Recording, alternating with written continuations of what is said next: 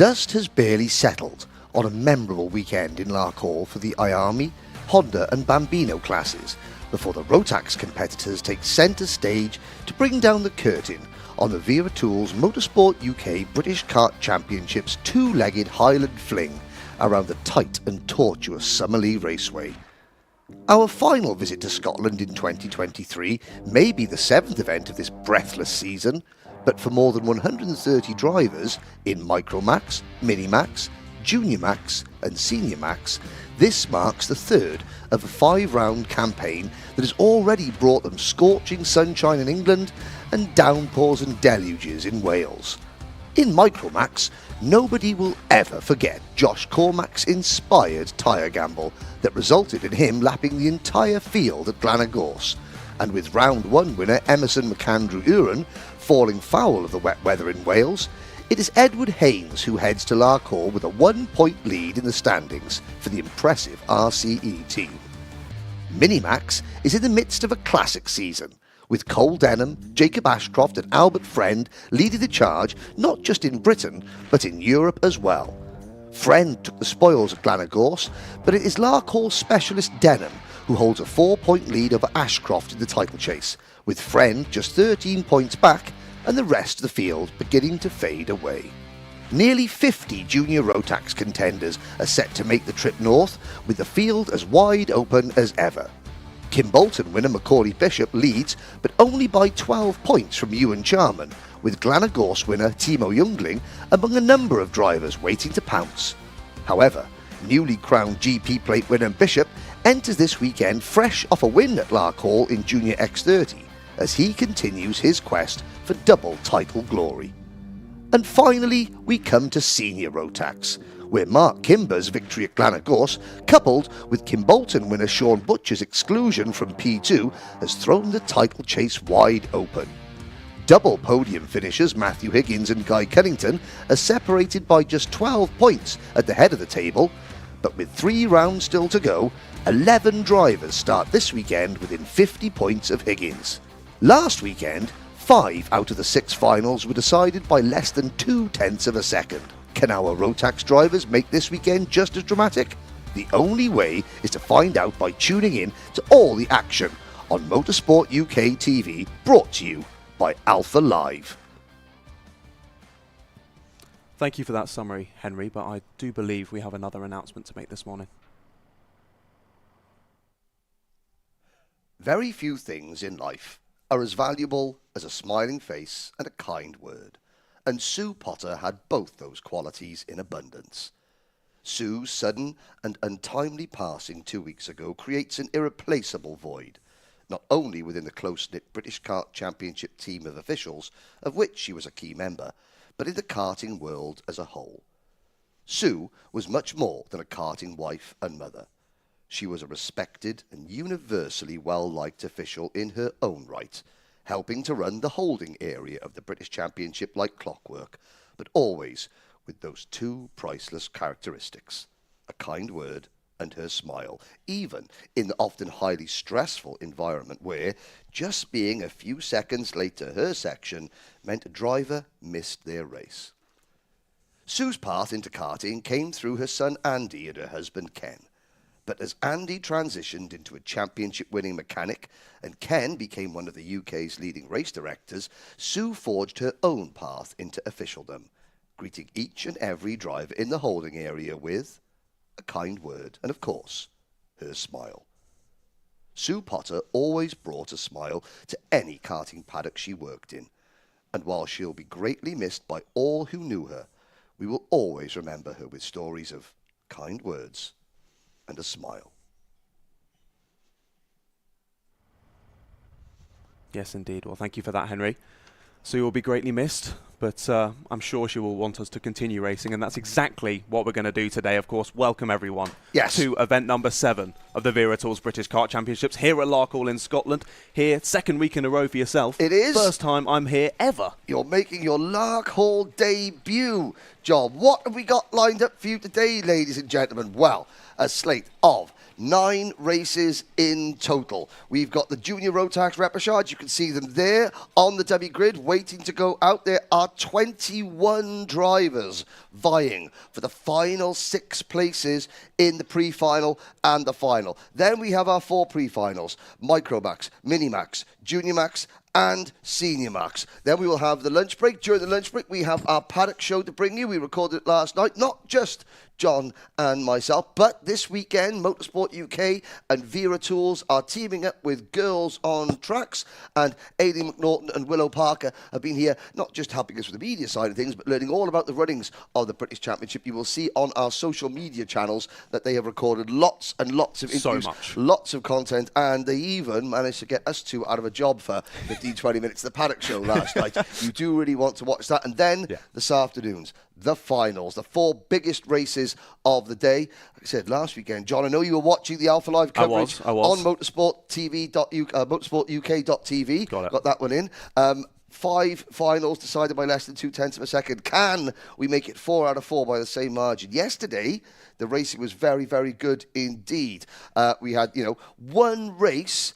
I think it was in Micromax, or was it Minimax? No, Junior Max. I knew I'd get it, one of the 4. We got it. Where it started raining just before the drivers were going to go out. They were all on slick tyres. The rain stopped, but if you have a little look overhead, if you have a little look overhead, ladies and gentlemen. Can we pan the camera around? Yeah. The static camera there. But, when we do see this circuit, this 1,140-metre circuit, 10 turns. There we have the start-finish line looking into turn number 1. You will just see we're in a glen here on the side of, you've got the railway line just passing behind the track there. But look at that there. You can see there's the run through turn number 1. That's turn number 6. That is the end of the back straight. Lots of overtaking opportunities there. The track will get wet and it will stay wet. It doesn't dry very quickly, this track. It's been here since 1961, has the Summerlee Raceway. If you name a Scottish racing driver from the last 30, 40 years, they would have started their career here. McNish, Coulthard, DeResta, Franchitti. The list goes on and on. It's good to see Saltire Motorsport back in the paddock. The Scottish team, Duncan White, the team's founded by Duncan White. They guided Ross Wiley to a British title. Now Ross Racing Sports Cars, many other Scottish drivers as well. So I was very happy as well to chat with one of their drivers a couple of days ago, Matteo Palazzo, first time in the British Kart Championship this weekend. He's in the Junior Rotax class, obviously a champion here at the West of Scotland Kart Club. In the Junior Rotax as well, so interested to see what he can do out there today, but great to see Saltire involved, as you say. Yes, so here's a look. There's the grid is being cleared for Junior Rotax. You can see Chris Walker, right-hand side of your screen, kartpics.net. There we go. There's a lovely photo of you, John, there. Look at that. That was there. And again, this circuit here, 1961. We have been here for a long time. It's had some slight changes since then, hasn't it? It was extended a couple of years ago. Now, I know the weather forecast in Scotland is unpredictable, to say the least. But consistent. Overcast, cloudy. Consistently dull. But that's okay. The weather might be dull. The racing is not going to be whatsoever. But race 1, that'll be coming up very, very shortly. It's Junior Rotax, and it is the Repechage.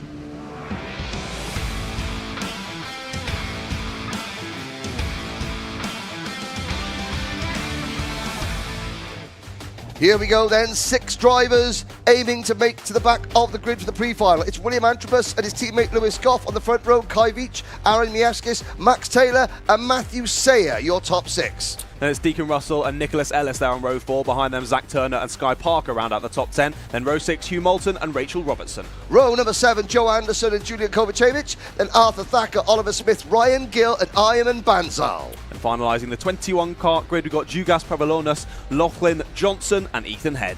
Yeah, Lachlan Johnson, terrible time yesterday. Had his best lap taken away from him in qualifying. A slight issue with the scrutineering card. Then he didn't start the second heat. He went out on the rolling lap. So watch for the Scottish driver, number 98 at the back, Rachel Robertson. She had a retirement on the opening corner of one of her heats yesterday. And Max Taylor, the 3rd Scottish driver in this race. We've got drivers from England, Lithuania, Scotland, the Isle of Man represented, Wales, Germany, India, and the rest. John Ratcliff, bring them to the line. Isle of Man driver, usually maybe more used to 2 wheels, switching to 4. Let's see how that goes. Over the line they go. Are we underway first time? We are not. No. I didn't think so. I didn't think it quite looked like they were attacking that first corner. No. But again, it's a great chance to look around the circuit. There's turns 1 and 2. That's the turn at Kirk at turn 3. This is turn number 4. You come out of turn 4 uphill, and you can see a little bit damp on the inside, just offline. There's the kink at turn number 5. Back straight into turn number 6 now. Lots of overtaking opportunities there. You've got to be very, very brave. You've got to almost drive onto the dirt to swing it wide, get a late apex, very nasty curve on the inside. In the wet, the drivers really attack that curve. Then into here, turn number 7. That curve on the inside is monstrous. Out of turn number 7, through the kink there, the exit of turn 7. Now turn number 8. This is where we saw, this corner here is where we saw Josh Griffin pull off one of the best moves I've seen in a long time to win Minimax heat number 2. Out of turn number 8, which is a banked corner, into the flip-flop section at turn number 9. And then the last run down to turn number 10, heavy braking. I am sure we will see some last gasp lunges into this corner, John. We saw it last weekend.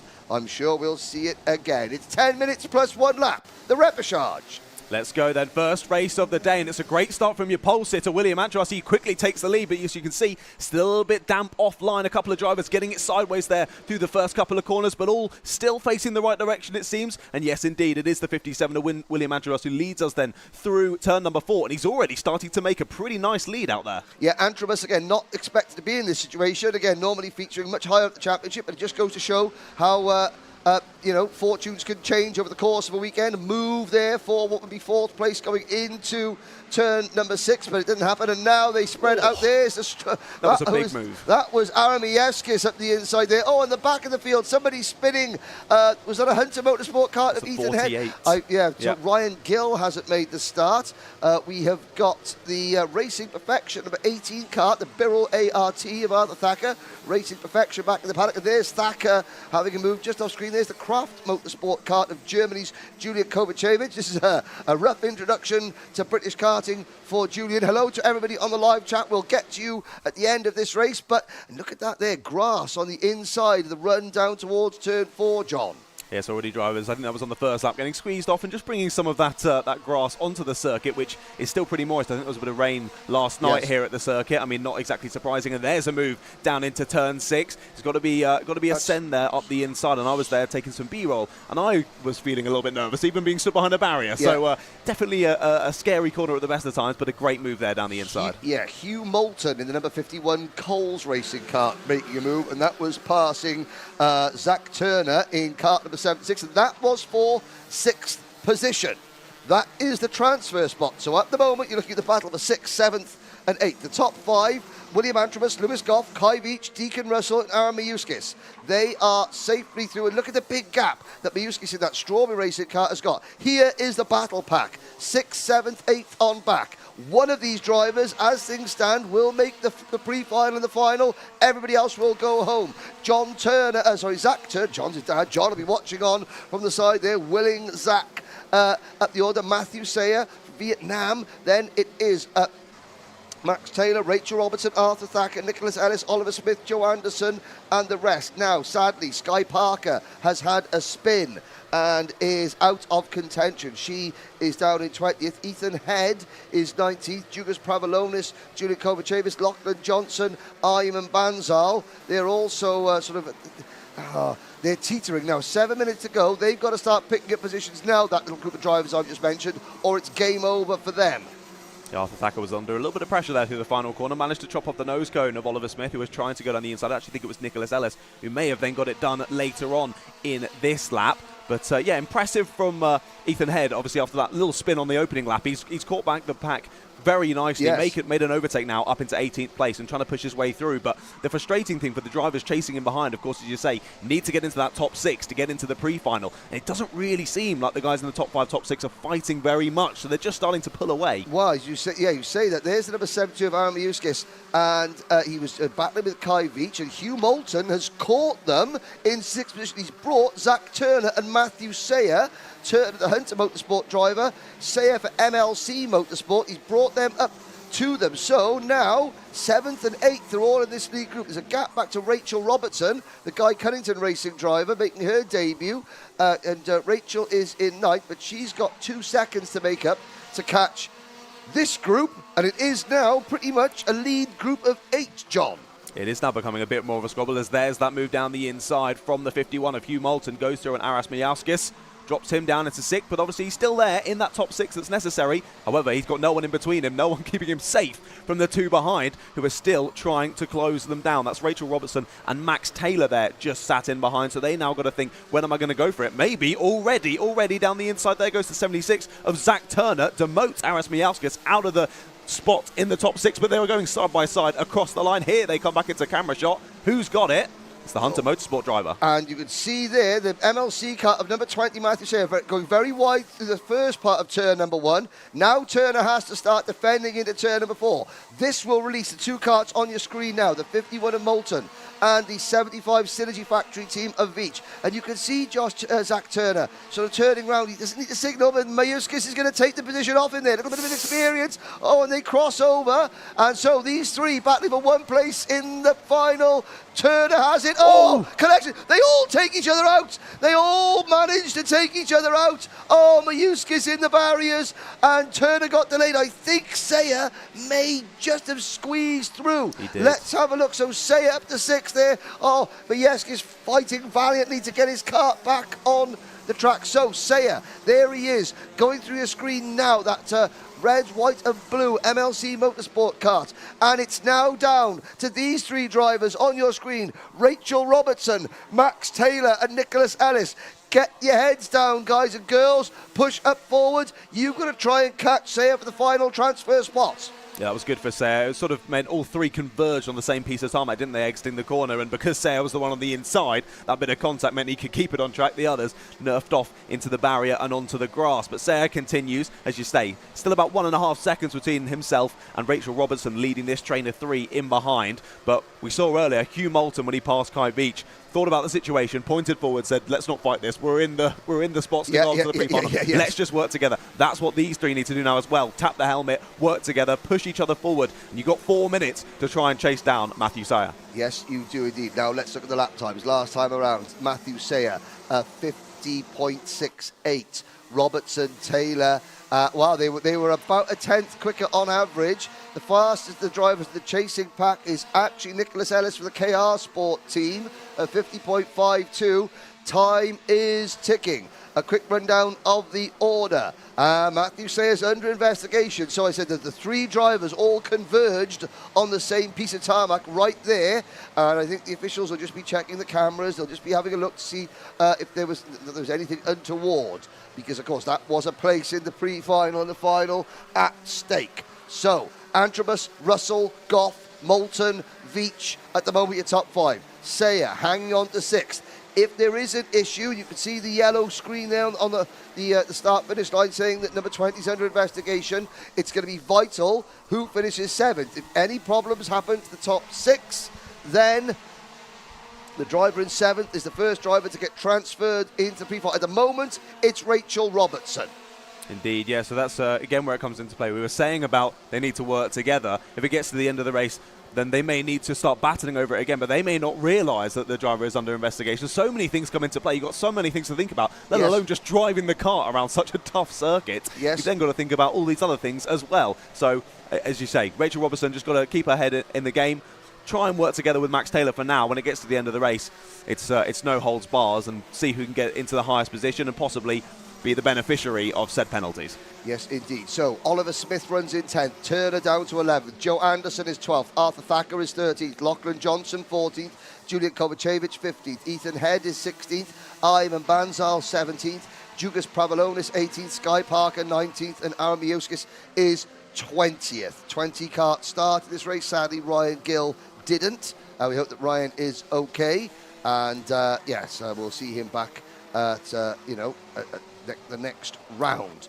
Here are your lead group. It is indeed, yeah. The top 4 have all closed up. There was obviously a gap forming between all of these four, but now they've squeezed up together, and Hugh Moulton is looking incredibly quick. Of course, he has the fastest lap of the race, a 50.07, the only driver below a 50.2 out there, so he is finding some pace where no one else can. He's closed in on these top three, but once again, all it's going to give you is a couple of better positions to start with in the pre-final. It really doesn't matter too much, so you haven't got to go for any sort of crazy overtakes, but equally, as a racing driver, you always want to win the race. Yeah, now, again, Hugh Moulton in third is coming back from an arm injury. Lewis Goff, we saw him crash out the last round at Glenagorse, hurt his wrists. He's back and okay. So the two of the drivers that are sort of like took a bit of a knock and, oh, here's a move. Is it? No, and I've got to say, Deacon Russell, the Jack's Motorsport team will be all there on the sidelines going, no, calm. Yeah, try and calm it down, even though you're in the front three battle, but you've got to think wider than that.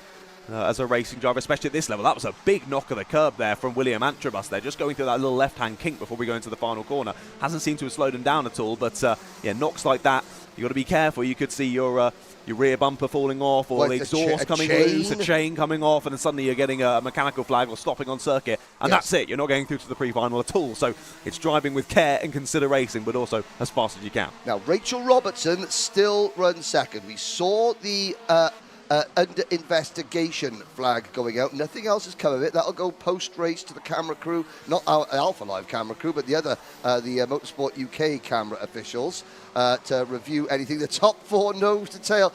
Oh, this still makes me nervous. They all should be behaving themselves. Matthew Sayer and Kai Veach are 5th and 6th, and they are all running very consistently at the moment. The gap between Matthew Sayer in 6th position has got a 2-second advantage over Rachel Robertson in 7th. This is the final lap. It's Sam Pollock Racing, Jack's Motorsport, Coles Racing, and then a second SPR Kart, followed by Synergy Factory and MLC.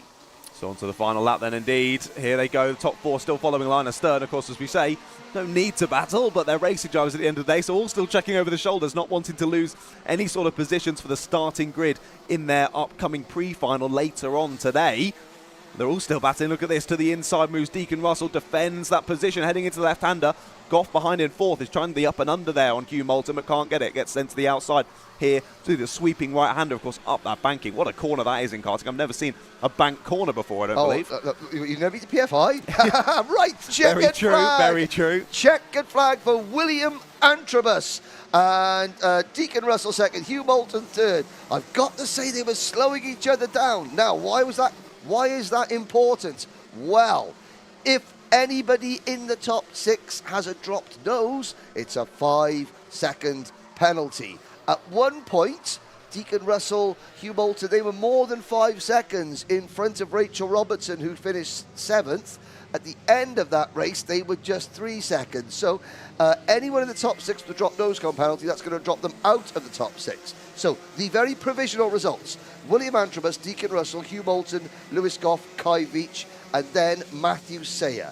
They are the 6 drivers provisionally who have qualified for the pre-final and the final. Sadly, going home as things stand, Rachel Robertson in 7th, Max Taylor in 8th, Nicholas Ellis in 9th, Oliver Smith in 10th, Zach Turner, Joe Anderson, Arthur Thacker, Lachlan Johnson, Julian Kovacevic, Ethan Head, Ayman Banzal, Jukas Pravalonis, Sky Parker, Aaron Mayuskis, and sadly Ryan Gill failed to make the start. Now, at the end of this race, they'll be going into the Parc Ferme area. There'll be an official with a camera there to take any photos of any dropped nose cones.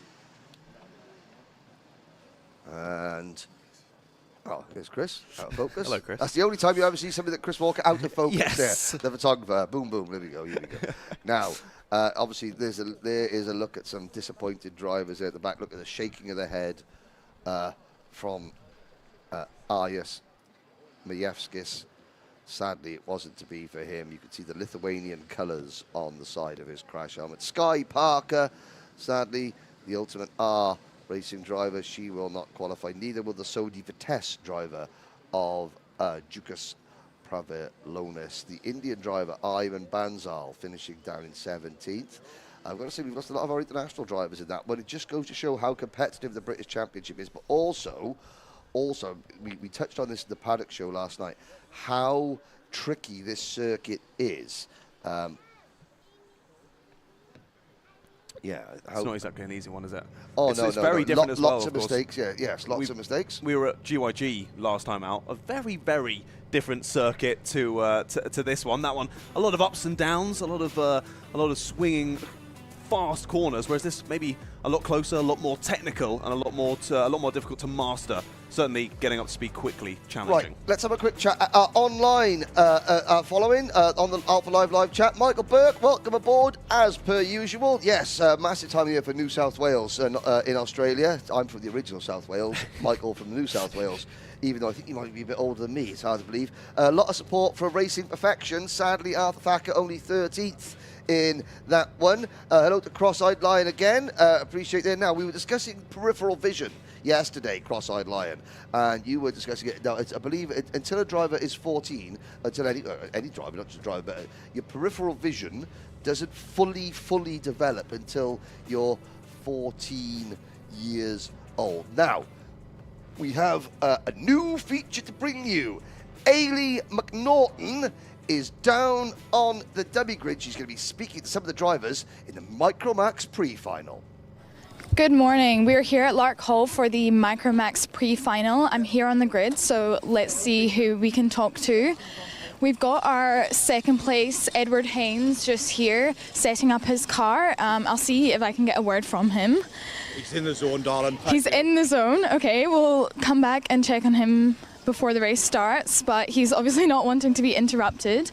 We'll move a little bit further down the grid and see who we've got to talk to. So we've got number 33 here. We'll see if we can get a word from him before the race. Can you just introduce yourself for me and tell me how you're feeling? I'm Emerson McKenzie, running Kart 33, and I'm feeling quite confident going into this weekend, and hopefully we can come away with the win. Amazing. Any nerves? No, not really. No nerves at all. Quite brave young kids we've got down here. Okay, so we've got number 21 here, which is Cormac. Let me have a little chat to him. Hello, how are you feeling for this weekend? And any nerves, or are you just excited? Yeah, I'm really excited, and I feel I have a really good chance of winning this weekend. And what's your goal for this race, for the pre-final? Try to get to the front, top 5, and then we'll see where it goes. Amazing, well, good luck. Move a little bit further down the grid and see who we've got at the back here. So we've got Pahal here. Hello, how are you going? Good, thank you. And what's your goal for this race? Trying to get into top 10, and that's all. Well, he's had a little bit of a tough weekend, but hopefully he can make some progress in this pre-final and have a little bit of an improvement here. Let's move on to kart number 38, which is Millward. Hello, how are you going? Good. And what's your goal for this pre-final? To hopefully get inside the top 5 and have a good start for the final. Amazing. And how did you feel your heats went earlier? Know what you can do to improve? Yeah, first heat just had engine trouble. Second heat was okay, so hoping to improve. Amazing. Well, good luck. Good luck for the final.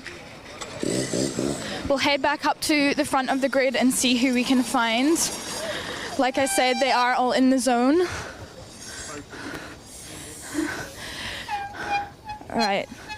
We've got our pole sitter, which is Mr. Chalk. How are you going today? Good, hoping to get a couple of points from this race. Confident, or any nerves going into the race? A little bit, because there is quite a lot of good drivers out there today. Perfect, well, good luck. All right, that was nice to hear from some of the young drivers on the grid. I'll throw back up to Henry now. Thank you, Ailey. John. I'm feeling a bit left out. Well, you know.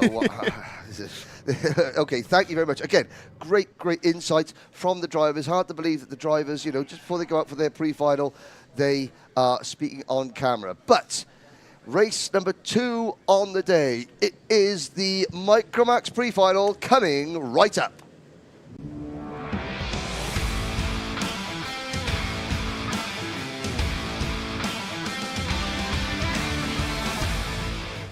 Here we go then. The top 6 are as follows. Pole position, driver number 64, Jensen Chalk. Edward Haynes, the pole city yesterday, starts alongside on row number 1.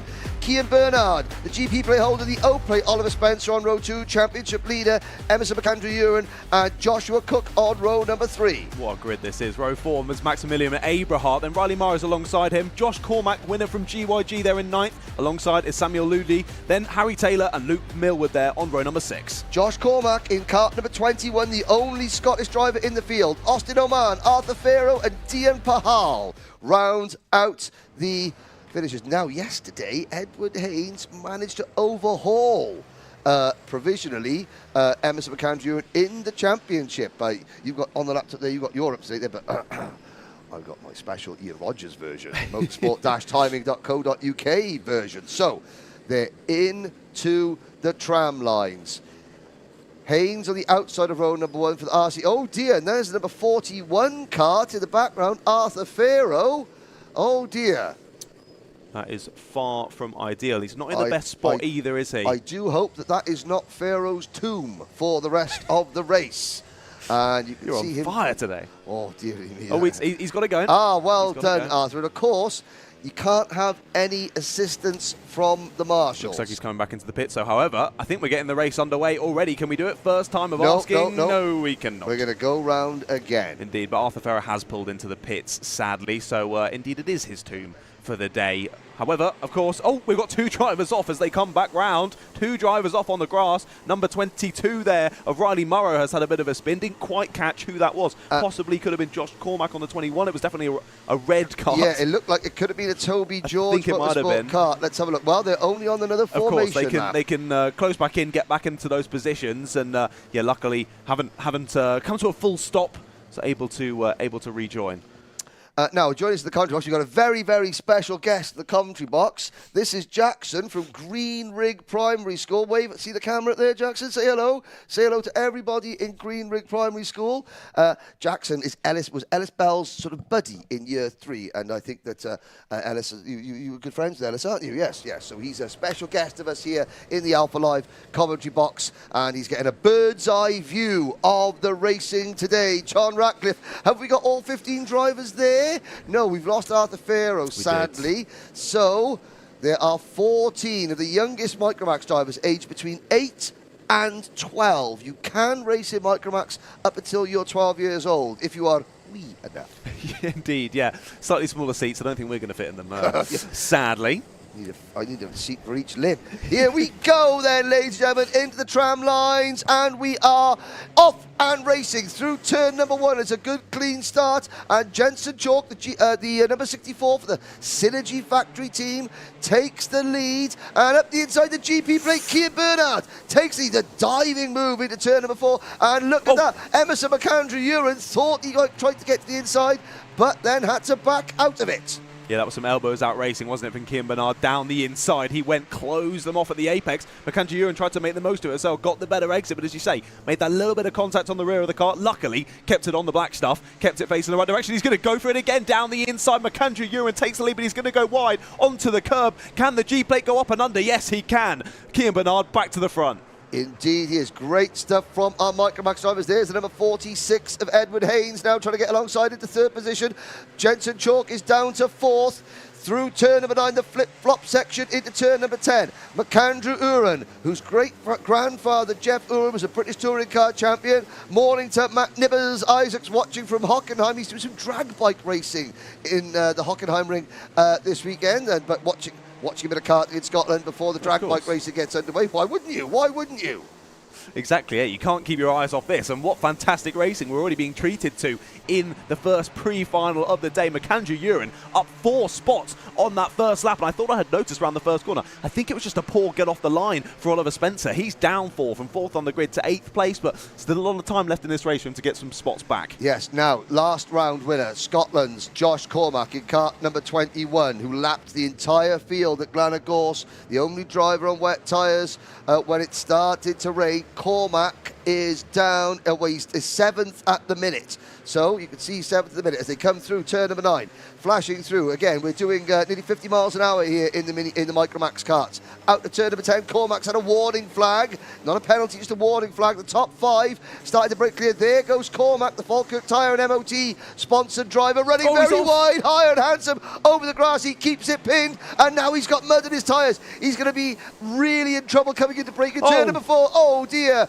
and that is backwards into the barriers for the RCE car of Maximilian Abrahart. Yeah, I thought it was very sad there, just getting a little bit of a knock there on the inside and spinning around backwards into the barrier. Wasn't too much of a hit though, so I think he should be all okay. And hopefully can get back on the track and rejoin this race. But what brilliant racing we've had so far already in the first few minutes of this Micromax Pre-final. We've got 2 drivers going side by side out of the hairpin, squeezing to the apex there for the 22, but the 64 they're still on the inside.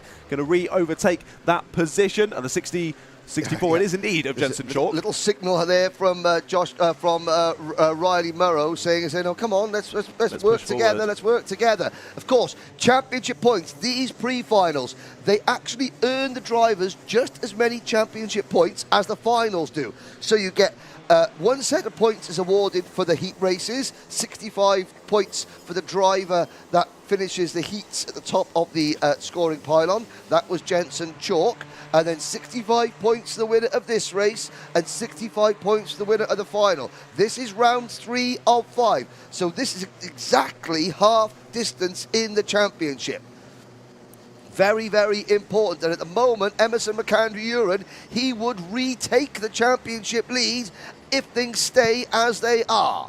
Indeed, indeed. I think it's fantastic to have that with the same points as we were chatting about yesterday. Yes. It makes it brilliant for the championship as well. Keeps it alive, but also it makes great racing for us because maybe if there was maybe double the points in the final, the drivers may sit back in the pre-final and say, let's not fight, let's wait out for the final where the points really matter. But equal points in this and in the final means they're all going from it from lights out. Roll your sleeves up and go for it. So, with 8 minutes to go, Emerson McAndrew-Uren in kart number 33 leads. Then it's the GP plate of Kian Bernard second, Edward Haynes is third. Then this battle, the 4th, the 64 of Jensen Chalk, the 22 of Riley Murrow, last year's British Bambino champion, the O-Plate, the British Open champion, Synergy Racing's Oliver Spencer is 6th, Dan Holland Racing's Harry Taylor is 7th, Samuel Lowdy is 8th, Scotland's Josh Cormac in P9, then Joshua Cook, Luke Millward, Austin Oman, Tian Pahal and Maximilian Abrahart recovering from his spin. 14 drivers started, 14 drivers still running. Indeed, indeed they are. Here we see the O-Plate pressing down on Riley Murrow and Jensen Chalk. Now, Emerson McAndrew-Uren has had the fastest lap for pretty much all of this race. It's recently gone back the way of Oliver Spencer, as we were saying. He's chasing down these two, and he's already thinking about the move into the final corner. Late on the brakes there for Oliver Spencer, but gets the move done nice and cleanly down Riley Murrow and pushes himself up into 5th. However, he's just got a 5-second penalty. Yep, an in-race penalty has been applied by the race directors out on circuit. That will push Oliver Spencer unofficially. Well, 5 seconds would drop him from first. What am I talking about, Henry? Shut up. From 5th to 13th.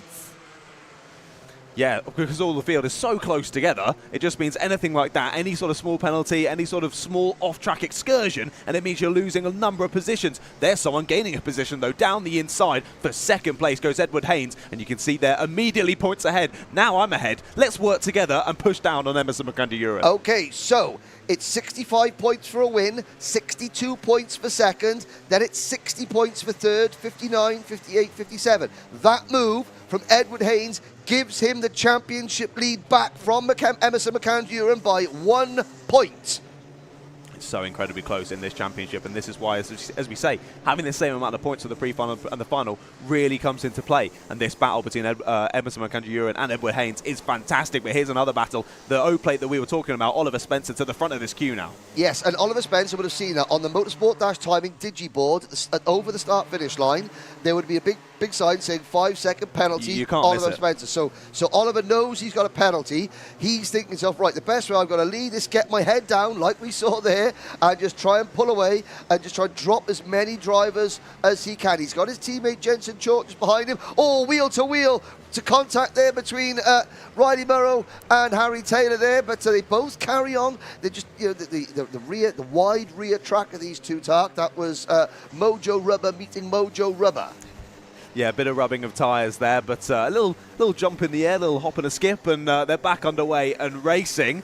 But it's been a great little battle between all of these drivers. But as you say, Riley Morrow now at the front of this train. But will these drivers work together, try and close down on the two teammates of Oliver Spencer and Jensen Chalk behind us? That was quite the push there into the braking zone from Jensen Chalk. Maybe just telling Oliver Spencer to hurry up a little bit. Yeah, and using the slack draft, using the slipstream, pushing each other along, and the tactic is working. At the moment, a lap ago when Oliver Spencer had the penalty applied, he was 5th and it dropped him to 13th. Now he is 4th. With the penalty, it would drop him to 11th. So he's gained 2 places. Why is that important? Well, Oliver Spencer is currently 3rd in the championship. He needs as many points as possible, so this is damage limitation. Also, the results of this race, the results of this race set the grid for the final. Now, I said it was Mojo Rubber on Mojo Rubber. Of course it's not. The Micromax karts use Dunlop rubber. They're the only members of the Rotax family not on Mojo tyres. Thank you, Nibbers. Here we go, battle for the lead. Edward Haynes has got the lead, but Emerson McAndrew-Uren wants it. Haynes would have the championship lead as things stand. Cian Bernard watching and waiting, 4 minutes to go. Indeed, yeah, McAndrew-Uren made a good lead at the start of the race, but now just getting that overtake done is Edward Haynes, retakes the lead, and now presses on ahead. Cian Bernard still with them, a little bit of a gap in between the two of them. Who were you chatting to out the window? I was just noticing somebody with a Paris Saint-Germain top on, and they needed admonishing for their choice of football team, basically, John. Okay, understandable. I'll let that continue as we look back to this racing. There's still the front two pushing each other. Interestingly enough, Emerson McAndrew-Uren has definitely been close enough to go for a move, but maybe realising, as you said earlier, this is going to set the grid for the final. We want to be up there near the front of the grid. We don't want to battle too much. Let the others get back involved. We've still got 3 minutes left to go in this race. Let's continue to push on ahead as Emerson McAndrew-Uren now sets another fastest lap of the race. I thought he was going to prove me wrong then and go down the inside, but he waited. Well, Emerson knows that he's not going to be able to push the race leader away from Cian Bernard enough to give them the whole last lap to battle together. What Emerson's trying to do now, he's trying to put 3 or 4 kart legs between himself and the driver behind him, Cian Bernard, that will give him one chance to sweep out really wide going into a corner to expose the inside line without Cian Bernard being close enough to sort of put him up the inside. So he's trying to work hard because Cian Bernard is trying to stay in the slipstream of the two drivers in front, breaking the air, and they create a little vacuum, and that sucks Cian Bernard into that gap. Here comes McAndrew into the inside. Oh, he runs a little bit wide. This is going to open the doors. They cross the line. Almost 3 wide. New leader, Emerson McAndrew-Uren. But look at Haynes coming back to the inside. He takes P2. McAndrew-Uren leads. Haynes just clings to the championship lead. Yeah, it was that little squabble there under braking, a little bit of a sideways action from the 33 of McAndrew, but here you look at that, up and under goes Edward Haynes, and he's got the inside line as they head down towards turn number 6. Trying to follow through as well is Cian Bernard. Can he be chopped off the nose going by McAndrew-Uren? No, he cannot. So back through goes Cian Bernard, but he goes wide, and he's not very happy with that one. Maybe feels like he was slightly assisted off of the circuit there by McAndrew-Uren, but either way, it goes back to how it was. Haynes leading Uren, leading Bernard. Well, what Emerson gave him 2 choices. One was the grass, the other was the brake pedal. And he chose the brake pedal, lives to fight another day. Still shaking his head, but this isn't lap number 2. This is lap number 10. We are at the business end of this pre-final in Micromax. Haynes, the RCE team, has the lead. And look at this, with this bit of battling, Spencer and Chalk in behind have been working together this whole time, and they're now within the same camera shot, as we can see on the fantastic live stream here on Motorsport UK TV, provided by Alpha Live. 1 minute left to go in this one. Is it going to be enough time for Oliver Spencer and Jensen Chalk to close in on these 3 battling at the front? He needs sort of Cian Bernard to maybe try and get involved a bit more, as he was doing over the last few laps, as the fastest lap has now gone the way of Cian Bernard, so definitely don't count him out of this leading battle just yet. Well, Haynes, consistency. 3rd in the opening round of the season at Kimbolton. Just missed out on a podium at Glanagorse. In fact, everybody who wasn't part of the Toby George motorsport team missed out on a podium at Glanagorse. But consistency. He has had 2, 4, 6. There's been 7-point scoring opportunities this season, and Haynes has been in the top 3 on 6 of those occasions. McAndrew Uren has done more winning than everybody else, but on the rolling lap of the final, McAndrew Uren spun at Glanagore, so finished way down the order. But here we go. This is the Richardson Chassis Engineering team, Dan Holland Racing, and the Zip Factory team, although Keir Bernard officially listed as a privateer. That's a Zip Factory kart if ever I saw one. McAndrew Uren there pointed forward as they headed down the straight, saying, no, don't defend on me. But Edward Haynes didn't listen, moved immediately to the inside to defend, does it once again. And there goes the GP player, Keir Bernard, up and under. Could he take both of them? They make a little bit of contact, but just about keeping it facing the right direction. But we have a new race leader as the timer hits 0. Keir Bernard goes to the front. McAndrew Uren trying to chase him down. And look at this. Oliver Spencer and Jensen Chalk are right there as we're going to go into the final lap. Yep, that tactic for the 2 Synergy Factory drivers work. McAndrew Uren up the inside takes the lead. So the final lap begins. The order: Emerson McAndrew Uren, Keir Bernard, Edward Haynes, Oliver Spencer and Jensen Chalk, 5 for the win. Through the kick at turn number 3, Emerson McAndrew, he dives in very deep, then he swings out a little bit wide to avoid that grass. He's going to get swamped coming up the back straight though. Bernard can get to the inside, can he? Watch on the outside. Watch the drivers at the back of this group. They'll fan out. Chalk and Spencer will take a very wide line into this next corner. There they go. They're going to try and cut underneath. It's surprising that McAndrew Uren went so wide there, but he got a good slingshot through and now finds himself not under pressure going into the left-hander. We've got the 46 in the middle of this, Edward Haynes, who has to be the one defending there from Oliver Spencer, who did take the fastest lap on the last lap. Clearly the working together between the two of them, Spencer and Chalk, has allowed them to join the back of this battle, but not quite get into contention for the top 3 positions, it doesn't seem. Yes, indeed. Through the flip-flop, Emerson McAndrew Uren will take the victory from Keir Bernard, Edward Haynes, and with Haynes finishing 3rd, Emerson McAndrew Uren unofficially will retake the championship lead as we now move into the second half of the season. The final in Micromax starts the second half of the 2023 Motorsport UK Wera Tour season, and we'll give you a quick rundown of the results. Yes, indeed, it was Emerson McAndrew Uren taking the win then in the pre-final in Micromax. Keir Bernard and Edward Haynes rounded out the podium there with Oliver Spencer in 4th. Jensen Chalk there in 5th, then Josh Cormack and Harry Taylor there 6th and 7th. It looked like they had a great battle across the line. Josh Cormack just pipping Harry Taylor to 6th place, with Samuel Ladley in 8th, then Riley Morrow and Joshua Cook rounding out the top 10. Behind them, Luke Millward, Diane Pahal, Maximilian Abraham and Austin Oman rounding out the 14 finishes in that one. Of course, we sadly lost Arthur Farrow before we got the race underway, but hopefully we'll see him back for the final later on. Yes, he will be reborn. He will. In a working go-kart. Hopefully. The final. There goes the Micromax drivers.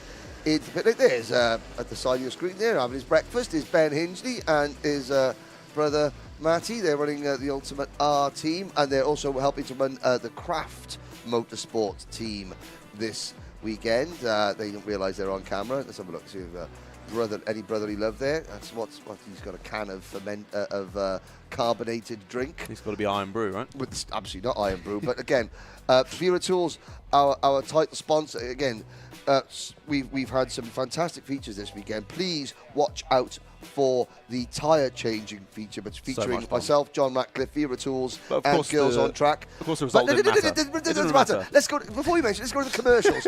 Advert break. See you in a minute.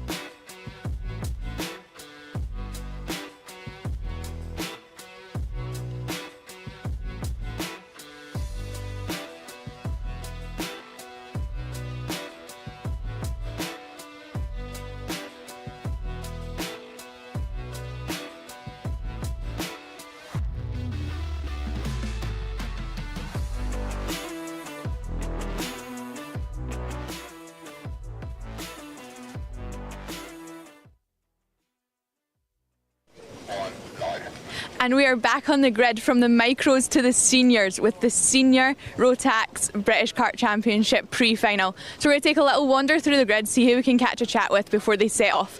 So let's work our way up. So just setting up in second position, we have Matthew Higgins. He is currently P1 in the championship, and yesterday was a little bit tight on quali. Let's see if we can catch a wee word with him. Matthew, are you free for a quick chat? Yeah. Thank you very much. So how are you feeling about today? P1 in the championship, but P2 on the grid. Yeah, it's good. Good points all. Just stay top 3 today, hopefully go for the win, but we'll see how the first corner plays out. No worries. And you feeling nervous at all, or are you all confidence? Nah, it's what we do every weekend, so pretty used to it by now. Thank you. Good luck. Thank you. Keep wandering up and we'll see. Go along here. So we've got cart number 33. You guys all right for a wee chat? Yeah. How are you feeling about your starting on the second row? Still quite a good starting spot. How are you feeling about that? Yeah, we feel confident. Like, we've started third all weekend, so hopefully we can keep getting the good results and hopefully get a top 3 again. Yeah, no, that's good. And what do you think of the Larkhall circuit? Is it a little bit more difficult than other races you've been to? It's quite a challenging track, to be honest, and it's actually quite good in both conditions, in the wet and dry. So yeah, I feel quite good about it. Yeah. No, fingers crossed it stays dry for you. We'll keep working our way up. We'll see who's a little bit further back. Everyone deserves their airtime. So let's work our way up, and up here we've got carts number 12. Are you guys all right for a wee chat quickly, or are you in the zone? You're fine. So how are you feeling? You're kind of halfway up the pack here for this race, pre-final. How are you feeling about that? We're pretty confident. We've been quite quick. Just need to get stuck in at the start and just confidence. Is there anyone behind you that you've got concerns about coming up from behind? No, I'm only looking forwards. That's good. That's a great mindset to have. Keep working our way backwards on it. And we've got a couple of more back here who are just kind of starting to hang out. Let's see. Cart number 41. How are you guys feeling? Are you all right for a wee chat, or are you in the zone already? You're 53. Helps if I'm good at maths. That's why I'm talking, not doing numbers. How are you feeling? Oh, yeah, all right. You feeling all right? What do you think? There could potentially be a little bit of rain. Does that concern you at all? I think I'll be all right for now. I'm not too worried about that. Well, it's the same for everyone, so we'll see what happens. That's cool. And are you looking forward, or is there any concerns from anybody at the back of the grid? I think I'm always looking forward, yeah. That's great. Thank you very much. So we've got a couple more people. We're kind of working our way towards the back of the grid here. And now we've got 1 minute left. Everyone's going to jump in their cart. So I will pass it back up to John and Henry up in the commentator box so I don't get squished. Thank you very much indeed, Kimberly, and it's great to have some insights into the starting lineup. We've got 34 drivers. It is a capacity grid. They're the oldest drivers here. Welcome aboard, Tommy van der Struijs on the live chat, the one of the many Flying Dutchmen in karting. Again, a big hello to everybody watching. We got people watching from Germany, cross-eyed lion. We got our usual Australian contingent. G'day, yeah, nah, yeah. No, and 34 senior Rotax drivers. It's the pre-final. It's coming up next.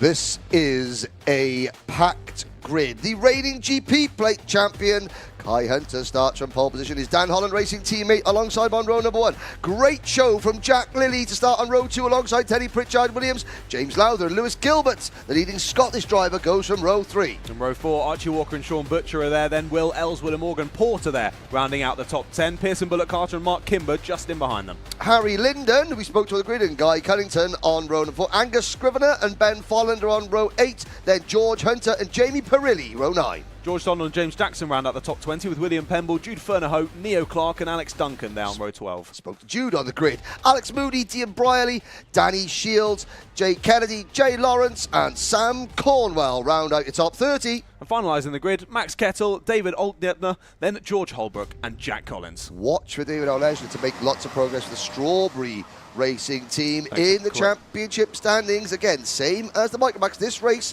forms the end of the first half of the championship. Matthew Higgins, 417 points. Guy Cunnington, 392. Followed by Kai Hunter on 388. Jamie Perilli, 386. Mark Kimber, 378. Then Lewis Gilbert, 376. It's so close, but between second and about 12th. But Higgins' consistency is keeping him at arm's length from everyone else. Yes, indeed. Let's see if they can get underway. First time of asking. No, they cannot. We've not had one yet today, have we? Well, it is very, very difficult. The close proximity of the final corner to the start line. The drivers have got to get themselves into those tram lines, and they've got to get them, and they can't accelerate. So when they get to the yellow line halfway down the grid, which is the acceleration line, half the field are still coming into turn number 10. Exactly, yeah, no, it makes it very, very challenging here, and then, yeah, you're straight into the racing action. So hopefully, second time of asking, particularly with a large grid like this, as you say, you've got a lot of drivers still not getting the acceleration done as we go green. So again, see if we can get it. An international field. Danny Shields over from Dubai. We've got David Olejna representing Poland, even though he's from Caerphilly in South Wales. Okay. We've got, the Welsh out in full force. Traffic Loice's Matthew Higgins. Scotland, if you're cheering for Scottish drivers, you've got Lewis Gilbert in kart number 29. You've got Alex Duncan in kart number 63. You've got Angus Scrivener in kart number 49. Can I just say hello to Alex Duncan's mum for giving me Iron Brew yesterday? Go for it. Hello, Alex Duncan's mum. Come up and see me in the commentary box and I'll say thank you for giving me my Iron Brew. There we go. I think you were gifted about 8 cans, weren't you, over the course of the Paddock Show? That people either know me and love me or they're trying to kill me off. Maybe a bit of both. Here we go. Here we go then, 2x2 through the tram lines, and we do get it underway this time. Look at the amount of drivers flying through camera shot as we get it started, and already and off. Dear. One of the DHR drivers is off. It's the number 4, Matthew Higgins, dropping all the way to the back of the pack. Championship leader, Matthew Higgins. They're in trouble. He did a full 360 and he was very, very lucky not to come back on in front of traffic. Now we'll see how far he has dropped back. Let's see. Kai Hunter has the race lead. Oh, yes, he does. Up into second place is Jack Lilly for the Sam Pollitt Racing Team. Gotta say, I've been so impressed by Jack Lilly this weekend. He broke his arm last year, had to miss about a good 6-8 weeks of racing because of it, and is now back for the Sam Pollitt team. We saw Sam Pollitt doing very well in the Repechage in Junior, and now Jack Lilly getting it done at the front of the most competitive senior Rotax national grid anywhere in the world. It's fantastic. So many drivers on this grid who you think could be right up at the sharp end of the order, so it makes great racing for us to watch. As you say, Jack Lilly doing a good job there, sort of being the middleman between your leader Kai Hunter and Archie Walker, leading the rest of the pack down towards this sweeping left-hander with the huge curb on the inside, as we said earlier, that you definitely do not want to touch, or you're going to get fired out into the barrier on the outside. But already, only a couple minutes into this race, and some big gaggles forming. Yeah, the number 8 kart there, James Lowther, he's got that XL Motorsport. He's driving for KR Sport here, but oh dear, there's Lilly getting edged wide going through turn number 10. Again, yeah, Lowther, XL Motorsport there, they were featured at Kart Masters a couple of weekends ago, and Lowther there, he's got his KR Sport teammates. I think there's a bit of a working relationship between XL Motorsport in Dubai and KR Sport. They got the same cosmic wagons. And the Craft Motorsport team are making moves as well. Will Ellswood leading, sort of de facto team leader, Lewis Gilbert. Gilbert, again, the best placed Scottish driver in the race. And Lewis, at the moment, is down in 6th position. Super Teddy Pritchard Williams. He's got the Welsh flag next to him. That's because he had a weekend holiday in Prestatyn in a caravan at the Rill one weekend ago. But again, Super Ted is there in 6th position. Ellswood slips back to 7th. Then it's Sean Butcher, Guy Cunnington, Harry Linden, driver from Dilys Powys in South Wales, rounding out the top 10. Spoke to Kimberly on the grid. She said, was there anyone he's worried about behind? But no, just looking forward. And he is looking forward. Now, Kimber down 11th. So the Glenagorse winner, Mark Kimber, all the way back in 11th place, and he's the best placed in the Strawberry Racing team. Pearson Bullock Carter for Jack's Motorsport is 12th. Then it's Angus Scrivener, Ben Follen, Morgan Porter, and Jamie Perilli. They're down the order as well. And where is Matthew Higgins? The answer is 26th. We're going 2x2 throughout that entire section. DHR driver right in the middle of that, trying to get involved as well. But who's this? The number 5 leading this train. That's Sean Butcher, as they're still squabbling on the exit. A little bit of tyre robbing between those two as they rejoined the tarmac, but they managed to make it through nonetheless. This is a brilliant battle of 5 karts. I think we're looking just down the bottom end of the top 10. Now the 52 leading the front of this one. Of course, as you mentioned, Mark Kimber making up a good number of spots in this pre-final so far. But honestly, there's so much battling going on. I don't really know where to look at the moment. Well, Kai Hunter leads by 1.1 seconds from Archie Walker. Archie Walker then 0.2 of a second in front of his teammate James Lowther. This on your screen, there's the number 55 kart and the number 33. That is Teddy Pritchard-Williams running in 5th. Jack Lilly slipping back to 6th. Behind them, it's Guy Cunnington, followed by Sean Butcher, Kimber, Linden, Ellswood, Bullock Carter, Scrivener, Porter, Ben Folland, Jamie Perilli, George Hunter, Neo Clark, Jay Lawrence, Jude Fernehow, Alex Moody in 21st, then George Donald. Higgins up to 23rd. He still retains the championship lead because Guy Cunnington, his nearest rival, is only 7th.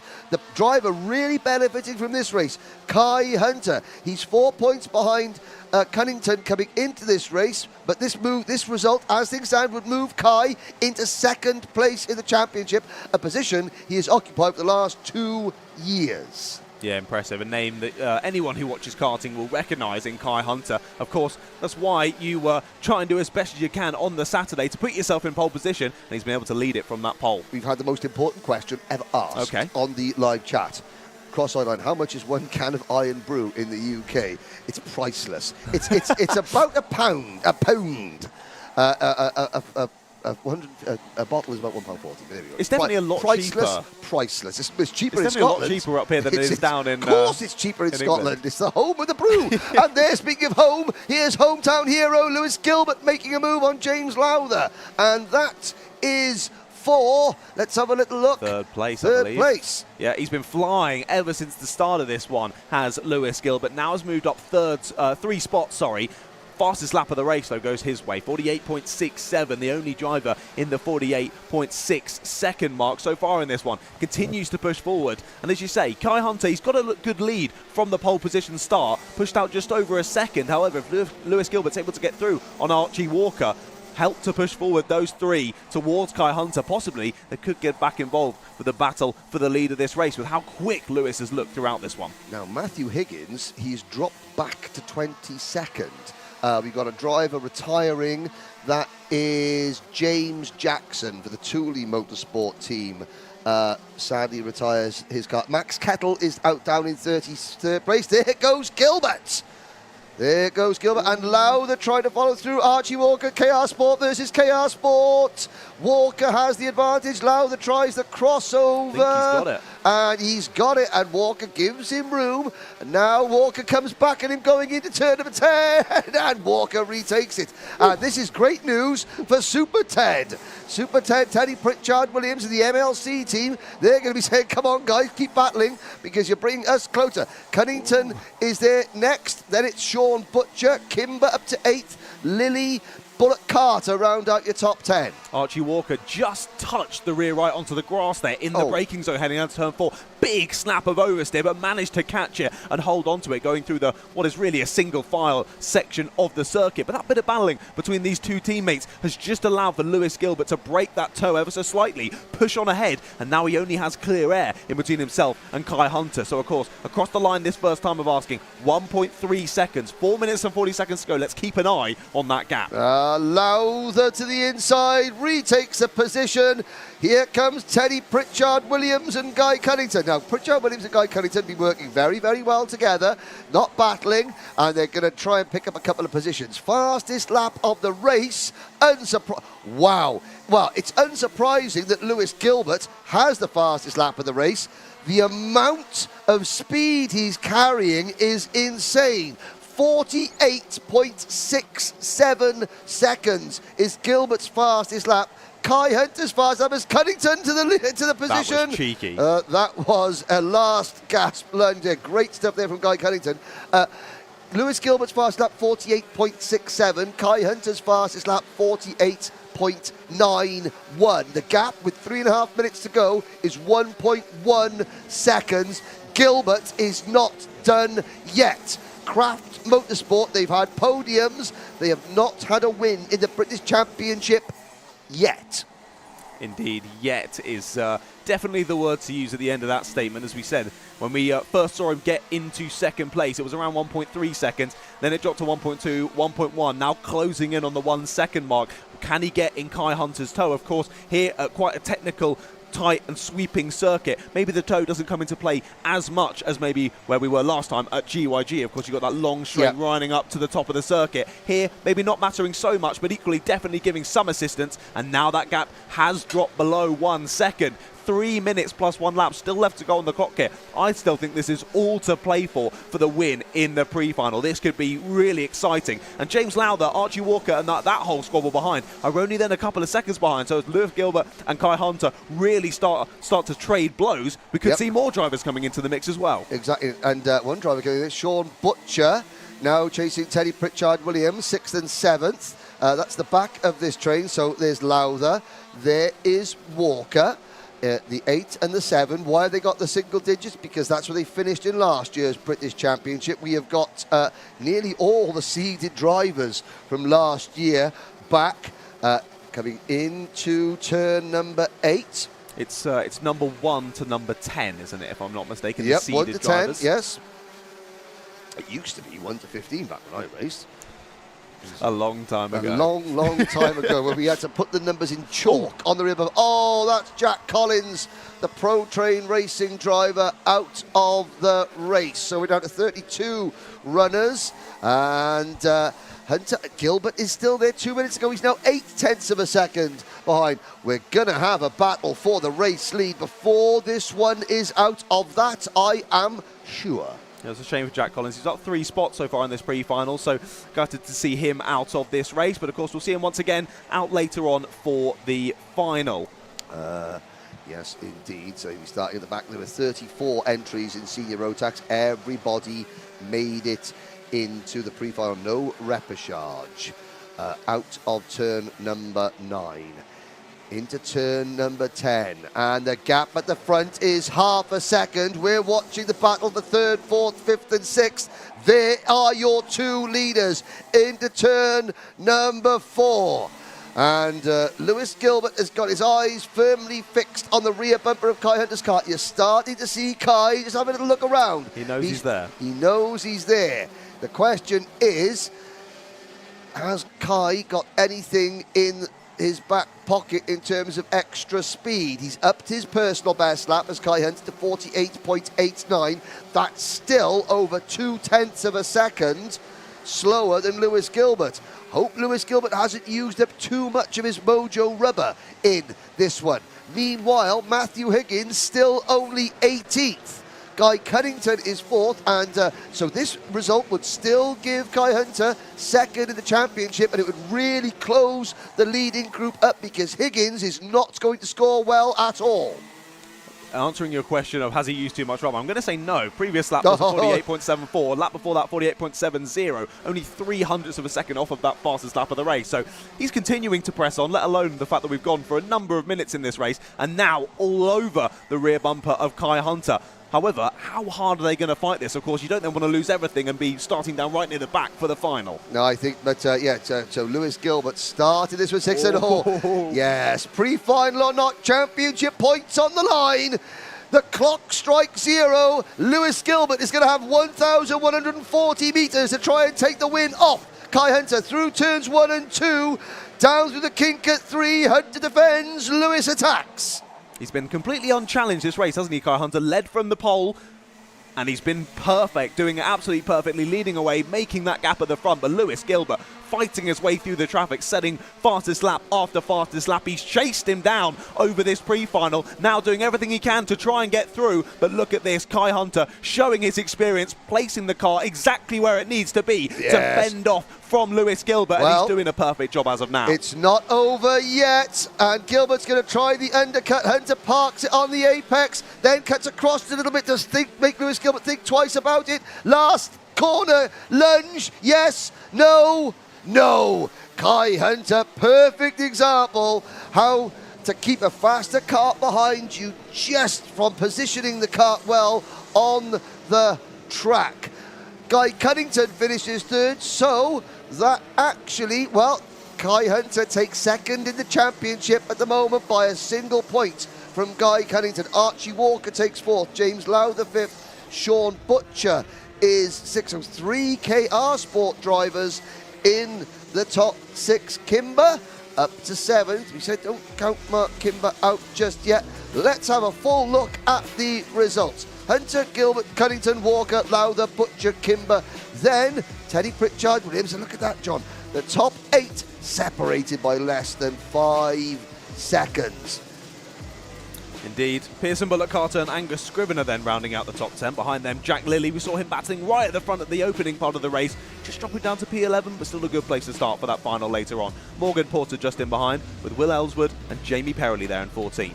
Harry Linden, George Hunter, Neil Clark, Jay Lawrence, Ben Folland and George Donald are your top 20. 20 drivers, 14 seconds. Then it's Alex Moody, Matthew Higgins, only 22nd. Obviously, that incident on the first lap damaged his kart somewhat. Kennedy, Olejna, Duncan Holbrook and Fernahau were next. 28th, William Pember with Danny Shields and Dylan Brearley rounding out the top 30. Then Samuel Cornwell, Max Kettle, and of course Jack Collins not making it to the finish, neither did James Jackson. Well, once again, we are so grateful to all our advertisers and sponsors for enabling us to bring you this coverage. Let's hear from them now.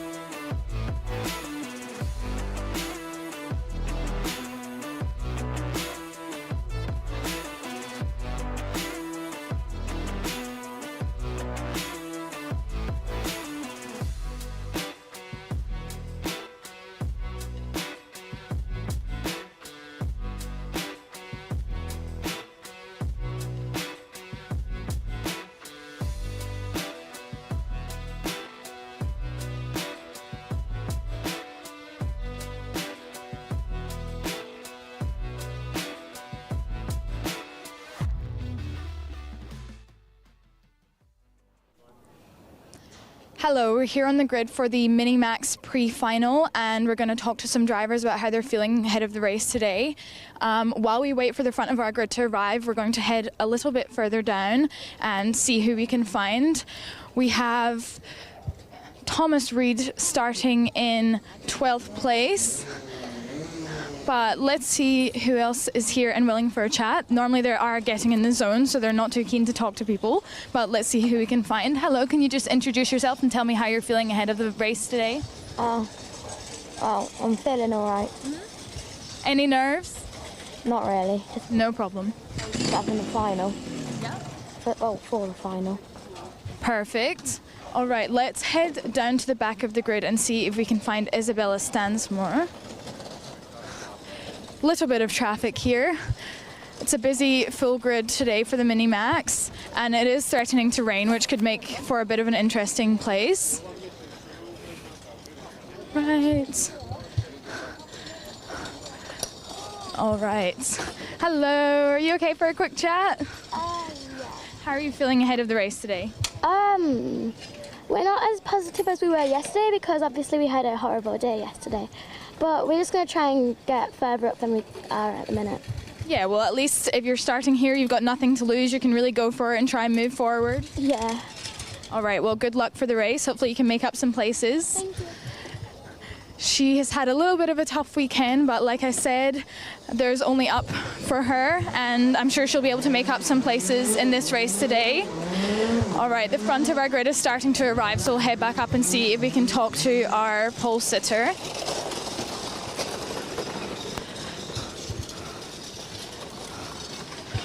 Let's see. P1 and P2 are holding back to arrive, but we can talk to Ellisville in 4th place. Hello, how are you feeling ahead of the race today? I'm feeling pretty good. I'm a very good start position, but I'm on the outside, so I'm at a little bit of a disadvantage. But hopefully, slot in, make up the places, and yeah, top 5. And how are you feeling? What's your goal for the race? Do you think you can move forward, get the win? I mean, it's a long shot, but if everything goes to plan, then I think the win's possible. But I'm very happy with the podium. Perfect. Well, good luck. All right, let's see. We've got cart number 155. How are you feeling? Good, yeah. And do you like Larkhall circuit? Is this your home race? Yeah. What's your favourite part of this track? Everything. All right, well, good luck for the race. Thanks. P1 and P2 are taking their time, but let's see who we've got on this side of the track. Cart number 176.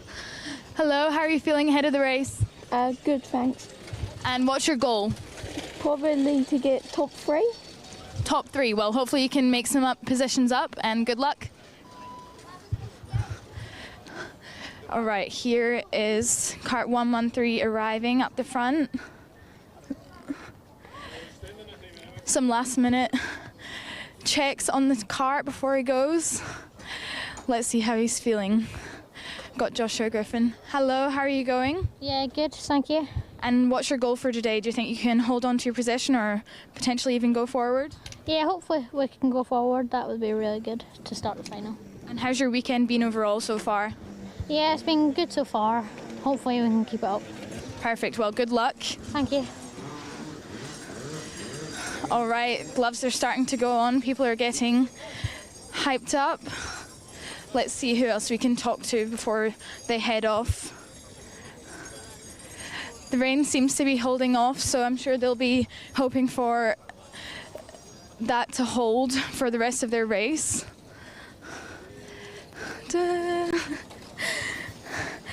Hello. Do you want to introduce yourself for the camera? Hi, I'm Alex Goodson. I'm an Minimax driver, number 126. Perfect. And how are you feeling ahead of the pre-final? I'm really excited. Hopefully I can make as many positions as possible because I had a DNF in the last heat yesterday. So hopefully we'll just go from there. And after a DNF, does it make you a little bit more nervous, or are you going in with a clear head ready to go? Going in with a clear head, hopefully just make as many positions as we can. Keep pushing to the end. Perfect. Well, good luck. Thank you. All right, let's see if we can quickly grab our pole sitter, but they are just about ready to head off. We've got Jacob Ashcroft on pole today, who is 2nd in the championship currently. Just get a quick word before you head off on your race. How are you feeling? Do you think you can hold on to P1? Yeah, I hope so. All right, well, good luck. All right, I will throw back up to the commentary, and good luck to all the drivers in Minimax.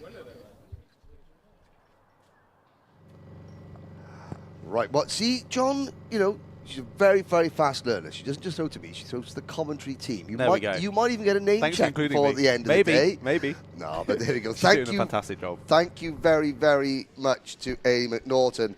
The stage is set for Minimax. Up next.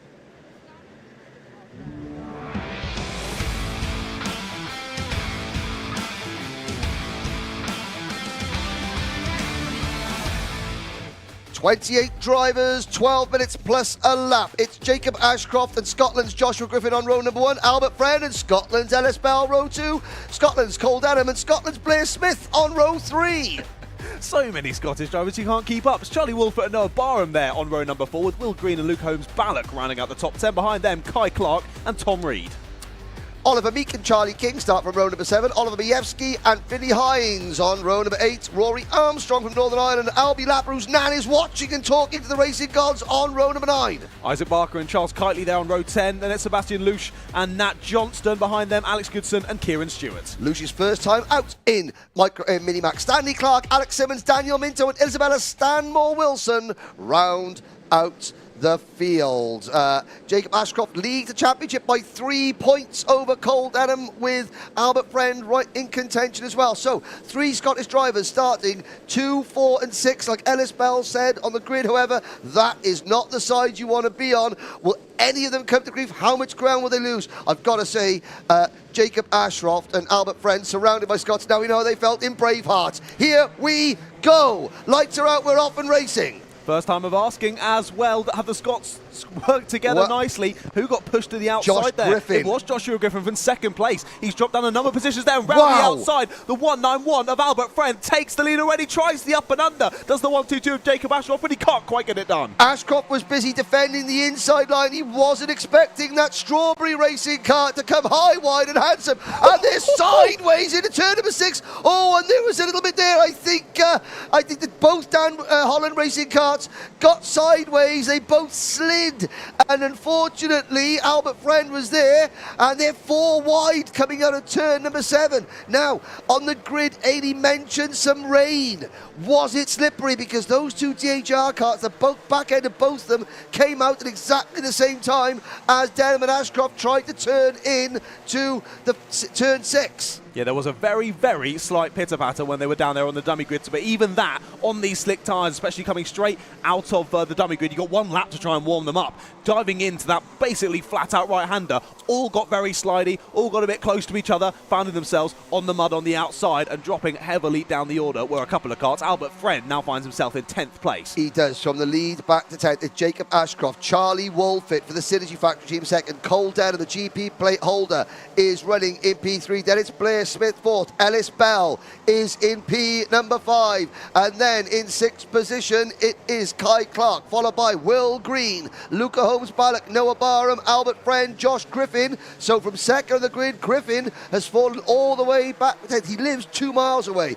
Then it is Vinnie Hines, Charlie King, the farmer, Tom Reed, followed by Charles Kitely, Isaac Barker, Nat Johnson and the rest. Sadly, Rory Armstrong either did not go out or did not as retired on the opening lap. Albie Lapper is Barbara, you're speaking to the racing gods. Has it worked for you so far?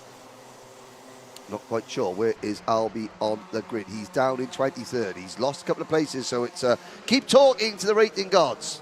Kai Clark there, just going down the inside of Ellis Bell. Ellis Bell drops another position as well. The 154 of Will Green follows him through, and Will Green then is going to try and go down the inside of Kai Clark to make up another position. Great battling in the mid-pack, and you will see as well, fastest lap goes the way of Albert Friend. He finds himself back up into 7th place. He's right in the middle of this squabble, so clearly he's got the mud off those tyres pretty quickly, and he's already getting back up to speed. But more drivers going side by side there, squeezing each other off onto the grass as we come to the end of another lap.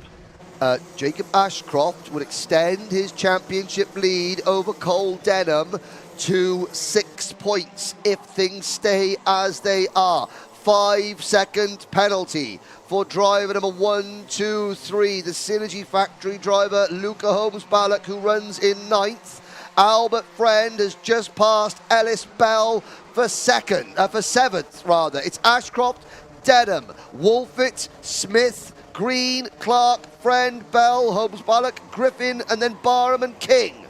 Yeah, Luke Holmes Paddock right in the middle of this squad, but they're going to go 3 wide on corner exit. Oh dear. Super close, but they both give each other just the right amount of room. They're still 2 by 2 as they head into the right-hander. Up the banking they go. Holmes Paddock gets squeezed out wide, and he's gesticulating furiously to someone he clearly knows on the outside of the circuit there. Not happy with what's going on, but he goes back down the inside of the final corner. Nonetheless, squeezes the 174 out close to the barrier, but keeps it going. It's so ridiculously close between these drivers. Albert Friend, new fastest lap, 53.28 seconds. That is 0.3 of a second quicker than your race leader, Jacob Ashcroft. Friend is not out of this one yet, and he's going to have his dander up, as they say, as he approaches it. But again, Strawberry Racing have got that kart squared up well. He's pulled off the move of the day so far. Move of the weekend went yesterday to Joshua Griffin, who after a poor start is up to 8th position. And look at Ellis Bell. Oh, and there's number 136, the farmer on the grass. Well, it's his home from home. Indeed, yeah, just tried to make the most of that. I think it was Ellis Bell who got squeezed out wide onto the curbs, rejoined. Another driver tried to dive down the inside, once again got squeezed to the apex. Over the grass they go. Luckily, I think able to rejoin. Again, Ellis Bell, he's dropped to 11th position. All not well. He's still, he's the only privateer in the entire field. You've got Dan Holland Racing, the Synergy Factory team, Argenti Motorsports, Strawberry Racing. You've got Coles Racing, KR Sports, Hunter Motorsport, Sam Pollitt Racing, all represented. 8 of the biggest teams in our sport and 1 privateer, Ellis Bell, who's hanging on in 11th place, but he's a bit of a cork in the bottle at the moment. Oh no! A 5-second penalty for race leader Jacob Ashcroft. He was the driver behind Albert Friend going into turn 6 on the opening lap. Obviously, the officials have judged that there was some sort of unnecessary roughness, as it were, and he's given a 5-second penalty. So, Cole Denham makes Jacob Ashcroft's cup of misery even fuller and takes the lead of the race. So what Ashcroft needs to do, he needs to work with his teammate Cole Denham. You saw them signalling to each other. Speaking of Albert Friend, though, what a move he just made at the first corner. Not usually an overtaking opportunity. Down the inside of Charlie Wolfer, takes 4th place away. Clearly, red mist descending for Albert Friend. He's only looking ahead, not behind. He's not going to be the friend of the 3 drivers ahead of him, is he now? Pressing on, still just under 6 minutes left to go in this one. And he's only about a second off the leaders once again. So Jacob Ashcroft, 5-second penalty at the moment would drop him to 10th place. Okay, it would drop him to 10th position. He needs to now work with his teammate and try and drop a couple more drivers. Noah Barham is 9th at the moment. In fact, Luca Holmes Paddock has a penalty, so it would drop Ashcroft to 9th. Barham is 9th, Griffin 8th, Kai Clark 7th, Smith 6th, Wolfett 5th. They're the drivers, really, that Ashcroft, even though he's well ahead of them on the track, he needs to keep pushing and push away from them to minimise the damage both in the championship, because Cole Denham now leads the championship as things stand, but also to give him the best possible starting place for the final.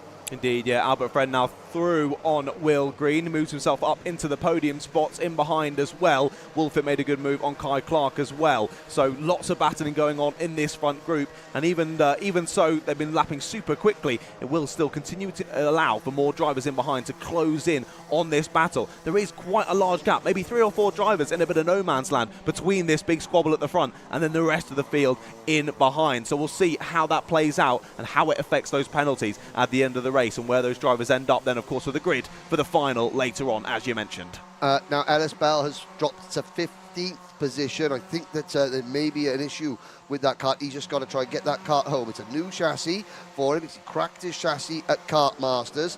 I have to say that I think Charlie Wolfett's dad gave Ellis a chassis for the last day at Kart Masters, just so he could get out there. And that just shows the camaraderie of the paddock as well, doesn't it? Here shows the camaraderie of the paddock here in the Wera Tours British Championship. But yesterday, Ellis Bell qualified 4th. There he is, the tiny Carter from Bathgate, and yes, he's going backwards at the moment. But what he needs to do is not get to, if he finishes 16th, he finishes 16th, which is where he has dropped to now as the Hunter Motorsport car of Daniel Minto. Well, no, Ellis Bell stays 15th. I think it was Ellis Bell going back for the move at the final corner down the inside and holds onto it as they go through sector 1. Right, recap, 3.5 minutes to go. Cole Denham leads by 0.2 of a second over Jacob Ashcroft. Then it's Albert Friend back to third. Will Green runs in fourth, followed by Wolfitz, Clark, Smith. And there is Luca Holmes-Ballock in 10th. Barham is 9th, Griffin is 8th, Blair Smith 7th. Now, Albert Friend will be closing in. Ashcroft has been given the 5-second penalty. I'm not sure if Albert Friend will have seen that. He may have done. So he may be aware that, oh dear, there we go. There was a move further back. That was Blair Smith, Joshua Griffin. Griffin up to 6th. Yeah, Joshua Griffin made the most out of that. Really opportunistic. It was really nice. Blair Smith went for the overtake on Kai Clark. Joshua Griffin swung out wide, got the exit, took both of them. Fantastic little move. But look at that. Little bit of knocking between Jacob Ashcroft and Cole Denham. Jacob still trying to push Cole forwards as Albert Friend continues to chase them down. Checks over the shoulder as they head down that back straight. Sees what kind of gap he's forming back to Will Green, who's leading the rest of the charge in behind. Knows that now he can think about those moves on Ashcroft and Denham ahead and not be too troubled by the drivers behind. Yes, indeed. Jacob Ashcroft's 5-second penalty would still put him 9th. So the top 9 are all still within 5 seconds of the race leader, Cole Denham. As we start lap number 12, Joshua Griffin, new fastest lap, 52.99 seconds. Friend looks over his shoulder. These are the top 3 in the championship, the top 3 in Europe as well. And they're proving why. They're amongst the very best. I'm pretty sure all 3 will probably qualify. I mean, I know that Albert Friend already has, and Jacob Ashcroft, I think.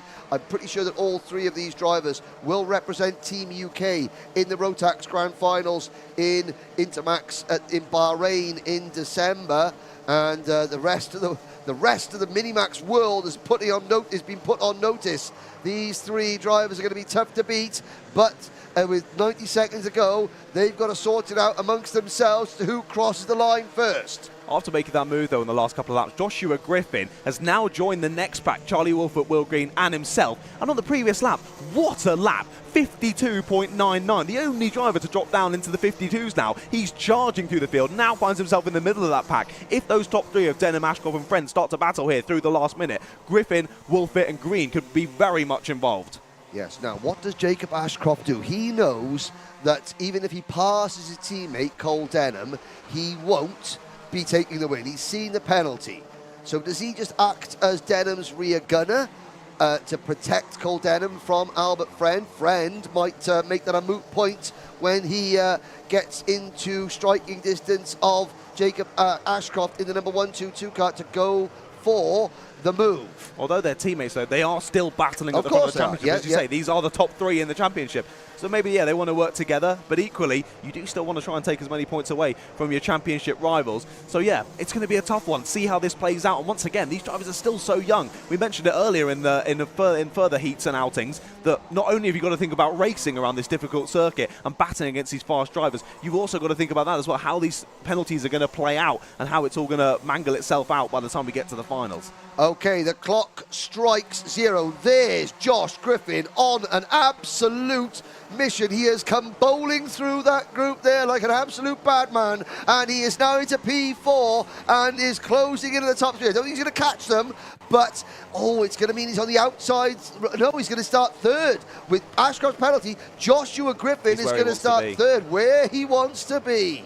Exactly, no, he's had a great race through this one, of course, dropping down on those opening few laps, fighting his way back through amazingly well. And what pace he's still got right at the end of this session as we do now head on to the last lap of this race. It's still as they were in the top 3, all changed in slightly behind. Blair Smith gets up to 6th with Kai Clark 7th and Will Green there in 8th. But we look back to the front runners when still the GP plate of Cole Denham, who leads us through sector number 1. He's led pretty much from the start here. He went up 4 positions on the opening couple of laps, has since led us through this one, but the 2 DHR drivers still working really nicely together. And Albert Friend, although he's caught them up throughout this race, hasn't quite been able to challenge through these last few laps. No, and of course Albert Friend, he may not know that Ashcroft has a penalty. He's probably sitting there thinking, well, I'm going to start third for the grid, and I started third and took the lead at the start of this race. He's not. He's going to start second on the outside of the front row, not where you want to be, and indeed he's even backing out to make sure of the position. So Cole Denham takes the win and retakes the provisional championship lead at the halfway point of the season. Joshua Griffin, he just drove away from everybody there on that second group on the last lap. Well, as Wolfett was defending from Smith, Griffin, what a fantastic drive to 4th position after falling right back to the, the tail end of the top 15 Indeed. At the start. Jacob Ashcroft's 5-second penalty drops him to 6th. So not the end of the world, actually. They were able to work together nicely at the end there, weren't they? Yes. And press on ahead of other drivers who were still squabbling. So your results: Cole Denham, Jacob on the road. Your results: Cole Denham, Jacob Ashcroft, Albert Friend, Josh Griffin, Charlie Wolfett, with Blair Smith, Kai Clark, Noah Barr, and Will Green, and Luca Hose-Ballock. Although Luca Hose-Ballock had an in-race penalty, that would move Charlie King into the top 10. Ahead of Finley Hines, Charles Kitely, Daniel Minto. Yeah, good race from Daniel Minto there, our highest move up, 13 spots across that race. Oliver Miewski, who we chatted to yesterday there in 15th, and Oliver Meek in 16th. Ellis Bell, sadly, in 17th there. A tough race for Ellis, with Olby Lapper in 18th, Sebastian Lusch and Nat Johnston rounding out the top 20, with Kieran Stewart, Alex Goodson, Alex Simmons and Stanley Cart there in 24th. Then Tom Reed, 25th, and Isaac Marker, 26th, with Isabella Stansmore-Wilson, sadly, I don't think, making it to the finish in that one. And Rory Armstrong not starting. So that is 3 pre-finals down, 1 to go. We've been joined up here in the commentary box by young Jackson from Green Rig Primary School. Now I know Jackson's going to go and see Ellis. It was a disappointing result in that one, but Ellis has got one more race to go. So look up there, say thank you very much to everybody at Green Rig Primary School and their buddy system. Hopefully that you turned out to be as good a buddy as Ellis Bell was. Thank you very much for joining us. Remember down in the commentary box, 1 pre-final to go. Ooh, that's going to be coming up a little bit shortly. We're going to have, it's Junior Rotax. Now, there has been a change of the top 6 in Junior Rotax. Matthew Sayer, he was under investigation. He's out. Scotland, Rachel Robertson is in. But before we see that race, we got a few words from our sponsors. Then we'll be down to the grid.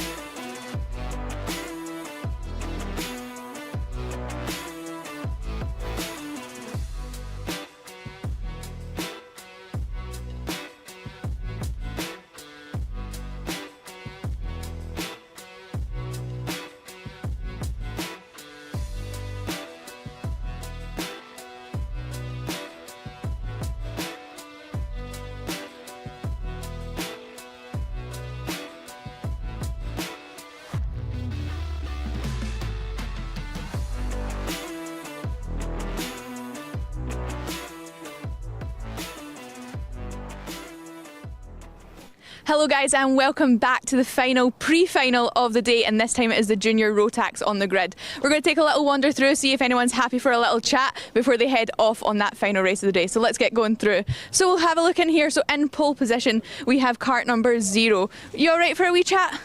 So this is, I've totally forgot your first name, but your surname's Bishop and it's on your belly, so that's alright. So how are you feeling about today? Yeah, I'm feeling alright. We had a really good day yesterday, so I hope we can do the same today. Yeah, and how are you feeling? So you're at the front of the grid, you've got everyone behind you, you've no one to look forward to. How are you feeling?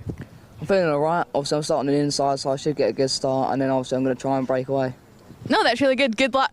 We'll keep moving on up the grid. So we've got a couple of different karts. For the first time in a little while, we have Saltire kart back. So we're going to head up the grid and see if we can catch up with a couple of their drivers. Since we're in Scotland, it would be a wee bitty daft not to have a wee chat with some of the Saltire drivers. So our first driver, Reese, does have his visor down. I'm going to assume he's in the zone and not happy for a little chat. So we'll keep working our way on up, because up here further on we have Matteo Palazzo, who is another of the Saltire drivers. He also has his visor down a little bit. Is he willing for a chat? Matteo, you alright for a wee chat? Yeah, I'll come in and I'll crouch down beside you. So you have got your teammate further ahead of you. How are you feeling about that? Fine, yeah. Just trying to make my way up. Trying to make your way up. So are you more focused on looking forward, or have you got any concerns about a couple of the drivers behind you? Forward. Looking forward. That's good. And how do you feel? We've had a couple of little spits of rain here. How are you feeling about that? I don't know. Just take it as it comes. Yeah. That's good. Well, good luck. Thanks for having a wee chat with us. Now, working our way back furthermore, we have at the very back of the grid, unfortunately, we have Rachel Robertson. So it's always nice to see a female driver, especially when we're here with FIA Girls on Track. Again, it would be a wee bit daft not to have a little chat with her. So she is up here at the very back in a very nicely coloured cart, might I say. You alright for a little chat, Rachel? Yeah, you're the only girl, sorry, I got to pick on you a little bit. So how are you feeling? That was a pretty intense race first thing this morning to get your spot here. Yeah, it was quite good, made it. Yesterday was a bit difficult with a DNF, but at least I'm here now, so that's good. Now, you've got all those guys up ahead of you. What is your plan going forward for this one? On the start, I'll take it easy, just see where everyone's at, and then I'll try and make my way through. No, that's good. Good luck. We always want to see a girl further up the field. So we're going to work our way a little bit back further down and see if anybody else... Everyone's quite in the zone here. Helmets and visors on and down, which I can't blame them. It's looking like it's going to be a little bit of a feisty one. So we'll see if anybody else is maybe willing for a little chat. What about over here, cart number 86? Do you want to give us a little chat? Come on, I've picked on you now. You have to commit. So how are you feeling about this race? I'm feeling pretty good. I mean, I'm a long way back, so I guess just try and make up positions. Yeah, so some of the corners are a little bit tight. Do you think that might be a way to kind of squeeze through? It could be, but it also could be a way to lose out, so you have to be a bit careful. No, that's great. And how are you feeling? So you're a wee bit further back, but is that any kind of issues for you? No, I mean in Heat 2 we got squeezed wide a little bit, but nothing really. No worries. Good luck. So that is now the whistle to clear the grid, so I will hand you back up to John and Henry up in the commentary box. Thank you very much indeed. Of course, Rachel Robertson, one of 2 young ladies in this field. Lizzie Mentier in 27th. A couple of birthday greetings. Happy birthday to Timo Youngling, and also earlier in the week, I think on Friday, Ethan Jeff Hall was celebrating a birthday. Well, they start 3rd for Ethan and 5th for Timo. Archie Clark starts on the inside of the 5th row of the grid. An official complaint to make about Archie Clark. He hasn't brought Sprinkles, the miniature Dachshund, up to the commentary box so I could have a cuddle. He needs his weekend cuddle, doesn't he? Well, yes. I get very tetchy without it. Macaulay Bishop, like I said, winning both heat races yesterday. Kenzo Craigie on the outside of the front row of the grid for our Gently Motorsport. Again, Kenzo, our part of the Mercedes Young Driver Programme. A win and a second yesterday for Kenzo. Matthew Sayers out of the final. Obviously, there was an incident with Sayers and with Turner and with Majewskis, and they got. But it's going to be the pre-final for Junior Rotax up next.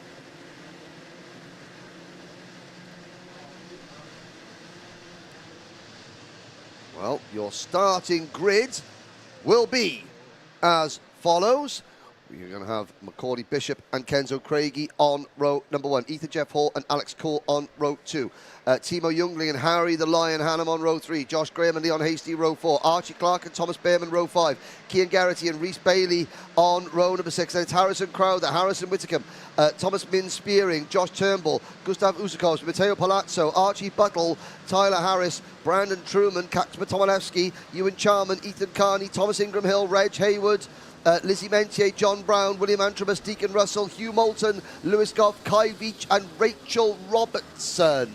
So Antrobus, Russell, Moulton, Goff and Veach and Robertson were your 6 transfer drivers from the Repechage. Getting those tyres warmed up as they come out of turn number 8 into turn number 9. This is going to be a special one, John. Indeed, we've got another bumper grid for this one, and they're going round once again. Another lap to warm up those tyres as we get the Junior Rotax Pre-final underway very, very shortly. Now, yeah, was very impressed by Kenzo Craigie starting on the front row for this one. He's had some really, really fantastic performances this weekend. Let's see what he can do from the front row of this one. Yes, indeed. The crowd watches on. The drivers are coming up the hill through that wide right-hander. Now into the first, the left.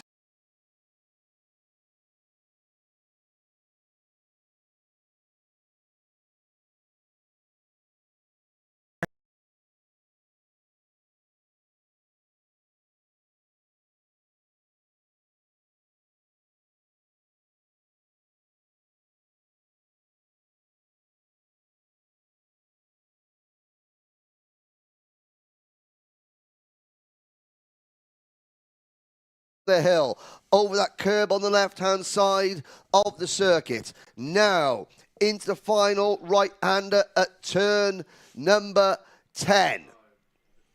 Harrison Crowther should have been there on 13th. He's chasing down the pack as they get ready to get this one underway, and we do get it underway.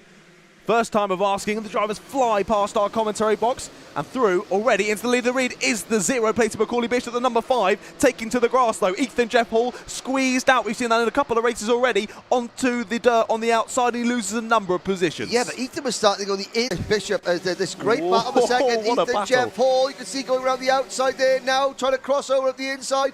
There's a huge Kart from second place back to about 25th. They're all together. Craigie to the inside of Harry the Lion. The Lion growls, bares his teeth, but Craigie is past. And Kenzo Craigie, well, he's in about 4th or 5th position as we cross the line to complete lap number 5. Bishop with the fastest lap of the race, 49.76 seconds.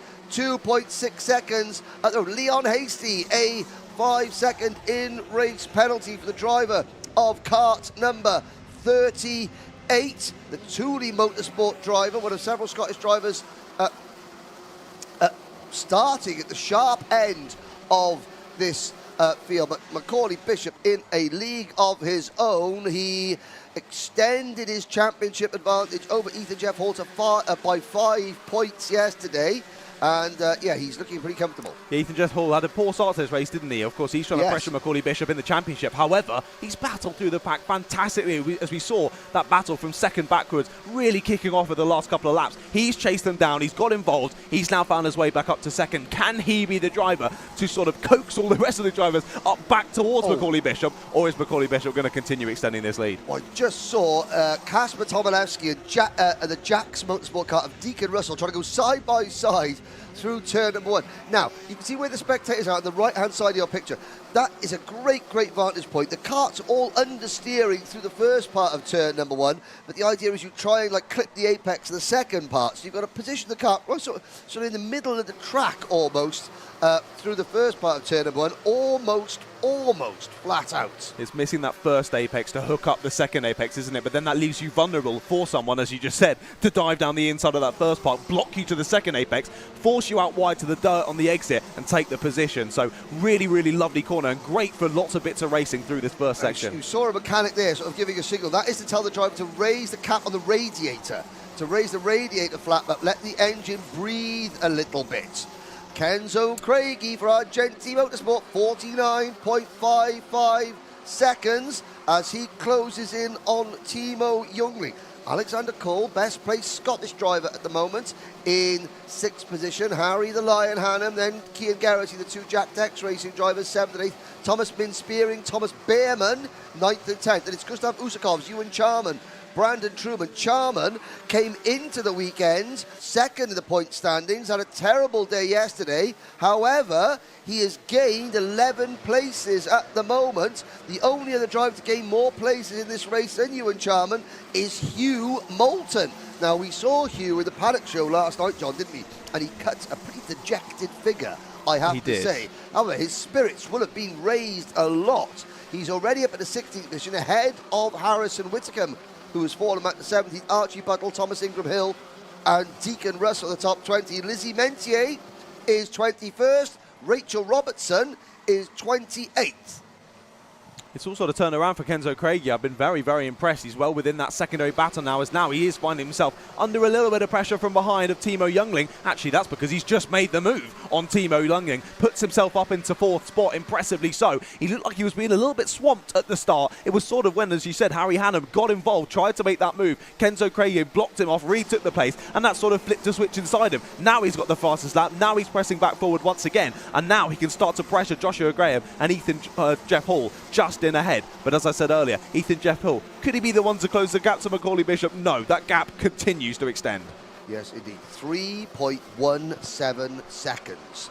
Now, for Macaulay Bishop, that's his advantage over the 3 karts that you're looking at on your screen.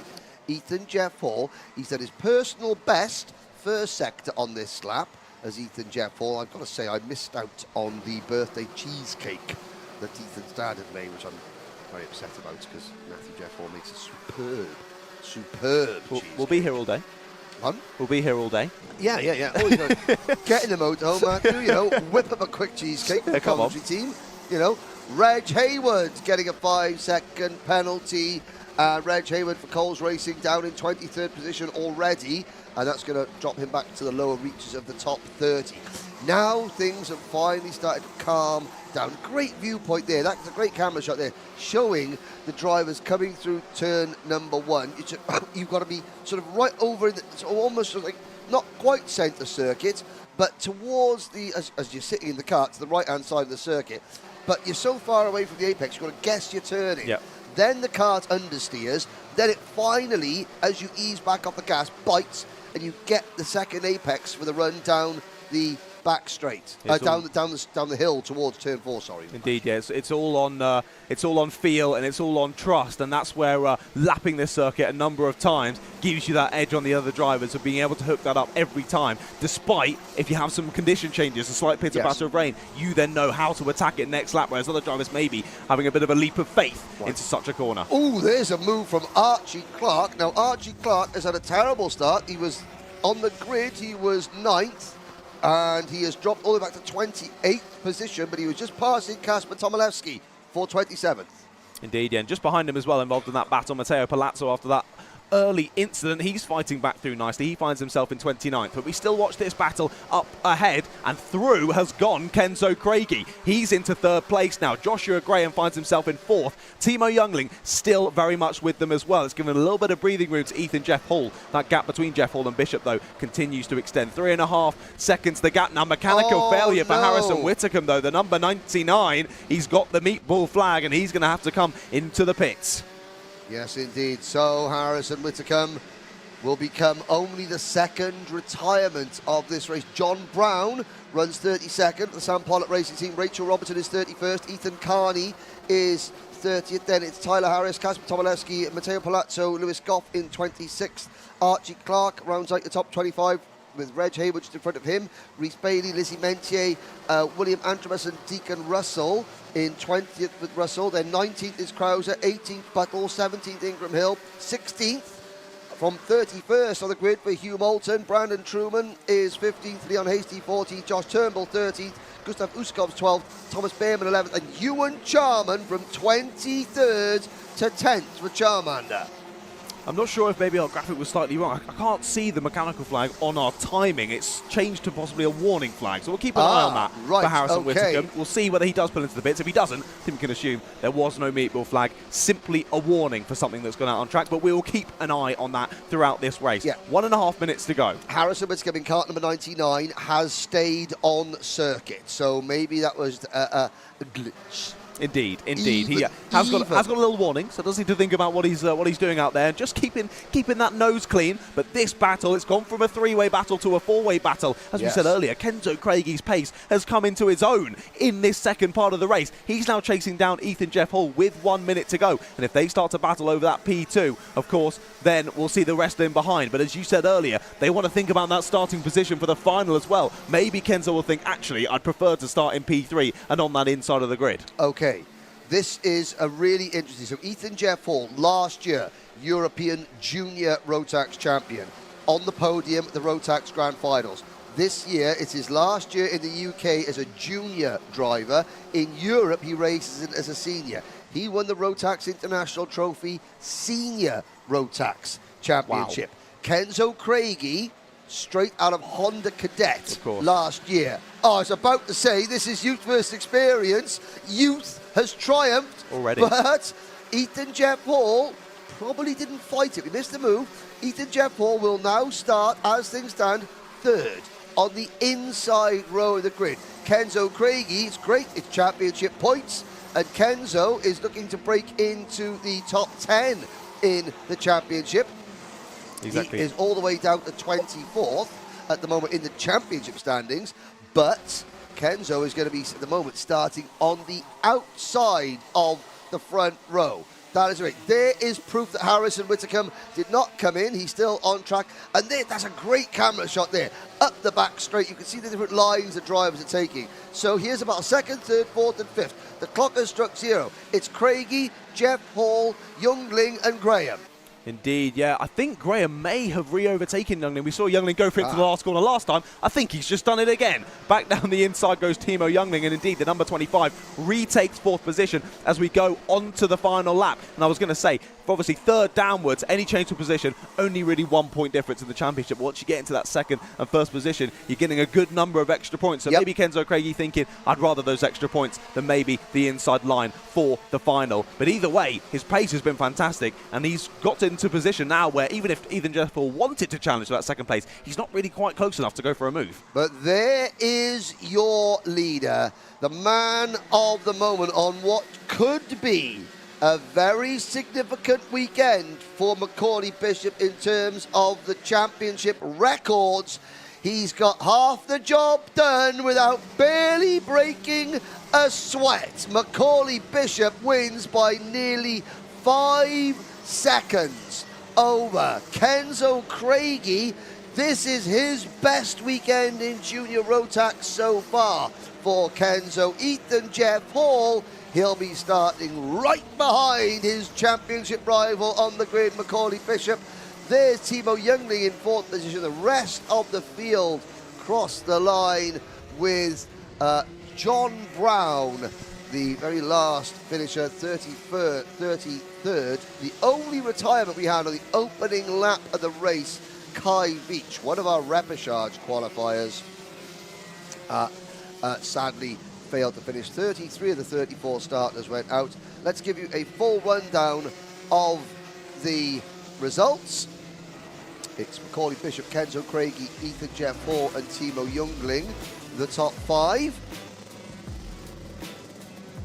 6th is, there we go, 6th is Alexander Cole. Great result. Rookie in the championship, Alexander Cole. You can see the different shade of blue. Yes. Thomas Minspearing, Harry Hannam, Ewan Charman from 23rd to 9th. Thomas Behrman, your top 10. Josh Turnbull, Leon Hasty, Kian Garrity, and Gustav Usakovs, top 14. 15th place, Hugh Moulton, your biggest mover in that one, up 16 spots there to finish in 15th. He'll be looking to do the same again in the final later on. Brandon Truman in behind in 16th, then Thomas Ingram Hill, Archie Buttle, Harrison Crowder, and Deacon Russell rounding out the top 20. And that's Harrison Whittaker, William Antrobus having a good race there from the repechage into 22nd. Then Reece Bailey there at 23rd, Archie Clark, Reg Hayward, Lizzie Mentier in 26th, with Matteo Palazzo fighting his way back to 27th. Kaczmar Tomilewski, Tyler Harris, Lewis Goff, Rachel Robertson, Ethan Carney, John Brown, and we saw, we mentioned Kai Veach retiring. That is your junior Rotax pre-final result. As you can see, the marshals, the Orange Army here at Larkhall, are making their way off circuit because it's the lunch break here. Meanwhile, on the live stream, please stay tuned to watch a very special edition of the Paddock Show.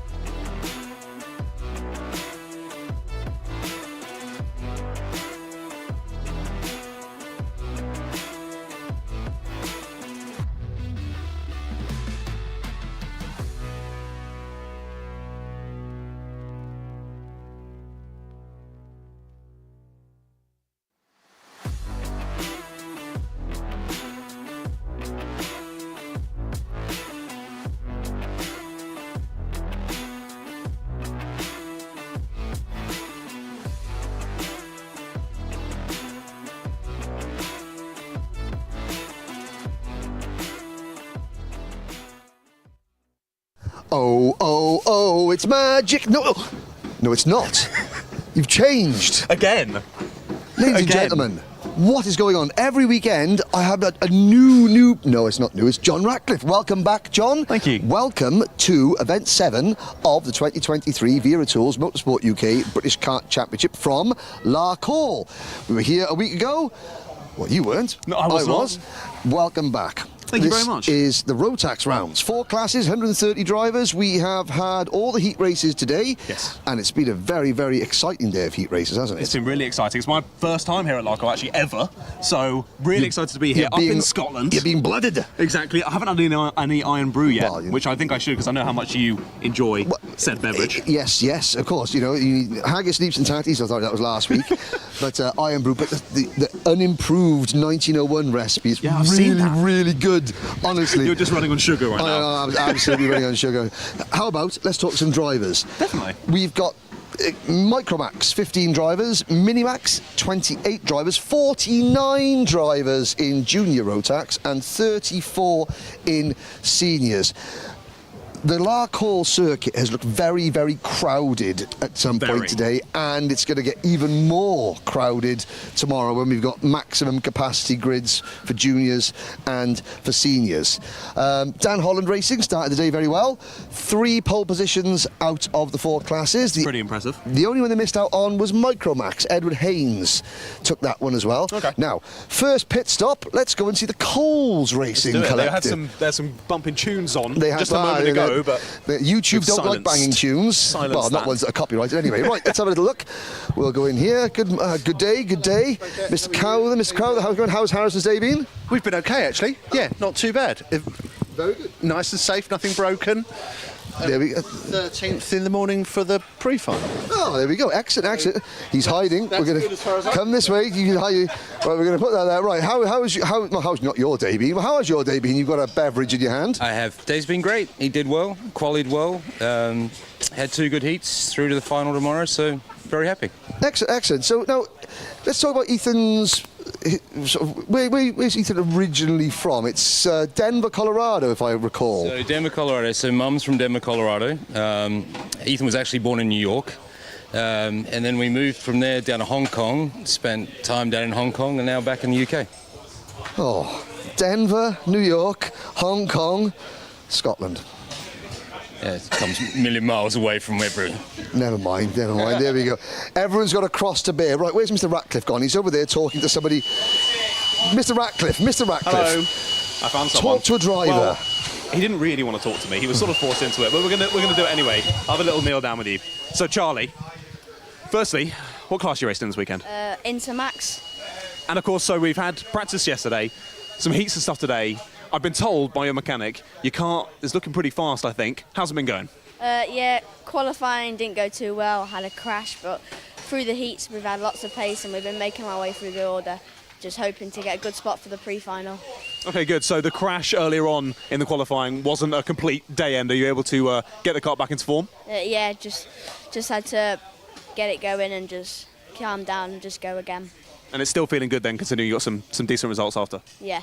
So what's the plan for the rest of the weekend? What are your hopes for tomorrow in the pre-finals and the finals? Hopefully a top 10 would be nice, but see how far forward we can get. All right, cool. Well, best of luck, mate, and hopefully the tuning really comes into play tomorrow. Thank you. Lovely. Cheers. Oh, I'm so old now, I can barely get up. You're so old, my word. Right, so not everybody that Cole's racing on is looking quite so happy. Hugh Moulton. Hugh, Repechage tomorrow, but, first of all, it's great to see you back after your injury. Yeah, it's been not the best day for us. Hopefully a better day tomorrow. Exactly. Brighter skies are always ahead. Better days are always to come. What was the problem today? I wasn't very quick myself. Now, you were very quick. It was obviously the mechanic messed up. Obviously that man over there has done something bad to the wagon. It couldn't be you. No, mostly was me, to be fair. But hopefully a new day tomorrow and we can drive a bit better, so yeah. I think when you're watching this on the live chat, we need to hashtag cheer up, Hugh. Can only get better, mate. Yeah, probably only can get better from here. Arm okay? Yeah, my arm's fine now, so. There we go. At least his arm's all right, ladies and gentlemen. James, hashtag get better. Hashtag cheer up, Hugh. How's that? Yeah. Right, okay. Okay, Repechage tomorrow for Mr. Moulton. Thank you very much, Coles Racing. Mr. Ratcliff, shall we vacate? We're going to hang making left. more noise. John. Hello. Your first Paddock Show at Glenagorse was moist. Your second Paddock Show at Sherrington was decidedly moist. Rather, yes. I mean, it's beginning to rain, John. So it did earlier when we were thinking about starting the Paddock Show. It really started to come down. We get a little bit. It's held off now, but I think the black clouds coming overhead. It might start again. 3 years with Anthony, all dry Paddock Shows. 4 Paddock Shows without him. 3 with this man. 1 with the Magic Camara. They've all rained. I never, ever thought I'd say this. Come back, Anthony. No. Honestly, no. Right. So rude. KR Sport. KR. Well, you know, rude is my middle name, isn't it? Right, KR Sport, many wagons. Lots of Let's wagons. pick Sean Butcher. Hello, Sean. Hi, Henry. Hello, Sean. Okay, started the season off winning the final. Disappointment at Glenagorse. It's now a case of salvage what you can. Yeah, to be honest, I think we had the pace then to be able to do something. I made a few mistakes, but it's also there's a few kids out there. Yeah, for every opportunity, so yeah. Okay, so that's actually an interesting point. So we've spoken to 3 drivers now. 2 of them have said they've made mistakes. Is that because you're not racing here regularly, and this is such a twiddly, tight, sort of greasy, sort of bumpy track? It lends itself to sort of little tiny errors. Yeah, it's one of them where if you go offline, then you'll definitely lose a lot of time, and then yeah, for example, in that race, then I was coming through at the start, and then I got overtaken, went offline, and yeah, basically melted the tyre. And but that man there, he says Sunday Sean is always quicker than Saturday Sean. Is that right? That is true. That is true. There we go. So, good luck Sunday, Sean. Thank you, Henry. No problems. Right. He's just standing in the corner like a naughty boy. No. Just because I said I didn't want to have you on the Paddock Show anymore. Honestly, it rains. I'm feeling hurt, Henry. Oh, okay, no, I was fair going to mention, of course, loads of lovely looking karts in here. Yes. A certain kart here with wheels fitted by some certain silly commentators. No, we're not going to mention. Right. There was, so this weekend, Wera Tools, Motorsport UK, British Kart Championship, and Girls on Track are teaming up. Yes. And earlier on today, you'll see it in a special video. Myself and John and our two members of Girls on Track, Ailey McNaughton and Willow Parker, had a little bit of a competition of who could change tyres the fastest. We're not going to discuss the results because it's irrelevant, because it was just a bit of fun to show you how teamwork and the correct tools. So there you go. First Wera Tools spanner of the day goes to John Ratcliff. There we go. Yes, it does. For mentioning the competition that we're not supposed to mention, because it doesn't matter. The winner of the competition doesn't matter. It was simple. I'll take that back. Thank you very much. It was nicely warm from your pocket. Thank you. James is leaving, are we? Bye. We're not going to go down and see the other many KR Sport wagons. Well, quite a few. Since he became James and stopped being Mr. Cameraman, he's got all above his station, he has. Right, Stephen Letts, Archie Clark's wagon is looking resplendent and, most importantly, not bent or cracked or damaged in any way. That's a sign of a good day. Yeah, he's been all right. He's been all right, hasn't he? Yeah, he's top 6. Yeah, I think we came 5th in both heats. Could have been 3rd in both heats, but... well, that's tomorrow. Tomorrow is what counts. Right, OK, we've got Thomas Behrman there. Oh, Thomas Behrman. Is that... Oh, I was going to say... Pardon? What are we standing? We're standing by a disassembled wagon. Ryan Gill's kart. Ah, right. Well, oh dear. Do we dare ask what happened? Well, I'm just getting it ready for the next time it's out, regardless of what happens. So I know what needs to be done, so I'm just stripping it down fairly bare, giving it a good cleaning. Yeah. Fair enough. Look at this, a disassembled KR Sport Cosmic Rotax wagon, ladies and gentlemen. Now, John, have you found a kart that's got all its components on it? Thomas, come and tell John about your go-kart. At least this one will be nice and light. Yeah. One positive. Yeah. Right, Thomas, where are we going? All the way down here. Number 87. Right, I'll join you on this side, Thomas. Firstly, how are you feeling? All right. I mean, I had a tough quali, but I recovered it well, so yeah.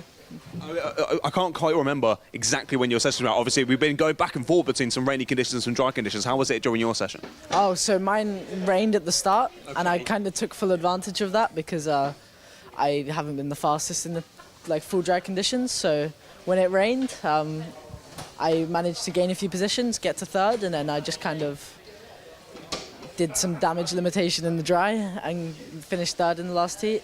The first heat didn't go as well, but yeah. Okay, I won't ask you about that then. So bit of a rain master. Yeah, I mean, not full wet, but slicks on the wet, yeah. I was going to assume you're out on the slicks.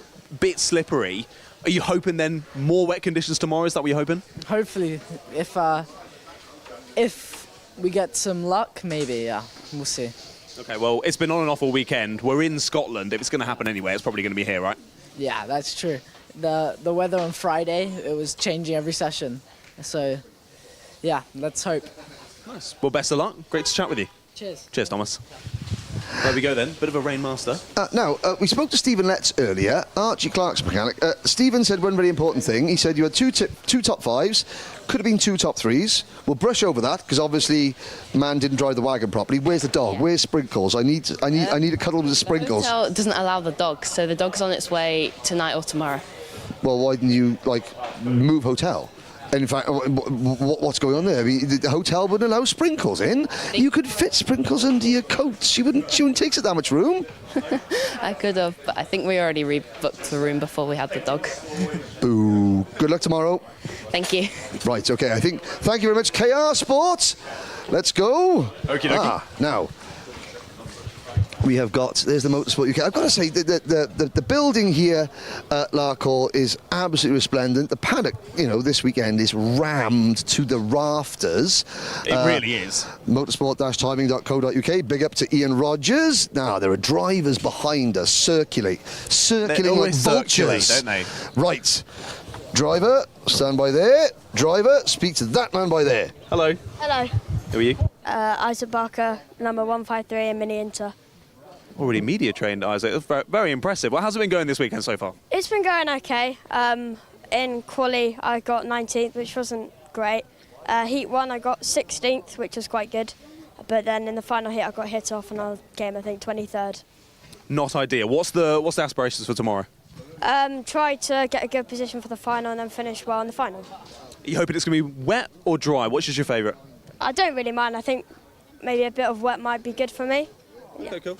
Got to be adaptable to all conditions, though. Yeah. Especially in Scotland. Yeah. All right. Well, best of luck, Isaac. Cheers for chatting with me.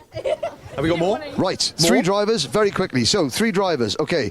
Name, class, how your day went. Whoa. Okay. Go. Tom Reed, Minimax 136 Inter. My day's gone okay. Qualifying 18th, not so pretty bad.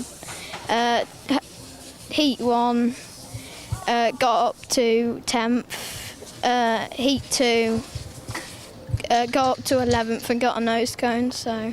Ooh, okay, never mind. That's Tom the Farmer, Reed. Right. Name, class, results, go. Finlay Hines, number 57 in Inter. My day's gone not great, really. Oh, okay. Should we leave it there? Nah. Okay, no. I'll keep going. Keep going. Qualified 10th, and basically in every heat I've got a bad start, which dropped back. Are you on the outside going into turn number 1? Yeah. So I had to make my way through the pack, gain some positions, and that's just how it's gone, really. Okay, well, good luck tomorrow. You can only get better. Right. Kieran Stewart, Strawberry Racing, Mohawk Max. How's your day been? All right.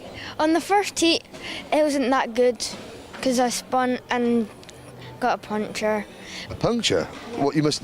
Okay, so there are some really, really nasty curves here, aren't there? Was that the cause of a puncture? No, I spun at the first corner. Someone just went straight into me and took the bit of the rim off and got a puncture. So I had to make it up on the second heat. Right. And I got up to 18th, and then one person was defending, so I had to try to get by them and punt them into the corner up. You mean pass them, not punt them? I'm sure that was a Freudian slip. Little tap to send them right. Oh. And I went on the curb to send into the inside. Ah, okay. So tomorrow you're going to be starting? I'm not sure yet, but I'll find out tomorrow. Find out tomorrow. Home circuit. Good luck. Yes. I know. There we go. Okay, right. Thank you very much, Kieran. Strawberry Racing have got 2 awnings, one for the senior team and one for the junior team. This is the micro and the mini. Of course. And then now, you know it's Scotland because somehow all the Scottish privateers managed to bag the absolute best spot in the paddock. Look at this. Mr. Bell. Ellis Bell has had a great day today. However, if he ever misses the grid gate, which possibility could happen if it's down to me anyway, that's for sure. Okay, so we got. How has your day been? I mean, Ellis is driving really well. It's been a really good day. Started off really tough. We were really down on the pace. Couldn't really understand why. You know, but we seemed to get it together today. Done qualifying 9th. We finished 4th in the first heat and 6th in that heat. So I'm really, really pleased. Oh, well done, and excellent. And the rest of the sort of, are we just hanging out? It's like a block party, but you know, for mechanics' dads. How's Harvey's day been? It's not been his best day. No, not for sure. DNF in the quali. which ended up in obviously starting from the back of the grid, but 10 places in both heats, so we're pretty pleased with that. We'll go again tomorrow. Go again tomorrow. That's Albie Lapper, by the way. That's not Albie Lapper, that's Albie Lapper's dad. He'd be a bit of a tall Minimax driver. And Bless Dad. I know, bless Miss Dad. How's Blair gone? Yeah, good day. Good day today. So start tomorrow P6, so happy with that. Now, we did have a Scottish winner last weekend on the podium.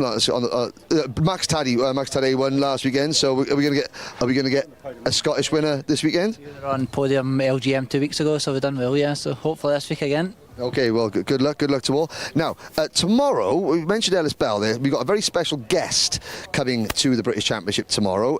Ellis's school buddy, his primary school buddy, Jackson. Is that his name? Jackson. So we're going to say a big hello to Jackson, who's our special guest tomorrow. He'll be singing in the commentary box.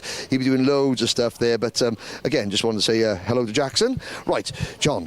Yes, we've got. Oh, dearie me. Running away.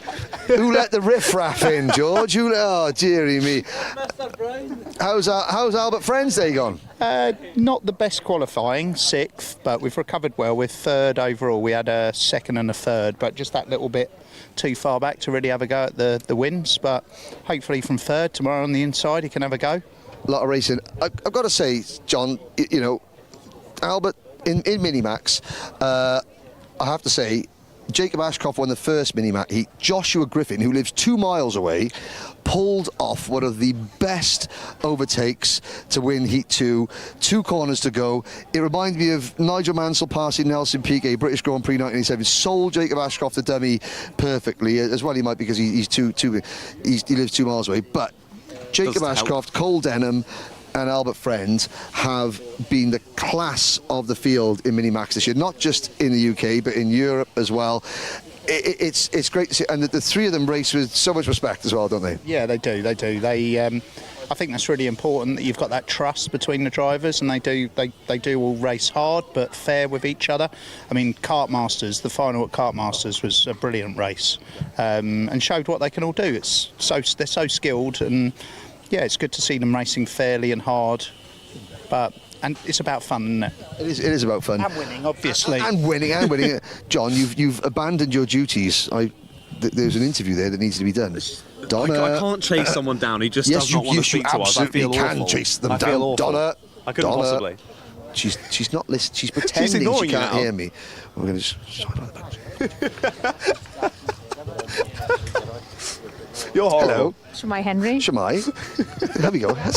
Show the world your face. How's Harrison Whitcomb's day been? This is a parents' paddock show. We haven't had this one to any drivers. This is the mums and dads paddock show. Right. It's not been too bad. Okay, it's not been too bad. So why are you so camera shy? Don't like the camera. Oh, dearie me. Well, look, I got a face for radio. not you. Okay, come on. So, not been too bad.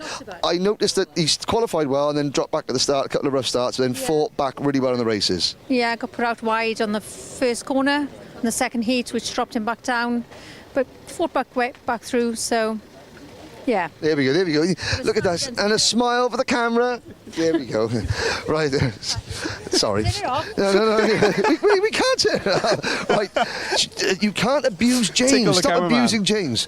Right. I think we quite enjoy the cameraman. We've got to head it this way. We don't have much time before. I think we need to no. have a good chat with our special guests. We have got special guests because, John and I are being put out to pasture, ladies and gentlemen. We're old as news. we walk up this race. So Larkhall, the Summerley Raceway, has made lots of improvements. We've seen the race control building.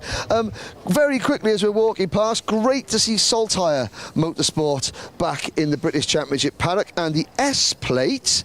Where is the S-plate? Mr. Bailey had an absolutely storming run in one of his heats, so great to see Saltire Motorsport back in the paddock. Still, great to see them. They ran Ross Wiley to the British Championship a long time ago. So many talented Scottish drivers have gone through Saltire Motorsport. And, hello, what's your name? Blue. This is Blue. This is Blue. And who does Blue belong to? Mr. Palazzo. Oh, Matteo Palazzo. Oh, hello, Blue. How are you? We made that mistake yesterday, didn't we? You're Matteo Palazzo's granddad. You're a bit small. No. Okay, no. We must head off. Thank you very much. Very brief sojourn into Salter. Now, very quickly, we've got about a minute or so to go before we go meet our special guests. Quick step count. How long is the Dan Holland Racing awning? Ready? 1, 2, 3, 4, 5, 6, 7, 8, 9, 10. Help. 13, 14. Forgot what I'm doing. Many steps. 20. How many wagons you got in here, boys? Harry Lind. Right, very quickly. There's Jacob Ashcroft. Jacob, come this way. We've got to walk and talk. We're going to steal Jacob Ashcroft. Jacob, great win in heat number 1. Yeah. We did just say, the move that Joshua Griffin pulled on you, okay, I know it was for the win and you lost out, but credit where credit's due. That, if you'd made that move, you'd have been proud of it, wouldn't you? Yeah, it was a good move. It was a silly error to make for me, and I won't do it again. Well, you defended, and then you moved out, and then he sold you. He went wide, and it was. I've got to say, it was a fantastic move. But you start from pole tomorrow. Yeah, I've scored maximum championship points, so I don't know what the gap is between me and Cole now, but well, I've just got to do what I can tomorrow and see if I can maybe put myself in the lead of the championship. And it's going to be very, very close. Well done. Thank you. Thank you. Right, John, we're going this way. The restaurant. Now, the restaurant is the place where they do, skulls. I've had a couple of cheeky bacon butties from here, I can't lie. Yes, They've been very nice. But like we said, girls on track. I just felt a spot of rain. Sorry to put you off. That's quite all right, because the next 15 minutes, ladies and gentlemen, it's not myself and John. They're going to be doing any talking. It's going to be Ailey McNaughton and Willow Parker. Now, they did their own special Paddock Show earlier on. Right, hang on a sec, let's come in here. Right. Okay, ladies. Well, first of all, how have you enjoyed your day at the British Kart Championship so far? Yeah, it's been amazing. There's been so much racing action on the track, and we've also had a good chance to explore the paddock as well and talk to a lot of people.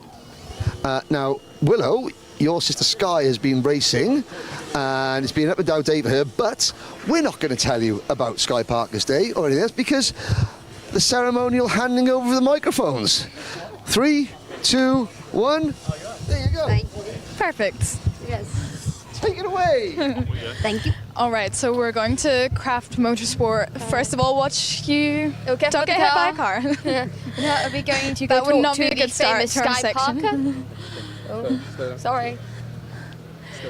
Slow down. All right. Callum. Hello. Let's see who we can find in crafts. And here we are again with Ben Hingley. Hi, Ben. Hello. Hiya. Hello. So before in our own paddock show, I asked you the question what it was like from being a driver to being the manager of the drivers. So can you answer the question now, please? Yes, I can. Sorry, we were a bit busy when you asked before, but yeah, it's obviously quite different. So driving yourself, you're only kind of thinking about yourself in a sense in a racing, and trying to make yourself as quick as you possibly can and all that. Now when you're running a few drivers, you got a lot of people to think about, a lot of outside stuff to think about in terms of if the weather's changing, especially here in sunny Scotland. With the weather the way it was yesterday, it was very dry, wet. So you're constantly thinking about that side of it as well, where when you're driving yourself, all you got to really think about is what you need to do to go faster and kind of let everything else happen around you. So that's probably the biggest difference. All right, thank you. Wait, where's oh, hello, there you go. All right, we are going to switch to Alicia Barrett, who's the mechanic for Sky. Thank you. So, hello, I'm here with Alicia. Do you just want to tell us a little bit about the day? I know that earlier you had a little bit of a stressful moment when you had to change the chassis, so how's it been? Yeah, it's been a stressful day. Just been a lot going on. We noticed a crack in the chassis, so I had to change that over before the last heat. So we literally just managed to get the kart together on time for that. But yeah, got on the grid. It's just been a tough day. Probably in the B final tomorrow, so it'll be about fighting back and seeing if she can get through. Well done for getting it done quickly. Hopefully you can get a satisfying result tomorrow. How do you find working as part of the team here, and how do you enjoy being part of the series? Yeah, good. I'm mechanic for Sky on the one-off, so it's good fun. Obviously it's another female driver, so it's nice to mechanic for her as well. But yeah, love British, was here last weekend, so yeah, it's good. Amazing, thank you so much. All right, let's keep going. Should we say hi to Sky? Hello. Hi. So Sky, how's today been for you? Ups and downs. We found a crack in the chassis. So before the second heat, or the fourth one, we had an hour to completely change over the engines and the exhaust over to another one. Do you have any idea how the crack happened to appear? Probably how much weight is on my car. Okay. Well, thank you. And what are your goals for this weekend? Probably to get through to the A final. All right. Well, thank you. Have a good weekend. All right. Let's give them peace in the garage. I think there's some people winding down for the day over here, so we can possibly ask them about their process. It's been quite a long day for everyone, and also there's a lot of races happening tomorrow. So I'm sure everyone's keen to get off as soon as possible. Which, should we head to Hunter first? Yeah, sure. We've got a shadow. Yeah. All right, let's see who we can find still in Hunter Motorsport. Wait, didn't we go in this tent before when we did our Yes, you're quite familiar with this driver now. Do you want to say hello another time? Another time. Hello, for the third time. You did your first interview this morning, and now you've done. This is your third one. Yeah. So, are you more comfortable in front of the camera now? Yeah, I don't really care now. Good. Glad we can help. How's your day finished up? How are you feeling? It's been really good. First heat was really, really good. Second heat got taken off on the straight. So had a broken a rim in the pressure gauge. So we DNF'd in that one. So it's been quite good though. So looking to make up for it tomorrow, see what you can do? Yeah, hopefully we can make as many positions in the pre-final and just hope we can go from there. Amazing. Thank you so much. Good luck for tomorrow. Oh, hello. Some obstacles. What's your name? My full name. Yeah, your full name. Sebastian Luce. Alright. Oh, well, Sebastian, have you been driving today? Yeah. Alright. What class are you in? Mini Inter. And how's your day been going? Bad at the start, good at the end. Can you explain? Well, at the start I was slow. At the end I was fast. Alright. That was a very good explanation. Thank you. I hope you have a good race tomorrow. Well, thank you. All right, moving on to Argenti. We need to slow down, we're too speedy. Yeah. Let's see who we're going to get still shouted at in a second by a camera person. All right, let's see who we've got here. Hi. Oh, he's running away. Okay, good tactic. Hello. Hey, Mr. Duncan. Hello. Hello, it's the minute. Oh, yeah, but my wife sent these for you. Oh, she was here earlier and she wanted to meet you, but she was starstruck. Wow, there you go. Henry is the biggest Iron Brew fan I've ever met. I was actually waiting to introduce her to you. She's lost her own chance. That's how strong our marriage is. I've been binned off. This is the future of the British Championship. I'm the part. Thank you. Thank you, Mr. Duncan. Hello, future. No, you don't. Can I ask you a quick question though? What's it like being the father of a driver? You do a lot of miles. We travel up and down the country a lot. It is exciting, to be honest.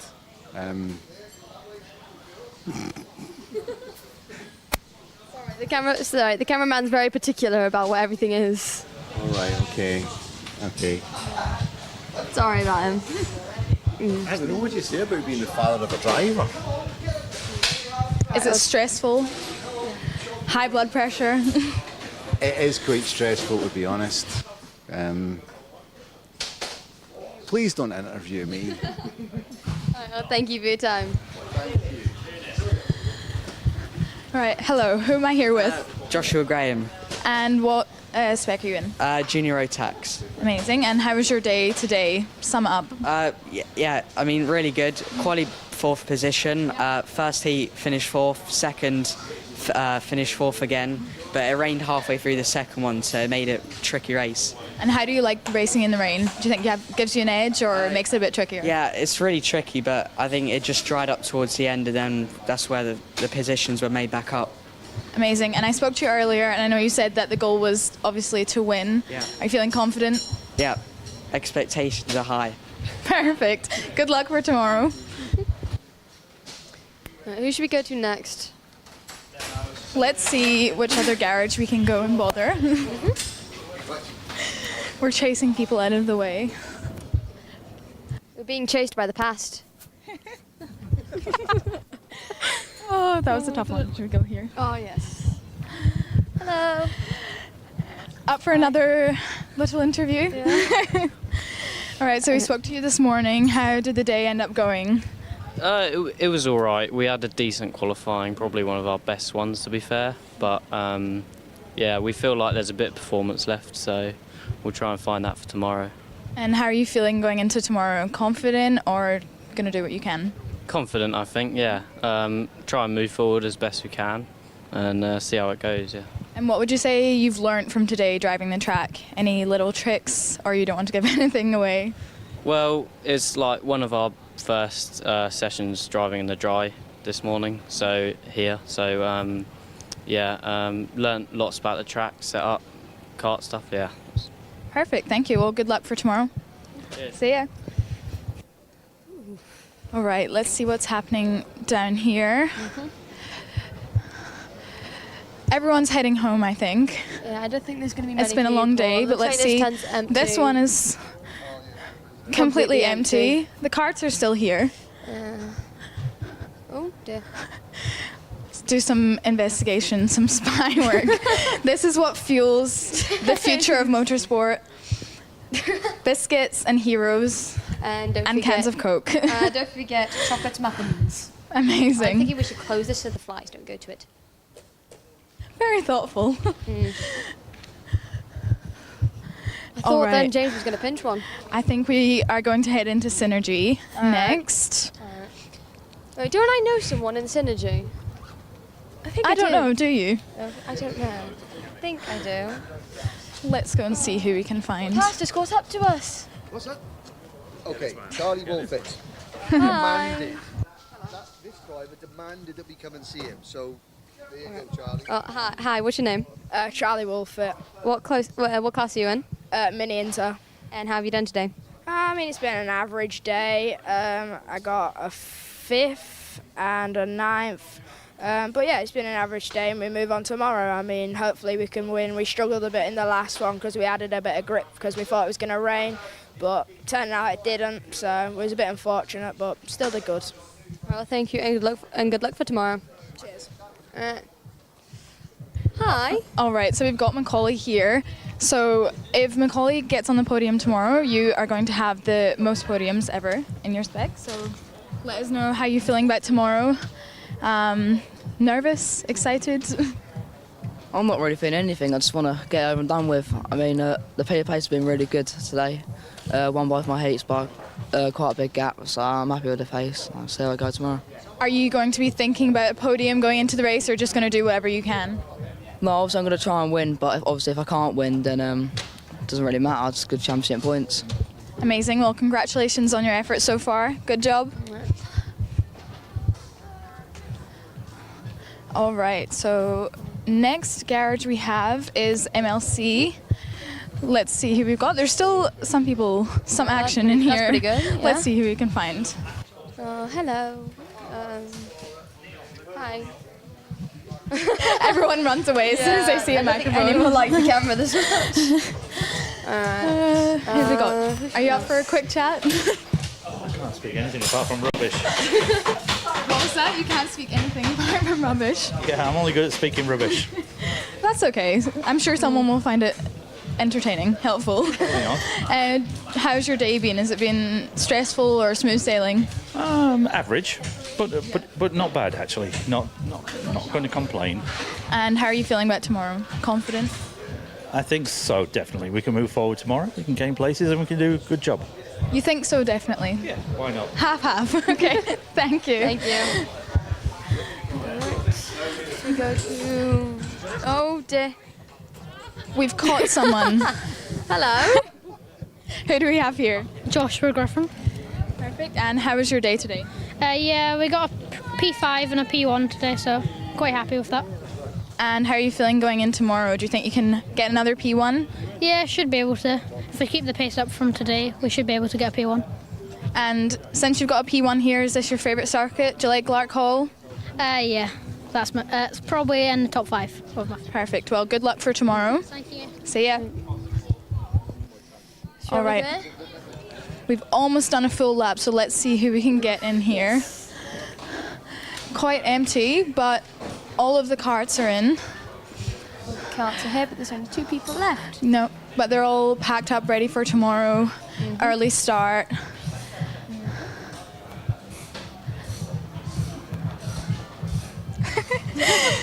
He's trying to get the inside scoop, the mechanics gossip. Right. All right. Oh, hello again. Hello. You're going to guide us to the We've collected Oh, okay. some stragglers. I can't help I'm full. This is not sponsored by Iron Brew. All right, so we're heading onto the track. Well, they're full of energy, aren't they? And after hours, it turns into a playground for the the siblings, for the families. Yeah.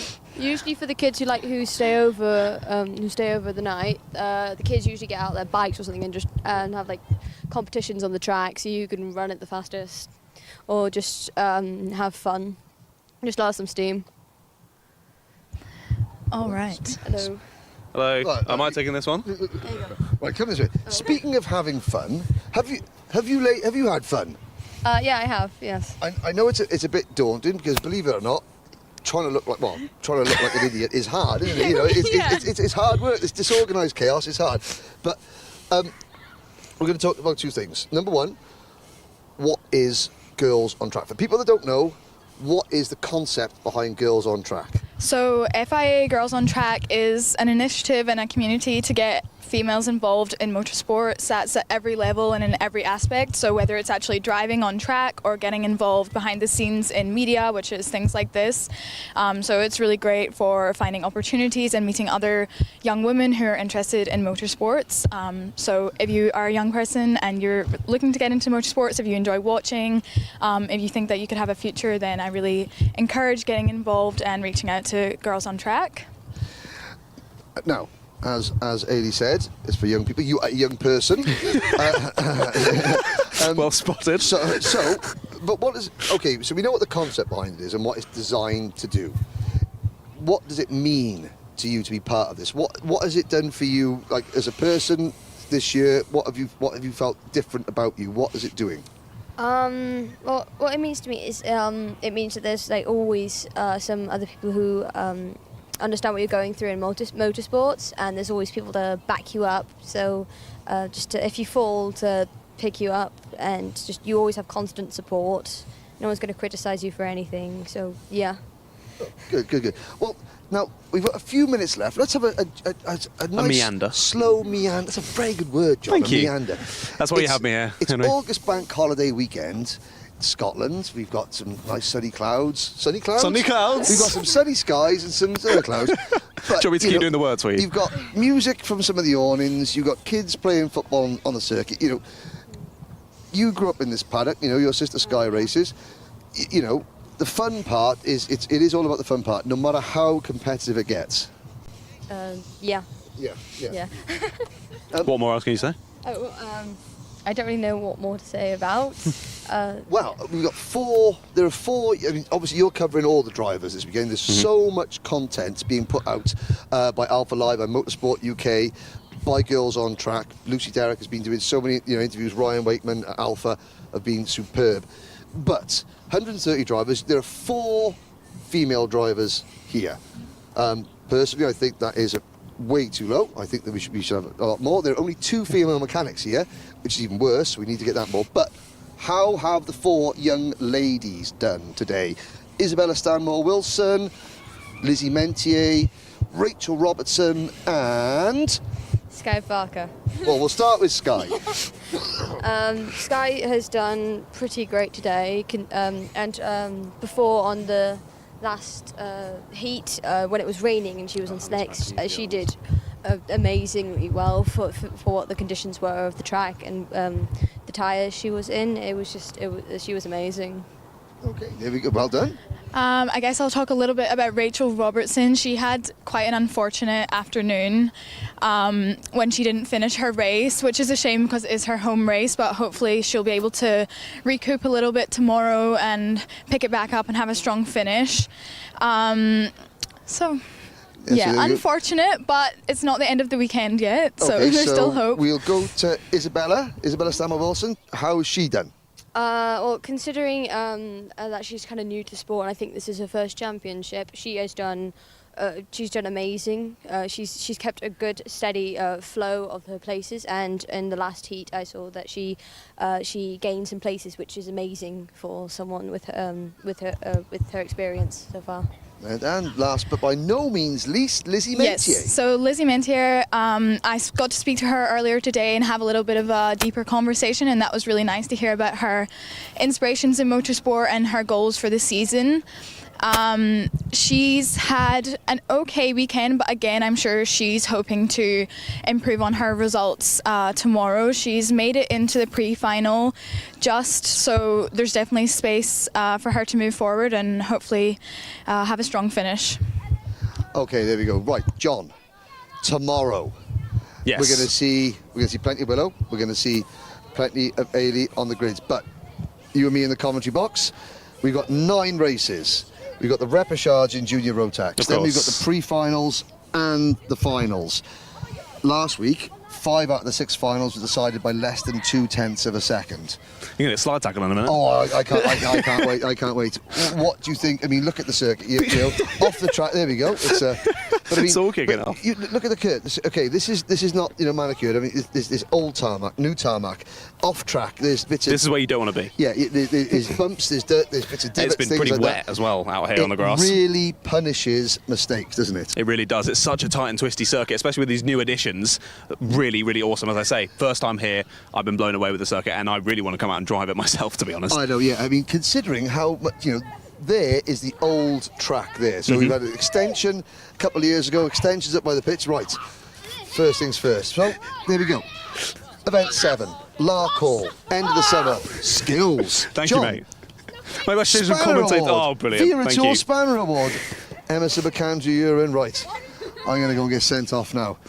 Emerson McAndrew, you're in. Come here. Oh, my Come here, Charles. Come here, goodness. come here. Right, okay, I want you to look at that camera there and say why people should be watching tomorrow's action, why this track, why these Rotax karts are going to make some of the best racing you've seen all year.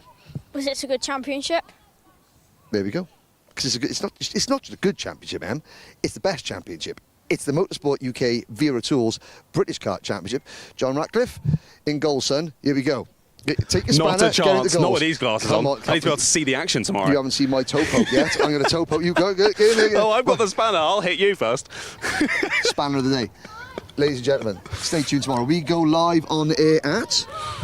Don't put me on the spot. Just before 10 o'clock? Just before 10 o'clock. 9:50. 9:50. I was close. We've got lots of features. We've got down on the grid. We've got people down on the grid. We've got all the Loads race of coverage. stuff. It's great. Thank Loads you of very stuff. much to Ailey and Willow. The future. Look at this. The sun's come out. Look at this. To end the stream. Oh. I'm not such a bad luck charm. No, the sun is shining. Oh, hey, the new. Ta-da.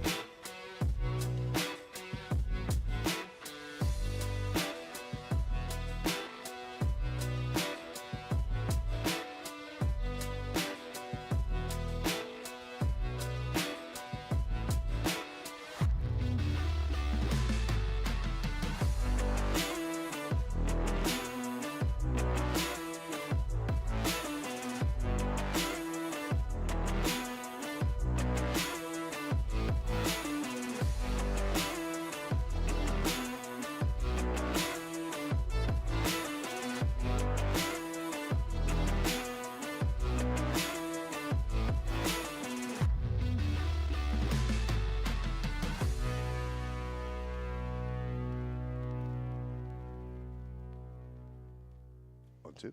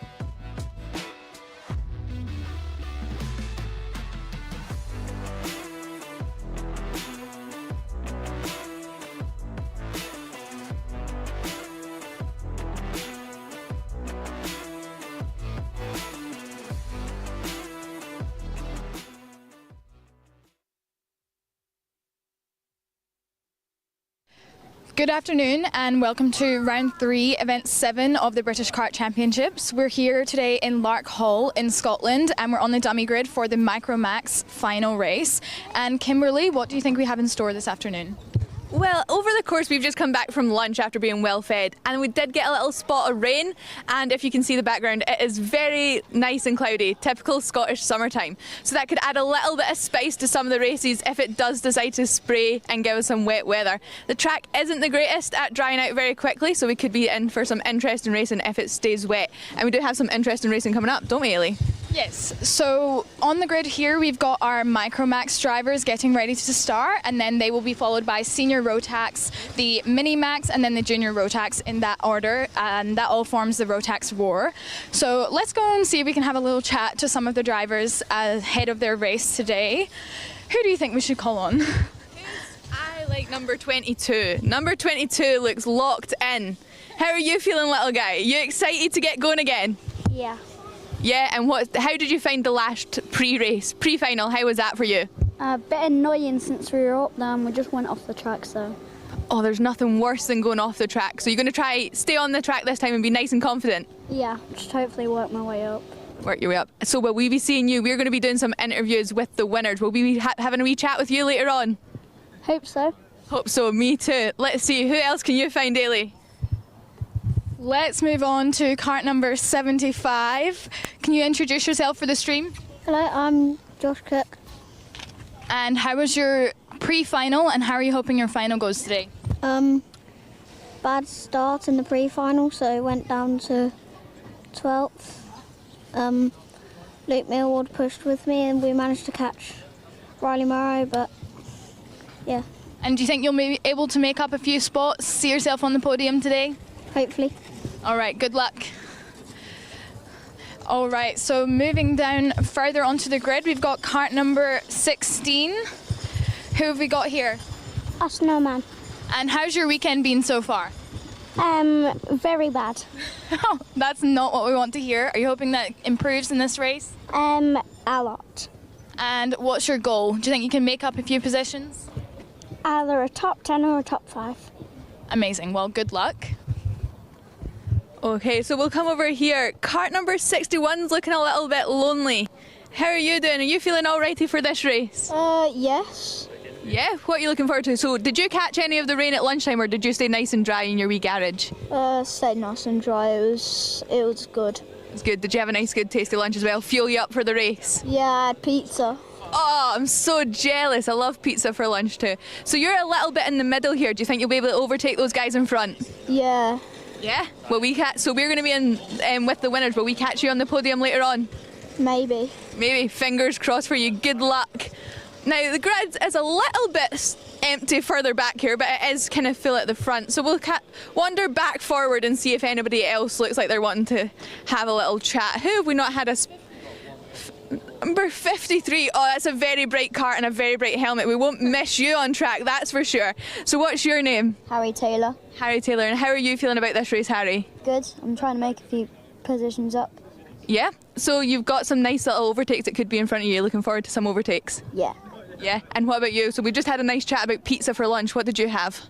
Pasta. Pasta. Oh, good race fuel for you and your kart then. Yeah. Yeah, that's lovely. So good luck today, Harry. All right, let's go and see if we can get a chat with Oliver Spencer here.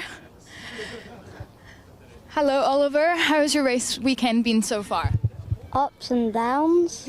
And how are you hoping this race goes? Do you think you can make up a few positions? Yeah, hopefully we win. And do you like Larkhall circuit? What's your favourite part? I like I like the whole track really. Yeah. And have you had any favourite moments this weekend? Any racing incidents? Any nice overtakes? Well, we've been fastest all weekend and just like unbeatable on the speed. Amazing. So you're hoping to continue that in this final? Yeah. All right. Well, hopefully we see you in Park Fermi at the end with the winners. Right, we've got a little bit of delay in the start, which means we get to talk to more drivers.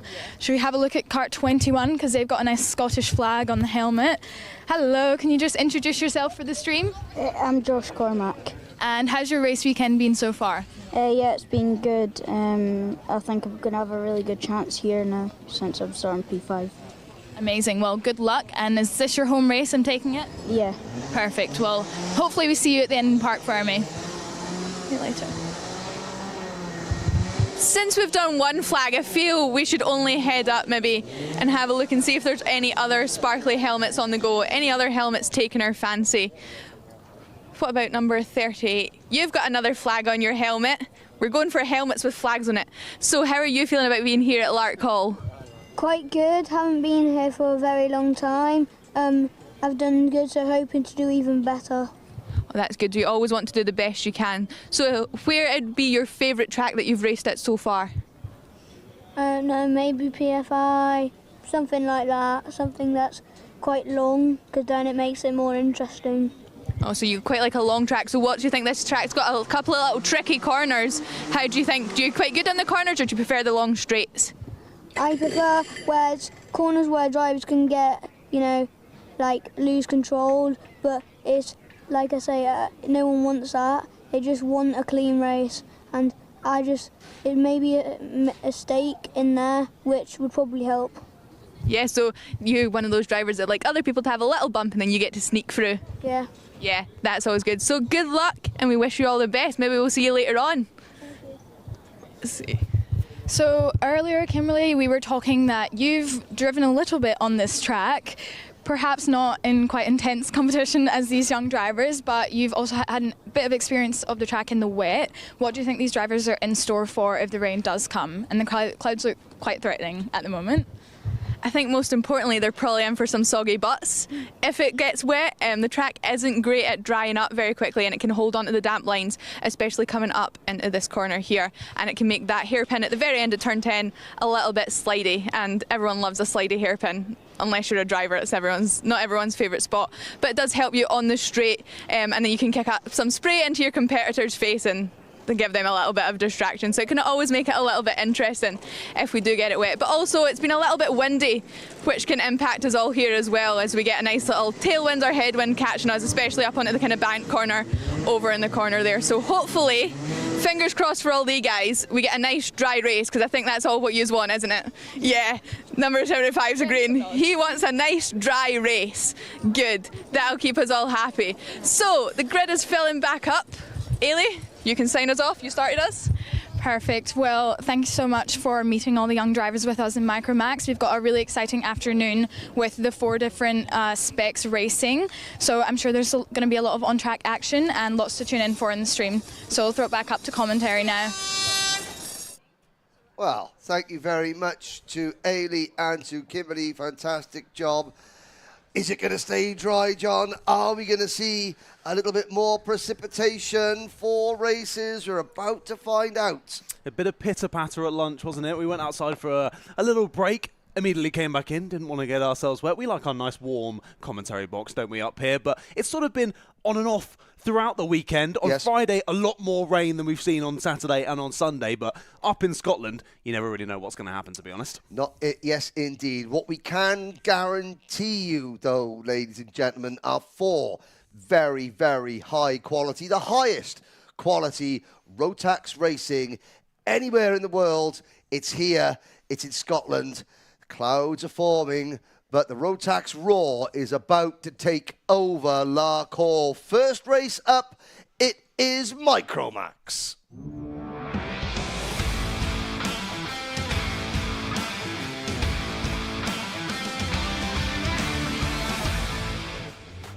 "15 drivers, 15 minutes. Here is your Wera Tools starting lineup. Edward Haynes and Emerson McAndrew Uren, Cian Bernard and Riley Murrow, Oliver Spencer and Josh Cormack on the top 6 rows of the top 3 rows of the grid. Oliver Spencer, Samuel Lowdy, Riley Murrow, Josh Cook are next. Jensen Chalk there in third. Joshua Cook, Harry Taylor, Luke Millwood, Tian Pahal, Maximilian Abrahart, Austin Oman and Arthur Farrow, who is back on circuit. This race forms technically the second half, or the start of the second half of the season. At the halfway point of the championship, it is Edward Haynes provisionally leading on 491 points from Emerson McAndrew Uren on 483, Oliver Spencer on 458, Cian Bernard on 449, Riley Murrow and Max Abrahart, Jensen Chalk and Harry Taylor round out the top 8 in the championship. The clouds are grey, the karts are bright, the commentary hopefully will be just as good, John Ratcliff. Yeah, let's hope and see. I mean, it's been pretty good so far. Not only the commentary, not to give ourselves too much credit, but the racing has been fantastic, and that always helps us out, doesn't it? But here we go then. First final of the weekend. The Minimaxes are up. Sorry, the Micromaxes. Minimax is coming later. Here we go then, 2x2 across the line. First time of asking, and the Micromaxes do it just right. A couple of drivers already nerfed out wide. Is that the 46 of Edward Haynes? And we've got more drivers off in the background, somehow getting returned around. 2 drivers off on the wide section of the circuit, getting back on. That is Edward Haynes down to last place. Your championship leader drops to 15th position on the opening lap. The cat has already been thrown amongst the pigeons here at Larkhall, and also having issues there. We had Emerson McAndrew Uren was a little bit slow away. So was Josh Cormack. Oliver Spencer was involved. It means that Cian Bernard and Jensen Chalk lead the way. Riley Murrow up into P3 from 2, 4, 6, 8, 10th on the grid. 8th on the grid, sorry. Still a great start nonetheless. Now, we'll watch those lines around the circuit. Did that droplets of rain during the lunch break, has it affected the grids? I think with so many drivers running wide through turn number 1, the track had just cooled, and some of that rubber that was built up this morning has sort of went away, and that's what caught some of these drivers out. Yeah, I think definitely more of a cooling effect than anything affected by the precipitation itself. Mainly just a little bit of a sprinkling, and all has stayed as it was this morning. But yeah, cooling down, no karts running for a good 45 minutes to an hour or so. So getting back out circuit, those first ones out diving into those fast corners, and it was a tough one. We saw a few drivers off, but all back on, no one out of the race just yet, all continuing for this next 13 minutes. Samuel Lowdy makes the move, goes up into P3 for the Synergy factory team. So at Kimbolton, it was Emerson McAndrew Uren, Oliver Spencer and Edward Haynes on the podium. Then at Glenagorse, Josh Cormack, Luke Millwood, Colby Patterson were the 3 podium finishers. So we've never had, with Zip have never had a driver on the podium in Micromax. Jensen Chalk hasn't been on the podium yet either. This could be a real change and a real shift, because Emerson McAndrew Uren is down to 8th position. Oliver Spencer is down to 10th. So with Max Abrahart also not up near the front, Abrahart is down to 7th. Drivers who are 5th, 6th and 7th in the championship currently occupy 1st, 3rd and 4th in the race. Indeed, yeah. Emerson McAndrew Uren there after the difficult start. Saw him make a little cheeky move there into the first corner. Takes away 7th position from Maximilian Abrahart. He has the fastest lap as well, does McAndrew Uren, as there's a wide moment. Maybe a little bit of barging. It is a problem for the number 45. He's not happy with that. Is he going to have to pull into the pits? That looked like the kart just slowed and didn't pick up coming out of the corner. Let's see. Samuel Lowdy crosses the line, and he sort of signals himself, okay. So I think that may have been just a slight mistake, because possibly. He said he span wide, and then the kart died. It didn't pick the power back up.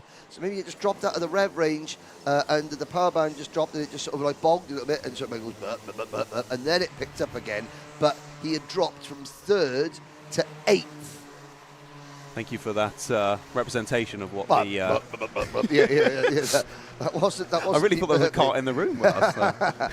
But now here's the battle for 3rd position. Yes. Murrow in the number 22 Sam Pollock Racing team, and Harry Taylor in the number 53 for Dan Holland. He's got his teammate, the number 33 of McAndrew Uren, who's got the KR Sport 75 of Josh Cook, the driver on the grid, speaking to Ailey and to Kimberly there, who was nodding his head, hoping for a dry race. And so far he's getting his wish. He's up 3 places to 6th. Abrahart, Lowdy, Spencer, Cormac, Oman, Haynes, Millward, Pahar and Pharaoh. Edward Haynes at the moment would have a 2-point advantage in the championship over McAndrew Uren. Then it's Bernard up to 3rd, getting close at the front. Luke Taylor makes the move. Indeed, yeah, they're all squabbling in this pack. The 53 goes back to the front of Harry Taylor, but there's a move to the inside. Brilliant move to take the lead of this train at least, and to the front goes the 33 of Emerson McAndrew-Ewan. Of course, he's doing everything he can after that tough start to get those championship points back. And of course, as you say, it was a tough start for Edward Haynes as well. He's dropping championship points the further down the order that he is. He's going to try and fight back through, but he's got a good 2 or 3 seconds between himself and Josh Cormac, who's at the bottom end of the top 10 at the moment. So this will be really close in the championship standings by the end of this one, but we'll have to wait and see how it plays out. Yes, you can see this group. McAndrew-Uren leads this group, and the last driver in that group now is Samuel Lowdy in 10th position. Then there's a 3-second gap. You can see just the top of your screen there, Edward Haynes coming through. So it's a tie in the championship at the moment. 543 points apiece between Haynes and Uren. However, they're both now between a rock and a hard place. McAndrew-Uren has got 3.1 seconds to make up to the top 2, and Haynes has got 3.1 seconds to make up to get into this league, to this chasing pack here. There's a move from Spencer to the inside of Abrahart. So at the moment, if things stay as they are in this final, unless McAndrew-Uren or Haynes can make some real progress and close in the drivers in front and make another move, we've got a tie in Micromax, ladies and gentlemen. There was a move to the inside there, going through the first couple of corners. I think that was between just further back, the 22 of Riley Morrow that was overtaken. I think Joshua Cook getting involved with that little battle as well. Yes, they came across the line. It was 700ths of a second, so Joshua Cook moves his way up to 5th place through Sector 1. That gap between McAndrew-Ewan and Jensen Chalk, though, definitely dropping. And the gap between Chalk and Bernard in the lead is dropping as well. There's a move to the inside. The 0 of Oliver Spencer goes through on Riley Morrow then. These two drivers pushing ahead really nicely. Cook and Spencer now need to work together. Try and close that gap back up to the 2 ahead that have pulled away, Harry Taylor and McAndrew-Ewan. And if Jensen Chalk and Bernard start fighting, McAndrew-Ewan and Taylor could be right with them very, very soon, as there's more moves. To the inside goes the 21 of Josh Cormac, your final winner at GYG, pressing through the pack nicely as well. Now, I know the people at home are watching this race and they're really excited about it. I know that one person in particular has been really excited to watch this race. That's Kathy Watson. Kathy says hello to John and Shay Watson here in the paddock. Kathy, I hope you're better than last weekend. Hope you're doing well. And unfortunately, we have got a Henry racing later on, but not in this class. But I know that you're a big supporter of Henry's, especially Henry the Hoover. There we go. But Kathy Watson. So hello to Kathy. Hope you're enjoying the racing. Kian Bernard, Jensen Chalk, separated by 0.3 of a second. Now McAndrew-Uren, he's starting to break away from this pack. Well, he's got just by a little bit. Only half distance, though, ladies and gentlemen. Halfway through this race. And Spencer. Good move to the inside there. Indeed, we've spoken about that move at that corner, haven't we? As you sort of wash out wide on the exit, diving to that late apex, cutting off your competitor on the exit and taking away the position. That's exactly what Oliver Spencer has done there. He's sort of come into his own as we head into the midpoint of this race, getting up now into the top 5 positions. heading this train now as they press forward towards those two that have managed to break away, as you say. Gap between Chalk and Uren staying pretty similar at the moment, but Jensen Chalk now right on the rear bumper of Kian Bernard in the lead of the race. These two could start battling, and this could blow it all wide open. Ashton Backup asking, what's the difference between a Micromax and a 950 Minimax? A little bit of power from the 125cc Rotax engine is the difference. They use the same frame. They use a 900mm chassis in Micro and a 950, I believe, in sounds about right. The Intermax. So there's a slightly bigger kart, not a full-size kart, but then also they've got a slightly, the Micromax engine's got slightly less power. You can see it's a slightly smaller radiator on the side of the kart. The drivers age between 8 and 12. Intermax age between 10 and 13, I believe. Now, update. Still a tie for the championship. However, McAndrew Uren, he was 3.1 seconds behind Jensen Chalk. He is now 2.3 seconds. We saw Edward Haynes. Edward Haynes was 3.1 seconds behind Samuel Lowdy. He is now just 1.5 seconds behind Lowdy. So both drivers in the fight for the championship are gaining on their nearest rivals on the track, and it's Josh Cormack passing his nearest rival on track. The 21 Toby George Motorsport kart puts the number 22 Sam Pollock Racing kart down into 8th position. Cormack up to P7. Frustrating though for Haynes though, Lowdy has sort of just started to fall off of that big gaggle that's ahead of him. We've still got sort of Oliver Spencer leading back to Aberhart now, but Lowdy about a second off of that. Yep, but all Edward Haynes needs to do is pass one driver to take the championship lead. Every point matters, especially when you're drawing at the top of the standings. Yes, it does. So, Kian Bernard, he's running as a privateer. I think the rest of the Zip Factory team are at another event this weekend. So Bernard is, wow, it's going to be difficult for the stats. My stats, he's listed as a privateer, so therefore, if Kian Bernard wins or gets to the podium, it would go down as a win for a privateer, because he's entered as a privateer this weekend. The Synergy Factory team, so far this year, Synergy have yet to open their victory account. They've had a couple of podiums of Synergy Racing. I'm just having a little look down to see how many they've had. They've had a podium, but the Synergy Factory team haven't had a win yet this year. Can Jensen Chalk, who himself hasn't had an official podium in the British Championship yet, can he change that? We haven't been featuring the two leaders because they have been working together, and that is working because now they've actually pulled more of a gap back on Emerson McAndrew Uren. Indeed they have. Yeah, we just saw Maximilian Eberhardt go for a very nice move on Riley Morrow, demotes him into 9th place, but as you highlighted there, yes, the gap continuing to extend between McAndrew Uren and these two drivers at the front of the field, Bernard and Chalk. Then a little bit of a gap back to Harry Taylor as well. He's been reeled in by Oliver Spencer and Joshua Cook, who are still looking on fire, and they've dragged Josh Cormack with him as well. He's come into his own in the second part of this race. That's now a 4-way train there between 4th and 7th place. Now, can they start working together to reel in McAndrew Uren as well and see if one of them can get their way onto a podium? It looks at the moment like the top two might be a little bit out of reach, but if they really start battling into the last couple of minutes, then it could all blow open once again. We just saw Oliver Spencer make a very brave move going into turn number 1 on Harry Taylor. That's for 4th position. So it's now Spencer in 4th, Taylor for Dan Holland Racing in 5th. Cook and Cormack are next.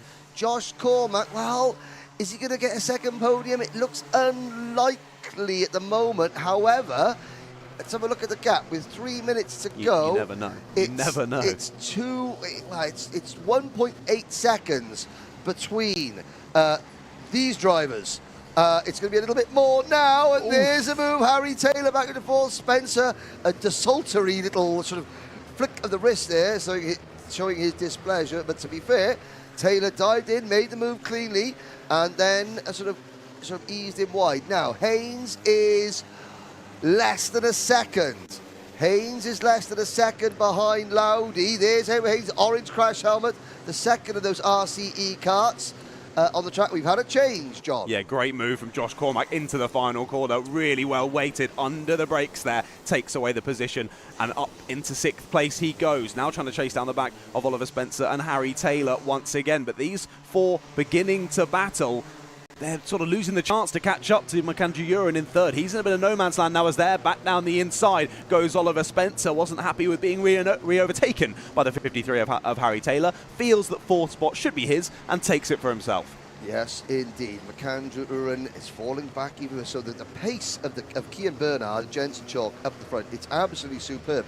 Because even Macandrew Uren, although he's on his own, you would expect him to at least sort of keep tabs with the top 2, but the top 2 working very well together and pulling away as Edward Haynes catches. There is that's the championship lead there. The last 2 carts going through your screen now. Edward Haynes has got to try and get past Samuel Lowdy. If he does, he takes the championship lead from Emerson Macandrew Uren by 1 single point here at Larkhall. We've got 1 minute to go. The top 2 are neck and neck. And the battle for 4th is on. The battle for the championship lead also finely poised. Into the flat out right-hander there. Another move down the inside in this group. And that is down the inside as he got it done. That's Edward Haynes moving through, and he's got the position from the 22 of Riley Morris. So Samuel Lowdy went through initially, and then Edward Haynes has followed him through, taken that point, put himself in the lead of the championship, only just. There's still an awful long way to go in this championship, but every single point matters. Every position on track matters. 30 seconds to go. The top 2 separated by less than 0.2 of a second. Kian Bernard, the GP plate holder, has had the lead since the word go. Jensen Chalk sits and watches. I haven't seen Mummy Chalk in the paddock. I'm assuming Mummy Chalk is watching. Mike is out there, Jensen's dad. He's been watching at turn 1. And now Jensen begins to look for a way past. Kian Bernard checks in his rear view. The clock has struck 0, John Ratcliffe. They're going to be coming to the last lap board next time around. What respectful, fantastic racing this has been. All race in the Micromax Final. Not even a single warning on our live timing. This is brilliant. Now we go on to the final lap of the race. 1.1 kilometres to decide who's going to take maximum points then from the Micromax Final here for event number 7 at Larkhall. Big defensive swing over to the inside for the GP plate of Kian Bernard, and he's perfectly weighting that car into the braking zone to hold on to the position for now. Still a number of overtaking opportunities though for Jensen Chalk to try and get through. Watch Chalk's going to get a good run coming out of turn number 6. Oh my word, Jensen Chalk thought about going around the outside, but he falls back into line. Now he'll set Kian Bernard up into turn number 7 here for a move into turn number 8. We'll wait for it. Bernard's going to have to defend. Chalk will try the undercut. But Chalk's trying to go round the outside. Oh, Bernard squeezing wide, and Bernard, I think, has got it. Got the elbows out there on the exit, didn't he? Kian Bernard said, not a chance. Are you going round my outside? He holds onto it through the last corner, and he holds onto it over the line. Kian Bernard takes the win in the Micromax Final. On what a first final to kick off the day. Jensen Chalk has to settle for 2nd, and Macandrew Uren gets that 3rd spot. And Jensen Chalk, it's a first podium for Jensen Chalk in 2nd position. And Edward Haynes takes the championship lead because the last couple laps he got him into 8th position. Emerson Macandrew Uren finishes 3rd, and that gives Dan Holland Racing their 91st podium in the British Championship, behind only Fusion Motorsport. A very exciting race. Now, at the start of the day, we said last weekend 5 classes, the race was decided by less than 0.2 of a second. We've only got 4 races here. Look at the difference between 1st and 2nd. 1 for 1. 1 for 1 so far. 1,500 separates Kian Bernard, our newest race winner in the Wera Tools Motorsport UK British Kart Championship on the Zip Kart. Enters the privateer. Emerson Macandrew finishes 3rd. Oliver Spencer 4th. Harry Taylor 5th. Then Josh Cormack in 6th position, so a top 6 finish for the Glenagorse winner. Joshua Cook, Edward Haynes, Maximilian Aberhart and Samuel Lowdy, your top 10. Riley Murrow, Luke Millward, Austin Oman, Dian Pahal were next. Arthur Farrow, who didn't start the pre-final, he did start the final, and he comes home in 15th position.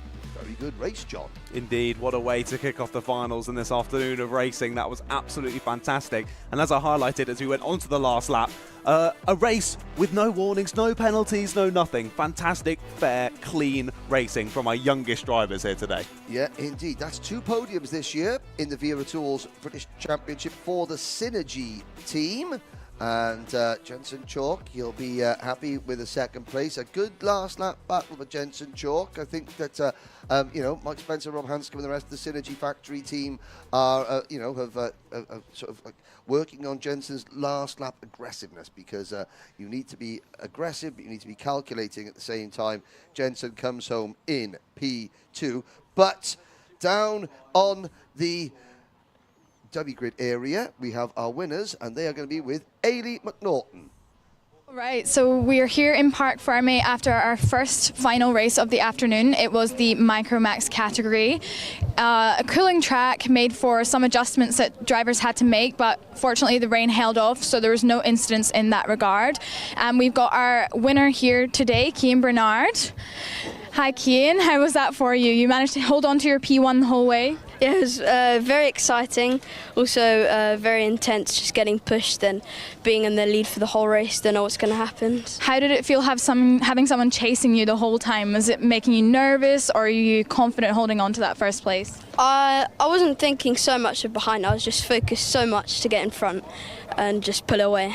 Well, I didn't really pull away, but just to win. But you managed to hold on, and that's all that matters. So are you going to say that this is your favourite race so far? Well, yeah, of course, yeah, it is. Perfect. Well, congratulations. Well done on your win, and hopefully there's many more to come. Yeah, definitely. I'd like to thank Zip Kart, RPM Race Engines. This wouldn't have been possible without them, and Cream Race Engines for this weekend. My brother for the spanners, my parents, my grandparents for watching, and this just all wouldn't be possible without them. So just a massive thanks to them, and yeah, it's great. Perfect. Well done again, and I'm sure we will see you again soon. Yeah. Perfect. All right, we're going on to our 2nd place now, which is Jensen Chalk. Hello, Jensen. How was that for you? Maybe a little bit frustrating holding on to 2nd the entire way? Yeah, it was a very hard race. Just wanted to push away and get the points for the championship. And was there any moment where you feel like you could get past into P1, or was it just a matter of holding on? There was a couple of chances, but I kind of wanted to wait till the last lap, so I didn't. So there wasn't much of a chance of him getting back. Amazing. And how was it racing against P1? Have you raced against him before? Do you find him a lot on track and having those friendly battles? Yeah, I've raced against him a lot, and there's been many races where it came down to the last lap against me and him. So we do know each other quite well, and it was a good race in the end. Well, it sounds like the start of a healthy rivalry. So is there anyone that you want to thank today? I would like to thank my dad, Synergy, the whole entire team, and my mum who's watching at home. Amazing. Thank you so much, and congratulations on P2. See you later. All right, moving on to 3rd place, we've got Emerson McAndrew-Uren. How was that today? The final was tough. We've had a good day all day. We had one bad heat, but we won the pre-final. But then we got a penalty for something. Then in the final, Ollie Spencer span in the middle of the road. I think he got hit or something. Then I got forced out wide, so I just had to cut through, and I was catching the leaders, but it just wasn't enough to get up to there. Amazing. Well, congratulations on your race, and I'm going to throw back up to commentary now for the start of the senior Rotax.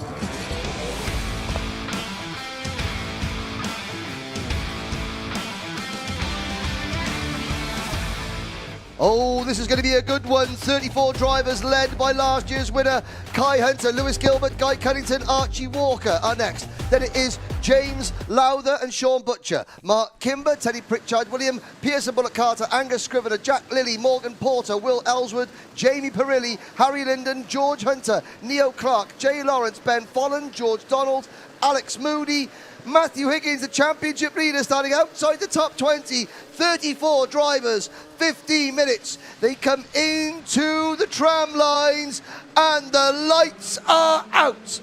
Away we go then. It was a perfect race from Kai Hunter. Can he do it again in the final? Let's see. He leads us through the first section of the circuit. Couple of drivers jumping over that curb on the inside, getting a little bit squirrely down into the first heavy braking zone, but they all seem to have made it through. Kai Hunter still leading us through into Sector 2. And look how quickly these cars fly through our shot. Of course, the Micromaxes, certainly not slow, but these senior Rotaxes make them look like they're standing still as we now head into Sector 2. And already, Kai Hunter maybe feeling a bit under pressure here, just moving over to the inside, making sure he holds onto that lead through lap 1. And we've got someone off on the outside, just kissing that barrier, but I think continuing. Yes, hard to believe that Kai Hunter has not been on the podium in the first 2 rounds of the British Championship. He came into this weekend P5 in the standings, and he has now just taken the championship lead.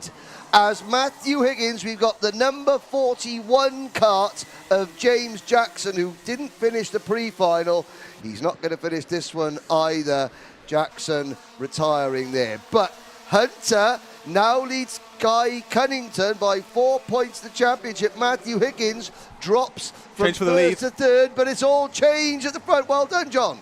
Yes, indeed. Kai Hunter's getting swamped. He's already down to 4th. Now under pressure from the number 7 of Archie Walker as they exit the sweeping right-hander. Archie Walker actually under a bit of pressure from behind. Mark Kimber trying to find his way through. No, it's the number 8 of James Lowther. It's all changed at the front. James Lowther just behind Archie Walker now. So Kai Hunter there in 4th.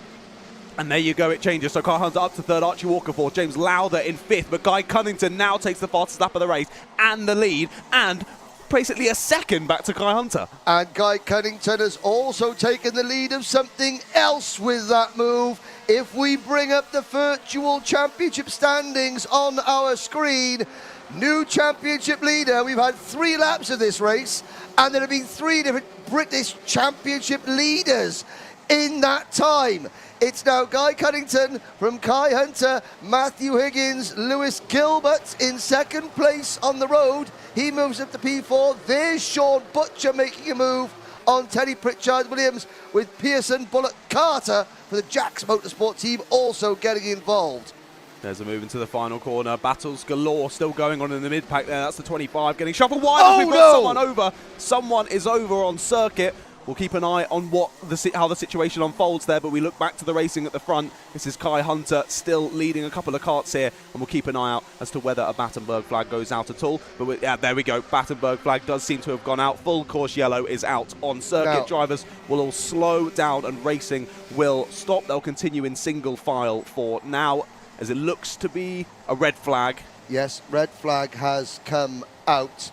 Okay, no, it's a slow. It's not a red. The yellow flags are still out. Sorry, okay, we're not showing the incident. I can say that the karts of Alex Duncan and Jay Kennedy came together. Alex Duncan has returned to the pits. Jay Kennedy was the driver. The kart was upside down. Jay Kennedy has got the kart has been righted. Jay Kennedy is sitting up, talking to the race officials. Now the red flags have come out. So we're not showing it on camera, but however, Jay will have family and friends back home. And I can tell you that Jay is sitting and talking to the mechanics. He hasn't stood up yet. Now he takes his crash helmet off. Okay, and very gingerly, the marshals aren't going to touch him. They're going to wait. The paramedics are going to be on site very, very quickly indeed. I can see that again. They've got West of Scotland Kart Club members. They've got Motorsport UK members there. Jay Kennedy's just chatting and conversing with the team down on the pit lane. So parents and family and friends of Jay's watching back home. Yeah, you did see it. He decided to come out of turn number 8 on his roof. But he is okay. He's taking his crash helmet off. He's moving about, and he is gingerly now getting to his feet, just checking all faculties are moving. There is the sight that we all wanted to see. The number 75 Kart, Scotland, Jay Kennedy. Now, he'll have a little look down. Helmet back on. Hang on a minute, boys and girls. Right. He's thinking to himself, okay.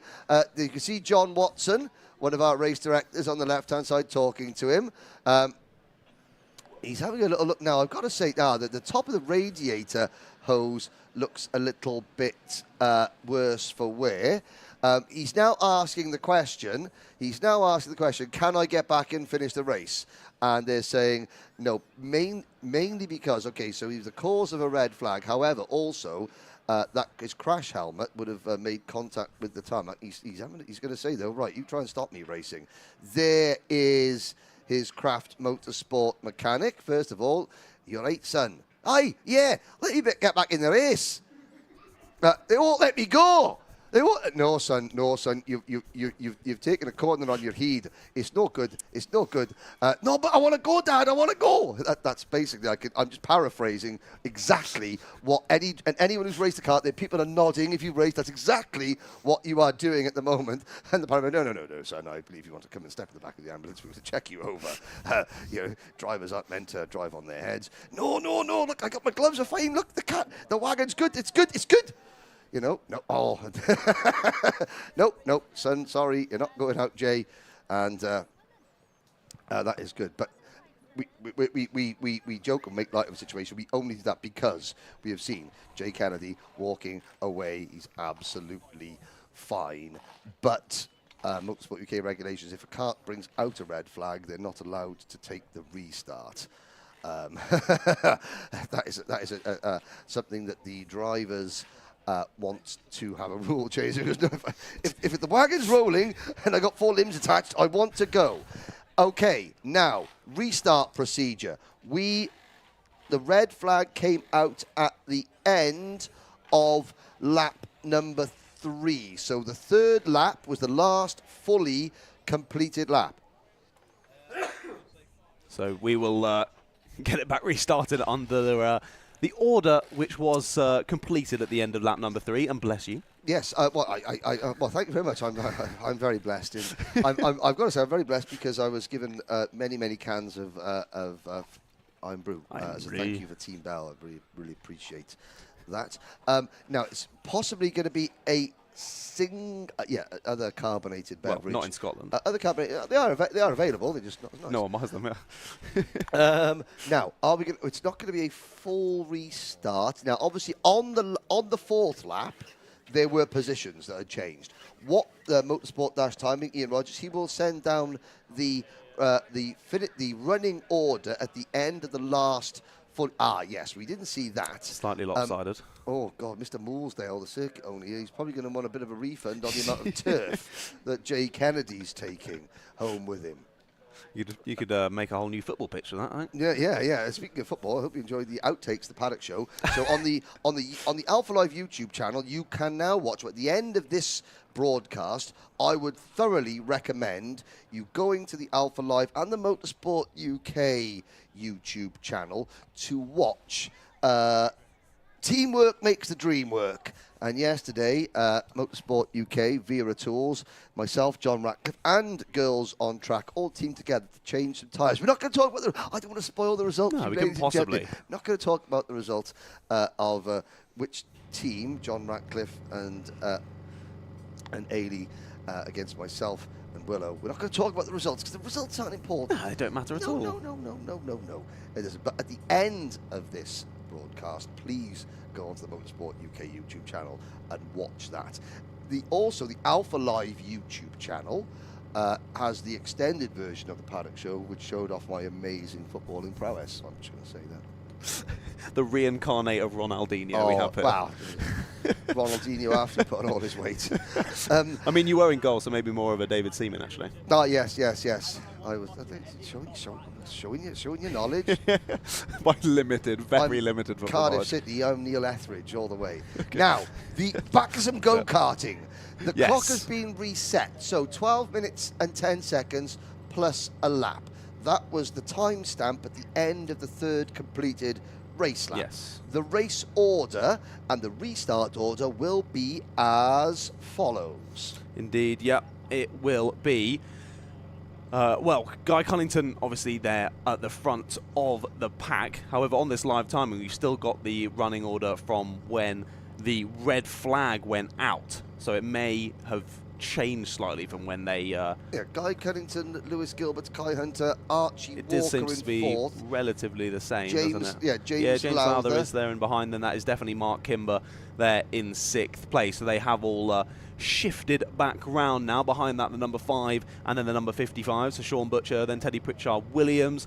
Is it there near the number 19? Will Ellswood in 9th. Pearson Bullock Carter, the 25 there in 10th. Harry Linden just behind. Then 2 Hunter Motorsports, nose to tail in behind them. Angus Guriner and Morgan Porter. Great to see Morgan Porter as well in the senior Rotaxes. Someone we often see, if I'm not mistaken, out in the KZ2s as well. Yeah, double duty Morgan. He does a lot of racing for a lot of teams, and he was helping out the XL Motorsport team. Now, the rest of the field, we have got this. So we've got the Morgan Porter, Jack Lilly, and Jay Lawrence round at the top of the team. Champion erstwhile, no longer championship leader Matthew Higgins has gained 6 places up to 16th.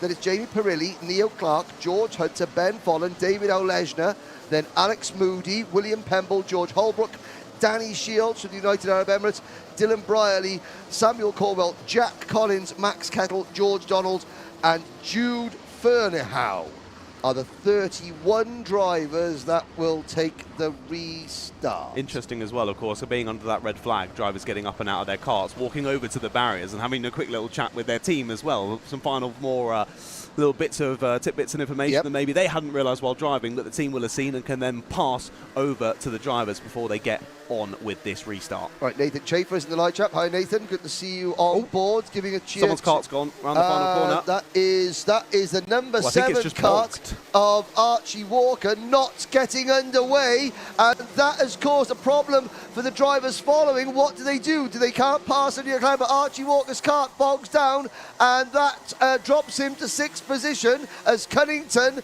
Gilbert and Hunter get away, and there is a very dejected Ben Folland walking away from his Thule Motorsport kart, which came...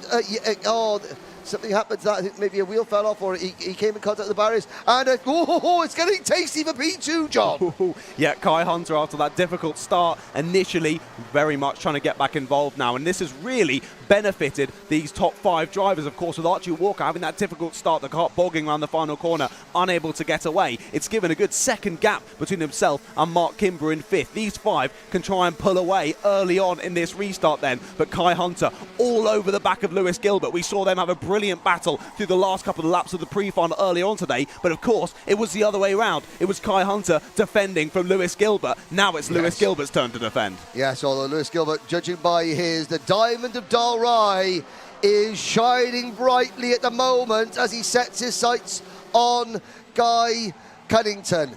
Believe it or not, in senior Rotax, Kai Hunter has 6 wins, Guy Cunnington has 5.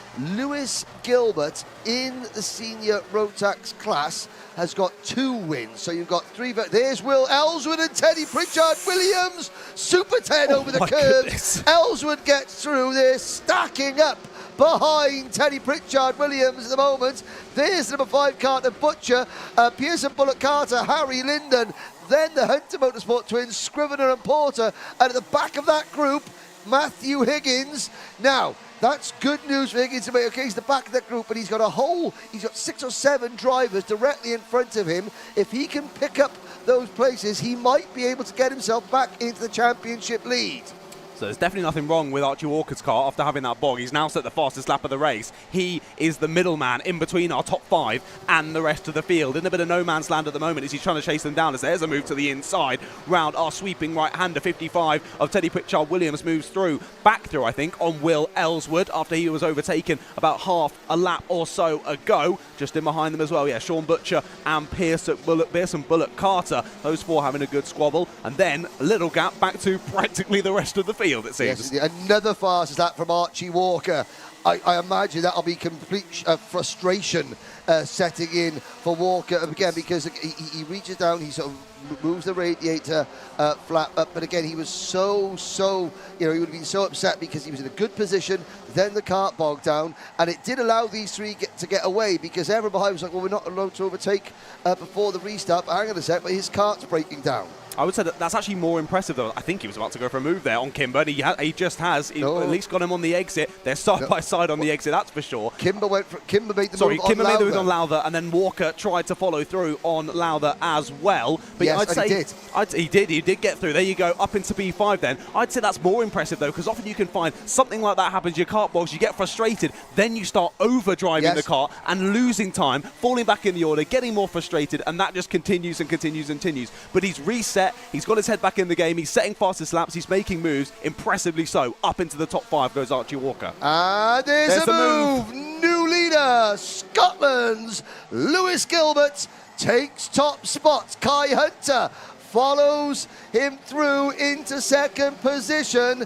Guy Cunnington drops from 1st to 3rd, and Mark Kimber, Archie Walker and James Lowther, 4th, 5th and 6th, continue to close in. So as they cross the line, it is now championship position-wise very tight indeed between Hunter and Cunnington. Cunnington has lost the championship lead to Kai Hunter, and as Matthew Higgins starts moving up, Higgins up into 11th position on the road.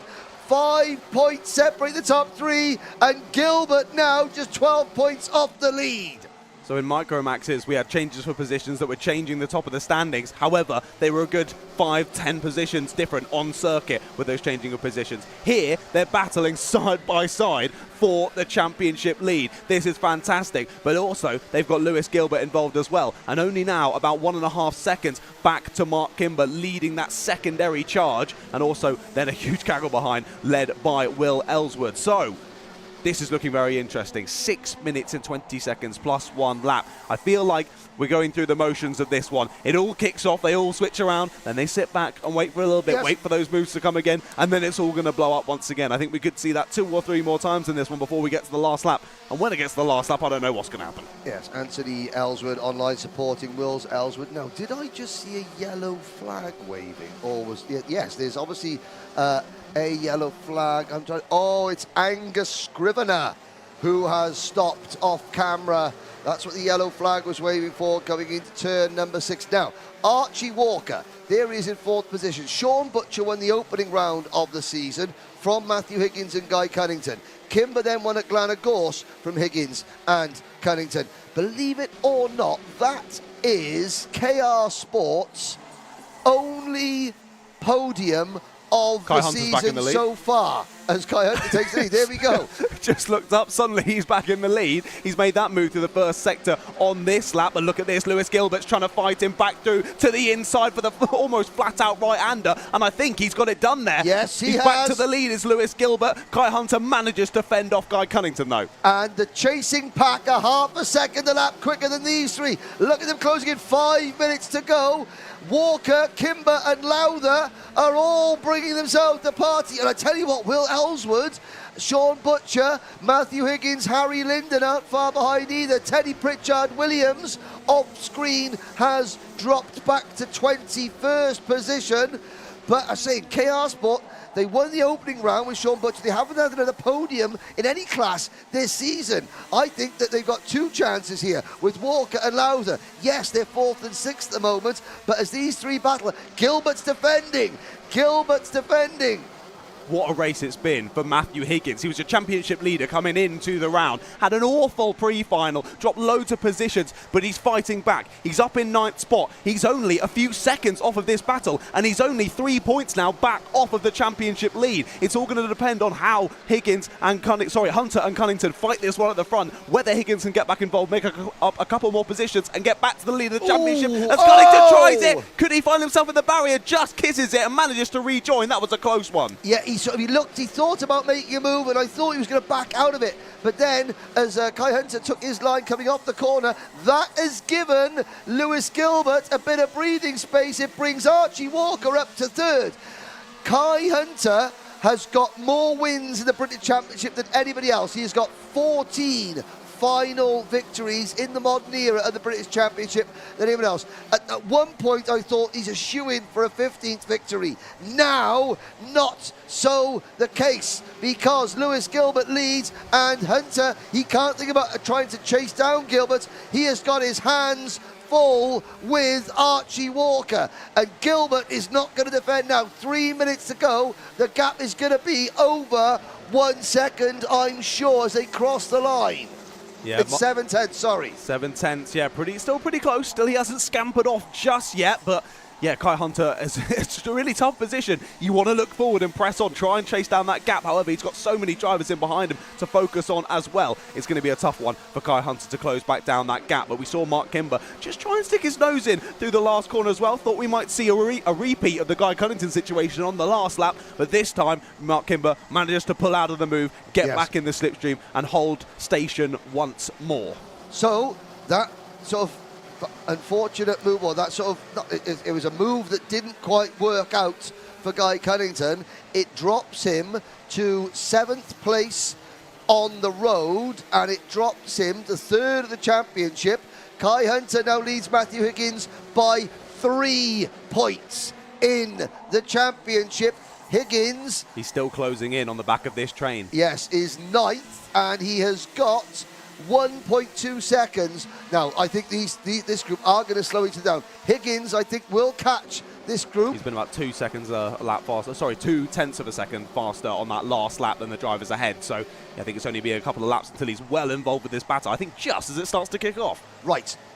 Lewis Gilbert, he extended his lead to exactly 1 second start of the last lap. We're now on lap number 16, and Kai Hunter, he is a 10th quicker than Gilbert on this lap at the moment. There's Will Ellswood, so the second of the 2 Craft Motorsport teams in the top 10 of this race. You've got Craft Motorsport leading Dan Holland Racing, leading KR Sport, leading Strawberry Racing, another KR Sport kart. Then it's Guy Cunnington Racing, Craft Motorsport, KR Sport, and then the top 10 rounded up by a pair of DHR karts, Higgins and Lyndon. Jack's Motorsport run in 11th with Pearson Bullock Carter, and Cunnington back up the inside. Great move by Cunnington on Lowther. Lowther tries to come back. What a move down the inside. That takes some guts there at a very fast corner, and the barriers aren't as far away as you may think there on the exit side of the corner. So really impressive move, and that's left these 2 behind to squabble it out. Lowther versus Ellswood for 6th position, and Lowther feeling the need to defend, but they're sneaking down the inside. There's Sean Butcher trying to get involved as well.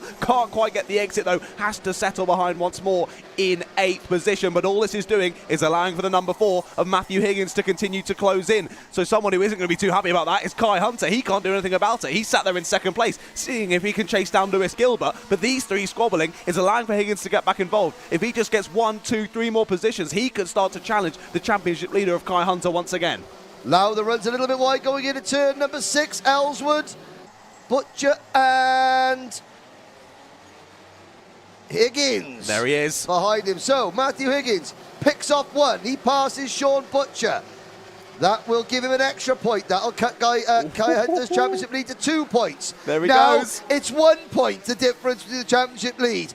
If Matthew Higgins can pass Will Ellswood, we'll have a tie in the championship as we begin the final lap. But what can Kai Hunter do about maybe taking the championship lead back by winning this race? Because he's closing in on Lewis Gilbert. The gap is less than half a second. This is the battle for 6th. Your leaders are coming into turn number 6 Now we're into turn number 7. Lewis Gilbert, the Craft Motorsport team, the Diamond of Dalry. Scotland are all standing. Kai Hunter won't catch him. We will have new winners. Craft Motorsport, welcome to the top table of the Wera Tools British Kart Championship. Scotland on the podium, the top step, Lewis Gilbert. Wow, what a race. Lewis Gilbert has been on fire all day, and he continues that into the final. Still, what an impressive drive from Kai Hunter there after a difficult start to get back up into those positions, to put himself in the place, to go for that lead. Closed it in nicely over those last couple of laps once he had the free air, but just couldn't quite close it enough. What a win from Lewis Gilbert. What a win. His third in senior Rotax, the first for the Craft Motorsport team. Kai Hunter keeps the championship lead by 1 point. He came into the weekend 5th. He ends it leading the championship. That is an excellent weekend for Kai. Archie Walker, it's a second podium of the season for KR Sports. It's actually their 68th podium, their third on the all-time list. Mark Kimber in 4th, Guy Cunnington 5th, Will Ellsworth a top 6 finish. Matthew Higgins, what a good result for Matthew, finishing from 22nd on the grid to 7th. James Lowther, Sean Butcher and Harry Linden, your top 10. Followed by Pearson Bullock Carter, Jamie Perilli, Morgan Portner and Poland's David Aulejna from 24th to 14th. Impressive run through the order there from David there, finishing 14th. Behind him, Neo Clark was in 15th with George Hunter in 16th. Then Teddy Pritchard Williams, Jack Lilly, Alex Moody and Jai Lawrence there in 20th. He had a stormer in the pre-final, had a decent final as well there to finish in P20. William Pemble just behind with George Holbrook, George Donald, then Jude Fernahoe, Danny Shields, Jack Collins in 26th, Samuel Cornwell in 27th. Dylan Brierley, Max Kettle, the last two drivers finishing the race. Sadly, we lost Angus Scrivener, Ben Folland, Jay Kennedy, Alex Duncan and James Jackson. So into the podium for Down Holland Racing. That is 2 podiums. Not quite sure. I think we're going to probably record the interviews with the top 3. Kimberly Wiley is down in the pit lane. Because of that delay, we are sort of, the next race is going to be starting very shortly. So we will record the interviews. When Alpha Live and James Fitchie, when they splice the programs together, we on the YouTube channel, on the Motorsport UK TV YouTube channel, we have the individual finals standalone. We also put the podium presentations on there. So the top 3, they will get their winners' interviews on that. You can watch back later in the week when those finals goes out. So, do you know what the only disappointing thing about that race was, ladies and gentlemen? The winning margin was 0.4 of a second. How disappointing. Dear what a big gap. What a massive gap. 0.4 of a second. Never mind. Well, we'll see how we go. Thank you very much for joining us. Thank you for all your comments on the Alpha Live YouTube chat. I know this is on Motorsport UK TV YouTube channel as well, but we've got the Alpha Live chat in front of us. We do appreciate wherever you're watching, whatever platform you're watching, we really do appreciate your support here, John. I will say, it almost seems like someone called it in the Motorsport UK chat, because Andrew F on blog said, I can't wait to see what Lewis Gilbert can do in the senior Rotax. Well done. We've just seen what he can do. See, this John Ratcliff, the youth movement, he's got technology. He's brought up, as if by magic, he's brought up on the Motorsport UK channel. Let's have a little look. So well done, Andrew Gilbert. Now, Barbara Lapper, Nanny Lapper, is speaking to the racing gods. Good luck to Albie in this next race, John. I mean, so we've got the grids coming up now. 2 races to go, ladies and gentlemen. 2 races, Minimax 950, then Junior Max. Are Scotland going to get a second winner? Cole Denham starts on pole. We'll find out very shortly.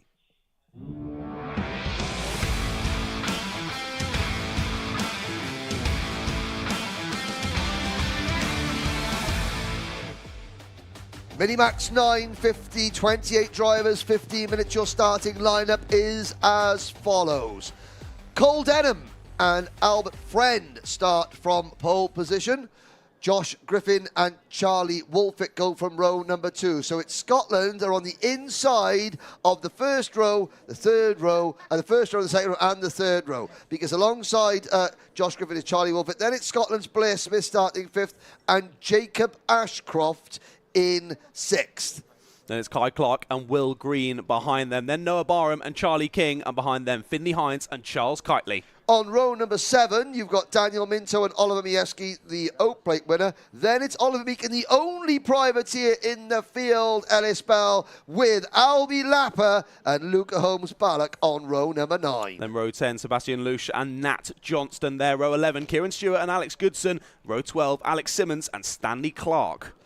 Row number 13, Tom Reed and Isaac Barker, Isabella Stanmore-Wilson, and hopefully Rory Armstrong. Rory didn't start the pre-final. I'm just going to little look for the 166 cut. Oh, I didn't look like he exited the didn't pits. See the Northern Irishman out there. So, Minimax last year, when we came here in the Minimax class, Scott Marsh dominated the entire Larkhall weekend, when every single race, beat eventual champion Noah Wolf, with Josh Graham for Argenti rounding out the podium. So far this year, Cole Denham took the opening win at Kimbolton from Jacob Ashcroft and Finney Lines, a Dan Holland Racing clean sweep. The only non-Dan Holland driver to finish on a Minimax podium this year, Albert Friend, the winner at Glenagorse, with Ashcroft and Denham right behind him. In the championship, it's 500 points for Denham, 495 for Ashcroft, 486 for Friend. Will Green is 4th in the championship, but it's between the top 3. Watch for Ashcroft starting on the 3rd row of the grid. But watch those 3 Scottish drivers, all on the inside of rows 1, 2 and 3. 3 different teams. Denham for Dan Holland, Griffin for the Synergy Factory team, and the 155 of Smith for Strawberry Racing.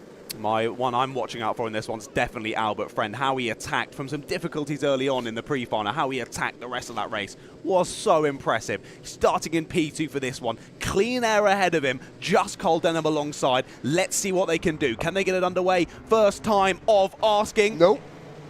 No, false start indeed, yep. So we see the flag. We've got a little spinner in the background as well. The 163 goes for a little spin. That's Tom Reed. No, it's the Sebastian Lusch. Sorry, that's the 136 is Tom Reed, not the 163. That's Sebastian Lusch. Because he was too spinning round, you saw the back of his car. Oh, exactly, thank you. There you go, thank you go. Now, Sebastian Lusch, he's been strutting around the paddock this weekend. This is his first time out in Minimax 950. He's in a real swagger because he's been really pleased with how he's going. And again, I said, you're holding your arms up because you're tired, because it's a little bit more powerful. He went, yeah.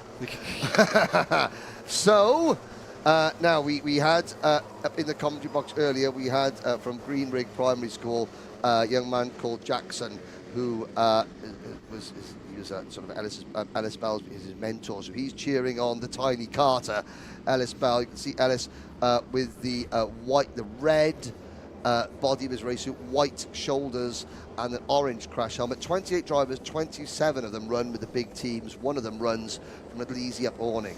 Exactly. And that is Ellis Bell. And people say, well, why do you mention it so much? Because it's so, the teams, they have such an advantage.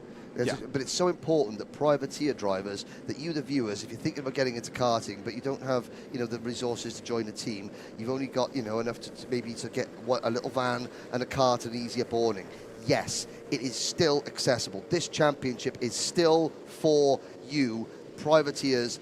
There are few of them, but they're still flying the family flag.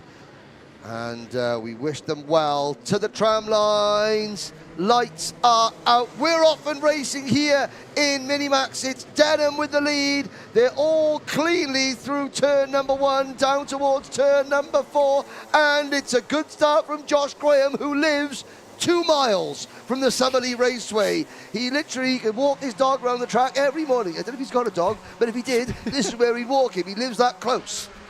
Either way, whether he does have a dog or not, he should come round, have a walk round, getting used to the circuit. I think he's pretty used to it already. There's the 195 getting shuffled wide. Charlie Wolfett not losing a position, just getting on the dirt on the outside there. Could have lost him a bit of. Oh no, that is Ellis Bell who's round as well, isn't it? The 136 comes in to collect them. That would be Tom Reed, who I got confused about earlier. He does actually get involved in that one. Sadly for Tom, just having a spin, trying to avoid the incident ahead, finds himself involved in it. Well, that's not the best way to start for Tom Reed and Ellis Bell. At the end of lap number 1, Cole Denham, Josh Griffin. Well, I mean, the Scottish fans, they'll be throwing their cans of Iron Brew in the air because it's a Scotland 1-2-3 at the moment with Albert Friend 4th.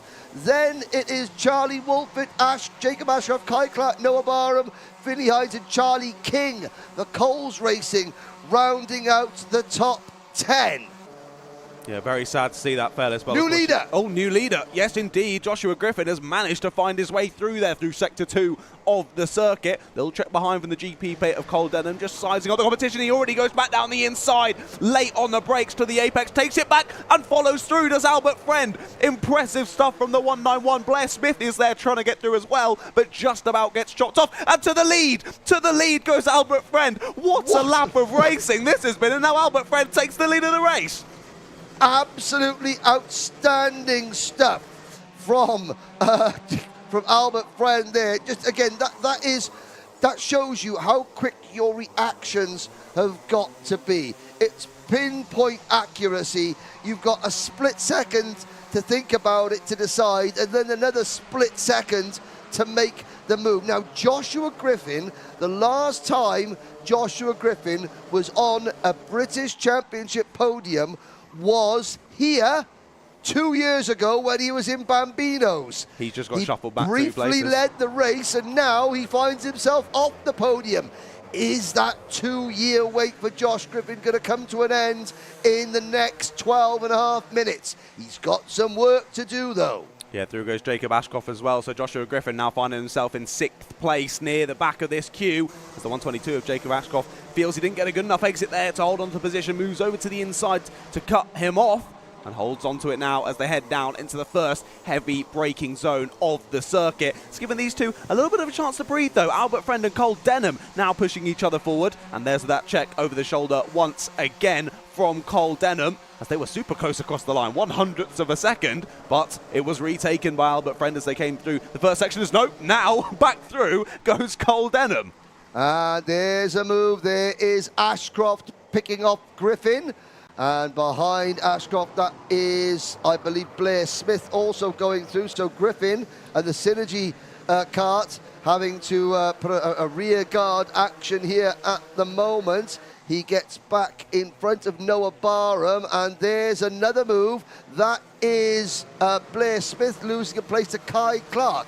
Well, Synergy race, the Synergy factory team have got 3 drivers in the top 7. They got 4 drivers in the top 10 because Luca Holmes Ballack in kart number 1, 2, 3 is there in 2P10.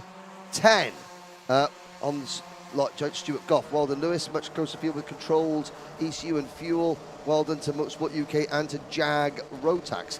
Yes, you can't really say that it's not very, very close and competitive up and down the order in all the Rotax classes. Yep, Blair Smith made the move on Kai Clark there. Kai Clark immediately re-overtakes at the next possible opportunity. So back to how they were at the start of the lap. Impressively at the front of the field, Wolfett and Ashcroft have properly closed back in on the leading 2 now. They've dragged Joshua Griffin back with them, who now has the fastest lap of the race. So once again, we see a driver shuffling back at the start, having the fire lit under him and just going crazy. Fastest lap after fastest lap now for Joshua Griffin as he does a 53.10. He's on the back of this train now, and he wants back in those podium places. And he's going to try and push his teammate Charlie Wolfett, or is he? Yeah, Joshua, you've still got 10 minutes to go. Still got 10 minutes to go in this race. Now, further back, Stanley Clark runs 27th. Isabella Stanmore Wilson runs 26th. Alex Simmons is 25th. Charles Kitely, 24th. Tom Reed, 23rd. Alex Goodson, 22nd. Ellis Bell, 21st. Albie Lapper rounds out your top 20. Kieran Stewart is 19th. Sebastian Lush is 18th as we've got another change. That's Albert Friend coming back and passing one. Did he pass both? He passed 2 Synergy Factory drivers in one foul swoop. Impressive stuff. Gets himself to the back of this train, but this bit of battling between this secondary pack isn't helping them out. Denham and Ashcroft are continuing to pull away now. That gap getting close to a second between them. So although, as we mentioned earlier, the slipstream effect not mattering quite so much on a circuit such as this up in Larkhall in Scotland, still does play a factor in these slightly lower powered karts than other ones we see out on circuit today, such as the juniors and the senior Rotax's class. So let's see how this one plays out then. As you say, still a long time to go in this one. Just under 9 minutes on the clock as there's a late move to the inside. A bit of rubbing as they get to the apex and the 195 of Wolford. Not happy with that. Pushes forward. Says let's work together. But behind, Joshua Griffin doesn't listen to him at all. No, Joshua Griffin. It's been 2 years since I was stood on the podium. I've just heard Henry say on the commentary. I can't have him babbling on about me anymore. I've got to try and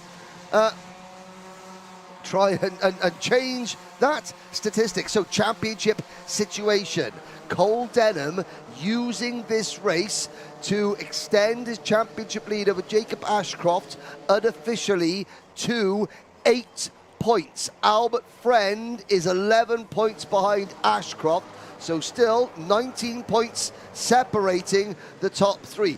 As well, the great camera work here from the Alpha Live crew shows just how bumpy this track is, especially the banking at turn number 8. Now, back in the day, John, before your time, but there used to be the gearbox loop there, which the car, I mean, you've ever seen a KZ2 gearbox race round here, then that's something to be, yes, as we've had a new leader, it's Jacob Ashcroft. Oh dear, Sebastian Lush, his rear bumper is also Lush. Now it's loose. It hasn't fallen off, and I can't see if we can. I can't see a mechanical flag going out for keep an him. But he has spun to the back of the pack. Yeah, the DHR drivers swap once again. Down the inside goes the GP player of Cole Denham. They're scrapping pretty early on here. Still 7 minutes left to go, and that's allowing for Albert Friend and the rest of his posse to close back in here. Try and make it from a two-way battle for the lead, extending back to a 6-way battle. We've now got Albert Friend there. Joshua Griffin in behind. He went for a great move on the last lap to retake 4th. Charlie Wolfert, Noah Barham, all there as well. And it's really not far back to the next group, headed up by Kai Clark. Charlie Wolfert there gesticulating as he crosses that finish line. I think Joshua Griffin was determined to get past Charlie Wolfert. Like normally you'd see 2 teammates working together, but I think Griffin realises he's so much quicker than Wolfert at this stage. He just has to get up the road. And you can look at that.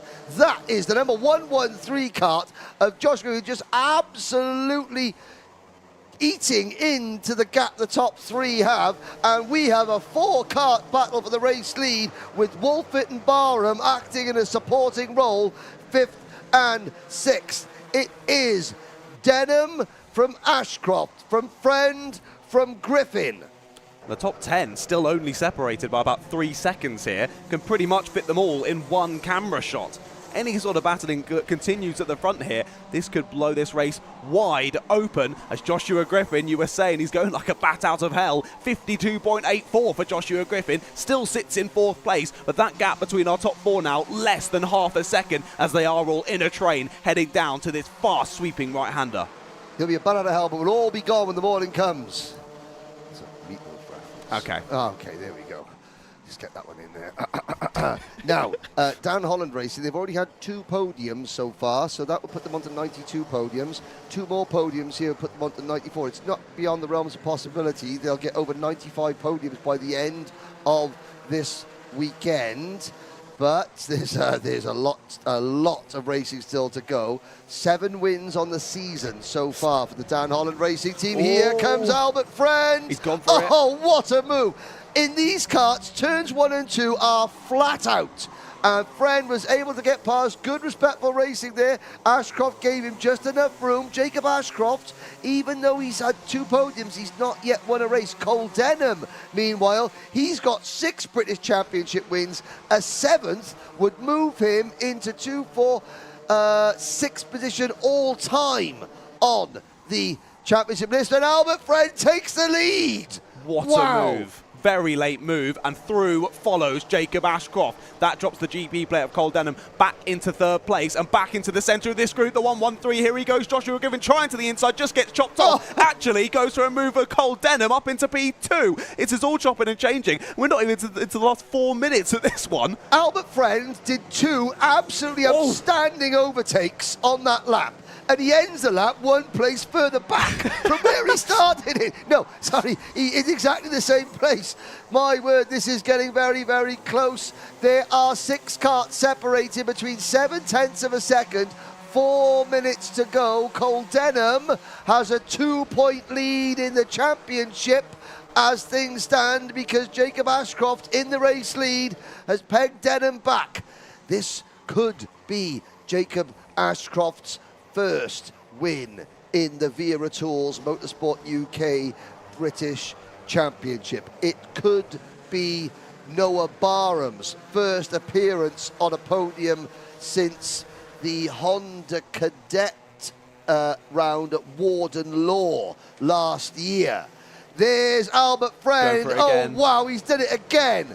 And I've got to say, smart driving there from Cole Denham. If Cole Denham defends that move, then that is, well, they test the structural rigidity of the barriers, put it that way. Yeah, it could be game over for both of them if he tries to defend that one on, as you say, a flat-out corner. Yeah, but also he doesn't defend it because you lose too much time. Already, Albert Friend has dropped about 6 or 7 kart lengths to Jacob Ashcroft. But, like you said earlier, John, in the smaller, slightly lower-powered karts, the slipstream effect does work here at Larkhall, even with all the twists and turns. Indeed, yeah, he's doing a fantastic job, Jacob Ashcroft, out front by himself, trying to pull away that gap. But as these guys stop squabbling, that slipstream effect comes into play. They start to push each other down the straights a little bit more, and they'll begin to close in that gap. There's a move, possibly for 3rd place. The GP plate of Cole Denham gets shuffled out wide. Through goes Joshua Griffin back into those podium places. Now he looks forward to Albert Friend, but not if Cole Denham can do anything about it. Not this time around through Sector 1. Now, obviously, we're focusing on the lead battle. Why? Because it's so very good.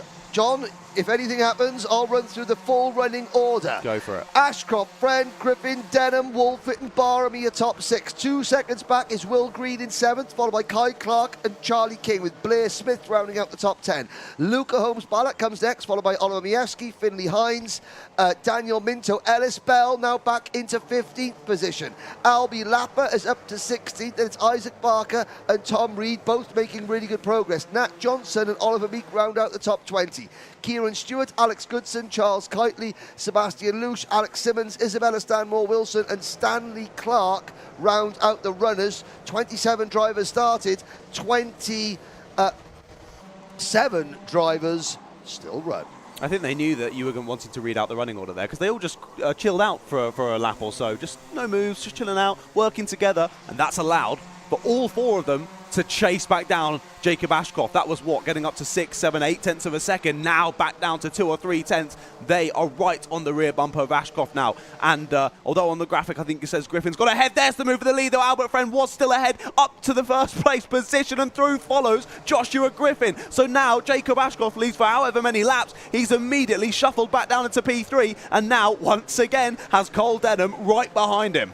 Strawberry Racing have got 2 wins this season, one of them with Mark Kimber, the other with the man who now leads this race, the Minimax International Trophy winner, Albert Friend. Josh Griffin 2nd, Ashcroft 3rd.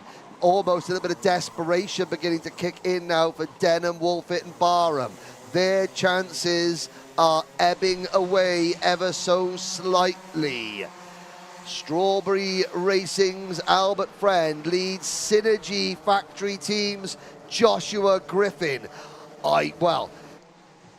Yesterday it was Griffin versus Ashcroft for the win in heat number 2, and coming into this corner, Griffin pulled off a superb move, and he's thinking, I wonder if Albert Friend was watching that. He might not know what I did to him.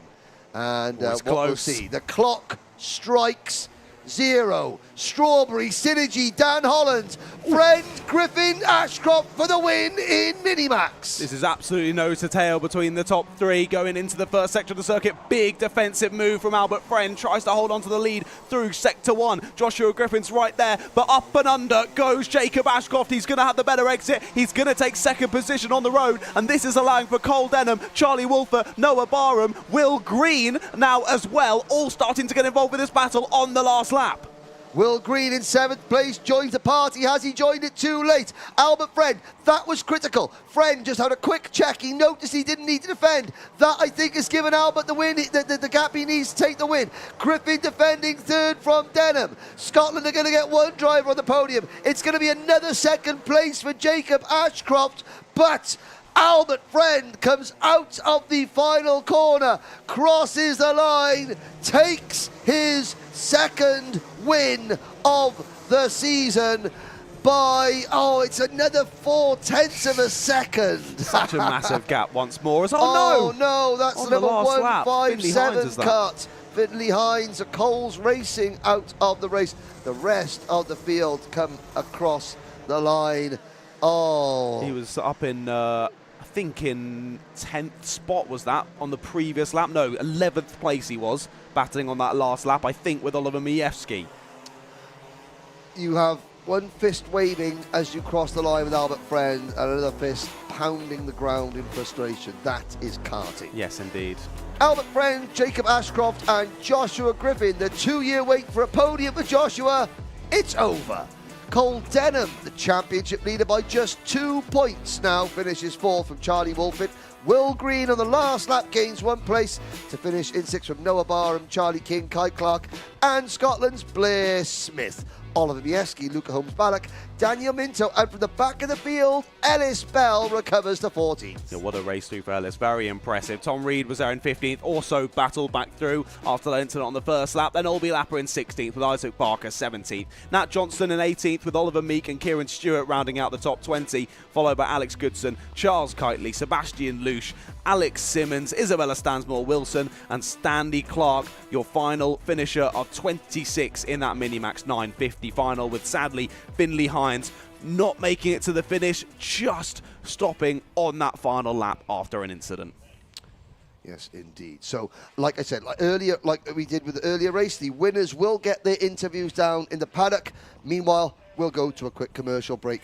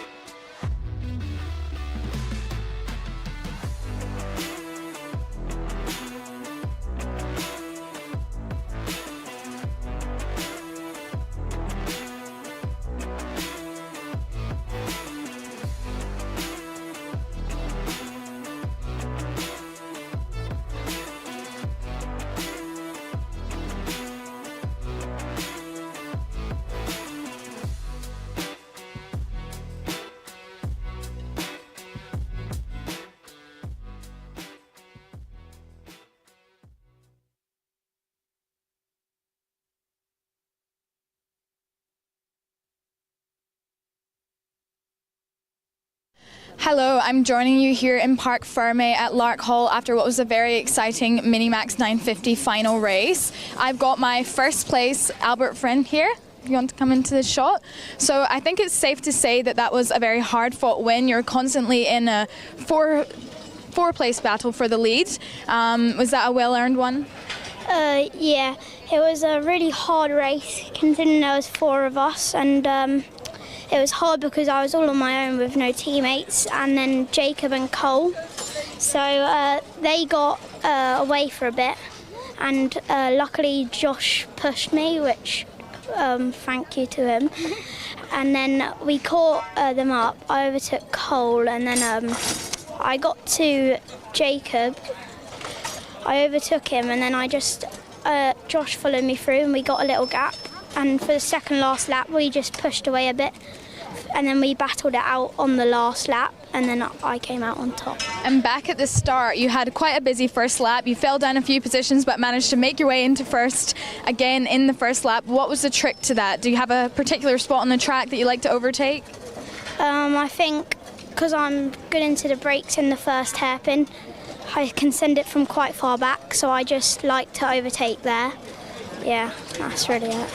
And how stressful was it to hold on to the lead there at the end? Did you keep checking over your shoulders, or were you confident that you could bring it home in P1? I was looking over my shoulders, and then I got to the end of the back straight and I realised I had a gap, and I just kept looking to see if the gap was still there. And Jacob had to defend from Josh behind him, so then I obviously got a gap and then won the race. Amazing. Well, congratulations on your win. Do you have anyone that you would like to thank today? Strawberry Racing, Cream Racing Engines, my family for supporting me, my mechanic Lee Taylor, and that's it. Amazing. Well, again, congratulations and thank you so much. See you later.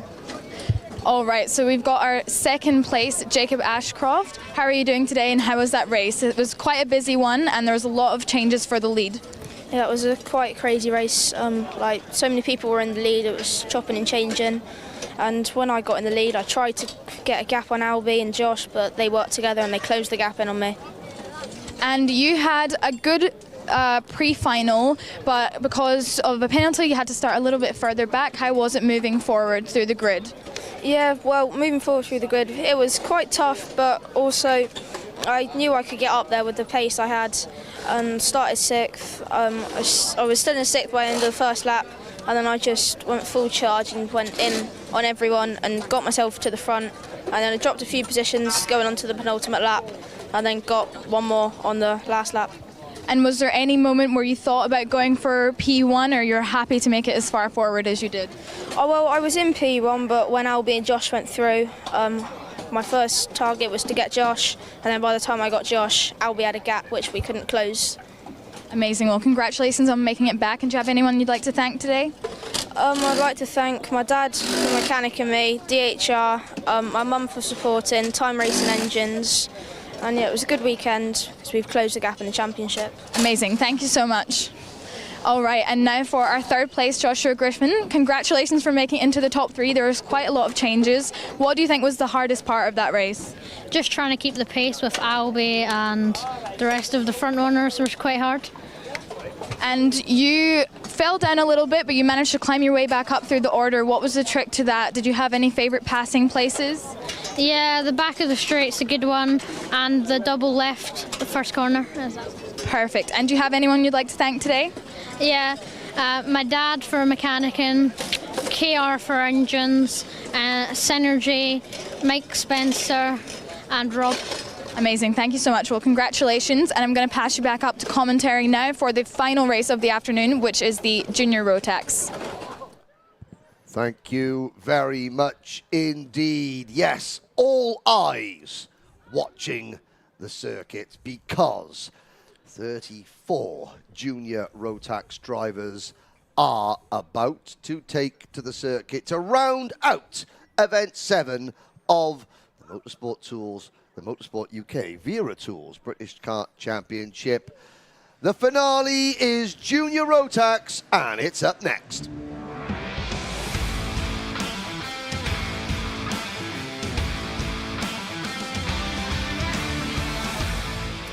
The starting lineup is as follows. Pole position, the O plate, the GP plate winner, the championship leader, Macaulay Bishop, with Kenzo Craigie alongside. Ethan Jeff Hall and Timo Youngling share row 2. Joshua Graham and Alexander Cole are on row 3. Row 4 is Thomas Bin Spearing with Harry Hannum. Then Ewan Charman and Thomas Behrman round out the top 10. Behind them on row 6 are Joshua Turnbull and Cian Geraghty. Row number 13, Gustav Usakovs and Hugh Moulton. Brandon Truman and Leon Hasty are up next, followed by Archie Buttle and Harrison Crowther. Deacon Russell and Thomas Ingram Hill round out the top 20, with row 11 of Harrison Whitcomb and William Antrobus, then Rhys Bailey and Archie Clark. Row number 13, Lizzie Mentier and Matteo Palazzo, Katima Tomalewski, Tyler Harris, Lewis Goff and Ethan Carney are your top 30. Then rounding out the 34 kart grid, a bumper grid for this junior Rotax final are John Brown, Rachel Robertson, Reg Hayward and Kai Veach. 15 minutes to go. Kenzo Craigie, this is the best grid position of his junior Rotax career. And he's relaxed. Bishop leads the championship with 427 points for over Jeff Hall. Jeff Hall and his Strawberry Racing teammate Gustav Usakovs tied for second on 393, with Ewan Charman, Timo Youngling, Thomas Bin Spearing next up. For the final time at Larkhall this year, the lights are out. We're off and racing. Macaulay Bishop leads them through turn number 1, and somebody on the grass, somebody on the inside. That was Kenzo Craigie. Yes, I saw the orange crash helmet, and he's dropped all the way back out of the top 6, 7th, 8th, 9th, 10th. He's dropped out of the top 10. He was bouncing over the grass, wasn't he? Managed to get it back on circuit, but as you say, lots of number systems and a change for the lead. Through goes Ethan Jeff Hall. Macaulay Bishop relegated to 3rd, as through follows another driver as well. Who was it that slipped through into 2nd? That was Joshua Graham. What a start for Joshua Graham, then up to P2 already. So Graham, back through goes Macaulay Bishop into the right-hander. He's already stolen it. Right, it's Ethan Jeff Hall leading, Macaulay Bishop 2nd. Ethan Jeff Hall had his birthday on Friday. There is Timo Youngling, whose birthday it is today, moving up a position as well. Alexander Cole going around the outside. It's been a very, very impressive weekend for Alexander Cole, up into the top 6 position. Ewan Chalmers recovered well as well after a terrible day yesterday. Kenzo Craigie's in 17th after that first lap. 15 positions lost after getting, I think it was just a bit of rubbing on the inside, squeezed onto the curb on the outside, and we've seen, I think across all of these finals now, someone getting nerf-offed onto the right-hand side out of turn 1, and it just means you lose so many positions, you lose all the grip on your tyres. What it does, but working in Kenzo's favour, he knows he has the pace in that car because he's had a win this weekend, 2nd there, and I'm looking back at the turn 7 area. There are karts every which way but loose coming out of turn number 7, including some that look very loose indeed. Ethan Jeff Hall leads by 0.4 of a second. Graham 3rd, and a gap back to Thomas Bin Spearing in 4th, Youngling in 5th, and it's Cole, Charman, Turnbull, Usakovs, Harry the Lion Hannum 10th, and then it's Thomas Behrman, Leon Hasty, Cian Geraghty, Archie Clark has gained 10 places for Archie Clark. Oh, Sprinkles will be happy. She'll be yapping away. Her heart's content. We got a new leader. His name is Macaulay Bishop.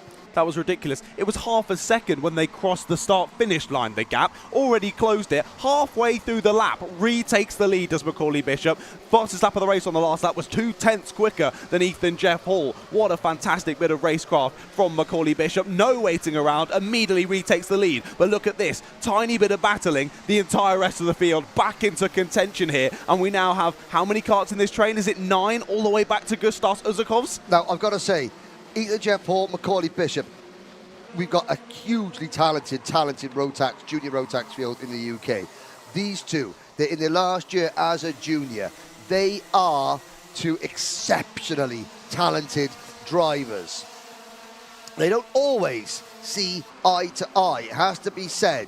But this is now an opportunity for both Bishop and Jeff Hall to show why they are so good, why Jeff Hall is the international trophy winner, why Macaulay Bishop qualified 61st the international trophy, qualified 34th to the final and came through to finish in about 7th position. And that's as a senior, not as a junior. You know, the rest of the Rotax world is being put on notice. Ethan Jeff Hall and Macaulay Bishop have both had a podium finish in the Rotax Grand Finals. Jeff Hall last year in Portimao. Bishop back in 2019 is a Micromax driver in Sarno, Italy.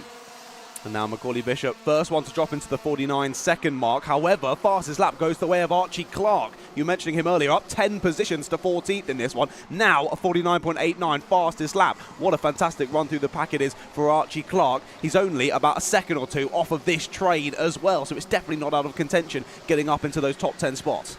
Yeah, indeed. Now, so Macaulay Bishop's chances, they're in his own hands. However, if Joshua Graham sits and pushes Ethan Jeff Hall, they might catch Macaulay Bishop. If Josh Graham, I think it's safe to say, if Josh Graham goes for a move on Ethan Jeff Hall, it'll slow them both down. That'll give Macaulay all the the opportunity he needs to pull a gap, because he did win. He has won by a convincing margin so far this weekend. Look who's now taking the fastest lap, Kenzo Craigie. Kenzo Craigie. There we go. You've seen him flash through the screen there. He is already up into 15th position. He's just behind Archie Clark, isn't he, who's getting through the pack nicely, so trying to follow him through, stick with him, push through the pack together, and they're doing a good job of it. We've just seen that move on screen. Thomas Min spearing through on Timo Youngling. Ewan Charman following through as well, so drops Timo Youngling on his birthday down to 6th. That's not very nice, but hey-ho, it's racing. No one cares if it's your birthday. Yeah, exactly. All they hope is that nobody gives you the birthday bumps. Yeah, that's true. That is true. Ow. Certainly not on circuit, anyway. Bishop, 49.58 seconds. There's the number 24. KR Sports Kart. Archie Buttle. Archie Buttle. Drops down to 32nd. I think he lost 3 or 4 positions from that little excursion. Yeah, all 34 starters are still running. Tyler Harris has dropped down. Now, I did see on the last lap, out of the corner of my eye, Harry Hannum and Cian Geraghty, the 2 Jack Dex racing. At this point of the circuit, this exact point there, you're looking at now, the 2 Jack Dex racing drivers, 2 karts, 1 Apex. Never works well. Never works well. Harry Hannum ended up dropping a few positions. Right. But the Bishop's lead now 9/10 of a second. Yep. 49.54 seconds for Macaulay Bishop. Joshua Graham has taken over P2, and the gap between top first and second grows to over 1 second with that move from Joshua Graham. Well, Graham obviously thinks he's got the pace in that Argenti Motorsport kart to make something happen. Argenti, they've had a couple of podiums this year, with one of them with Ewan Charman. They haven't stood on the top step of the podium in 2023 in this championship. No, indeed.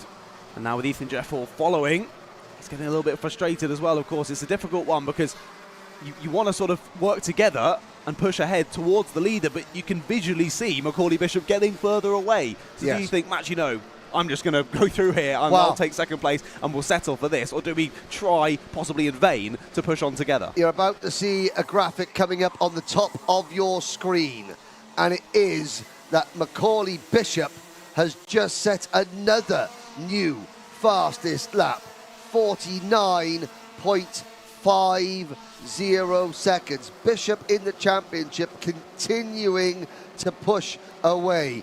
Can't bring you the virtual championship standings for this race, but Bishop, he came into the race with a 34-point advantage in the championship, and that is growing.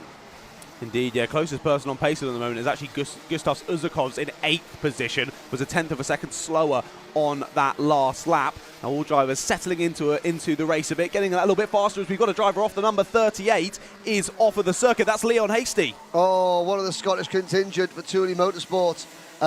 Going down the island. Speaking of the Scottish contingent, Saltire Motorsport back in the paddock this weekend. The S-plate holder, the Scottish Super Series champion.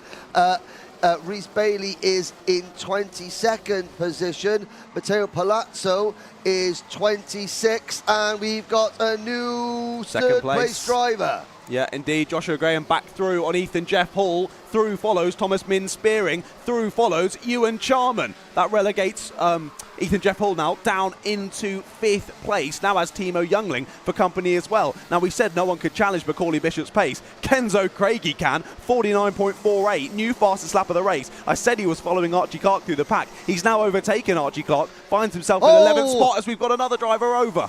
That's Kasper Tomilewski. So, Kasper Tomilewski in the number 27 Kato Motorsport Kart. Now, Kasper is walking, he's sort of crawling away from his kart. He's out of the kart and he is with the officials. We've got 6 minutes of the race to go. Yellow flags, a full course yellow. They're just coming past the incident now on the outside of the screen. Kasper Tomilewski moving around, so he did try to get up, but then thought, oh no, something hurts. I'm going to sit back down again. And this is the worst possible thing for Macaulay Bishop. His 2.5 second lead will be diminished to nothing. Well, I mean, what's going to happen? And the we've got red flag. Yes, red flag. Well, yes. So red flags are out the board there. So I can see now. They're very important. So Kato Adams, the team boss, is with the Kasper Tomilewski. I think his dad is over there with him as well. Kaspar, he's sort of writhing about a little bit. He did try, he got out from under his cart, crawled off a little bit, and then he decided, I'm going to have a little sit down here. He's talking. The marshals are with him. He's talking to his thing. So the race has stopped with 5.5 minutes to go. Now, that is not 75% race distance. No. So, the end of... Now, we were on lap 12. We were on the end of lap number 10. The start of lap number 11 was the last fully completed lap. John, I will go and find out exactly what the restart procedure is going to be when we get it. And if you run through the full running order at the end of lap number 10. Yes, indeed. I will also mention the fact that I believe it was Kai Veach involved in the incident with Kasper Tomilewski.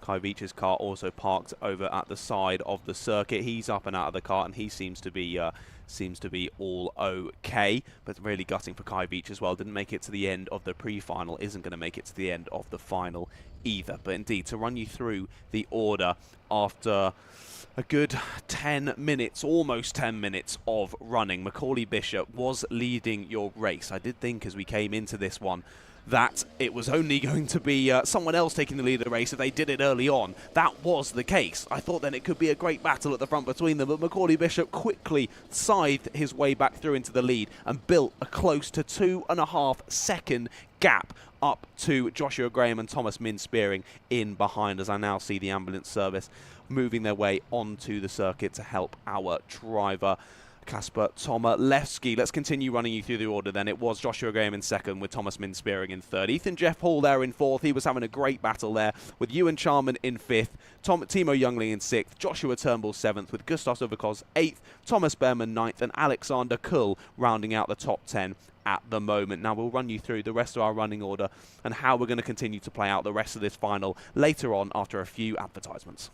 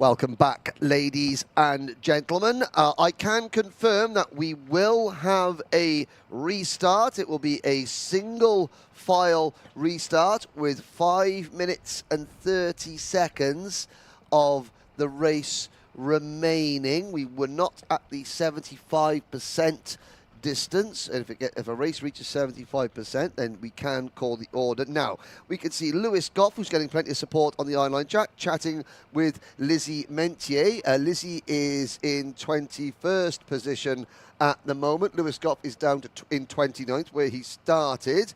They're having a discussion with the bright red race suit there, number 37. That would be Reg Haywood for the Coles Racing team. He is running in 22nd position. There's Lewis Goff now. He having a little trot over to the barriers directly in front of the commentary position just to talk to the mechanics. And there is a smattering of applause as Kasper Tomaszewski is up. There's his dad, and Kasper is walking into the ambulance. I think obviously when a cart overturns with the driver still in it, first thing, everything hurts a little bit because, you know, it's tarmac, and then the shock sets in, and then sort of like, you know, I've been winded. I think what happened is that Kasper had the wind knocked out of him, and it took a little while. Again, safety, the highest order here. So Kasper will go back to the paddock. The drivers, you can now see, will go back to their karts, and we will resume this race in the order in which they were running at the end of lap number 10. And we had 31 karts still running. Sadly, Leon Hasty had retired. Kai Veach and Kasper Tomaszewski also out of the race. So 31 drivers. It'll be Macaulay Bishop, Joshua Graham and Thomas Min Spearing.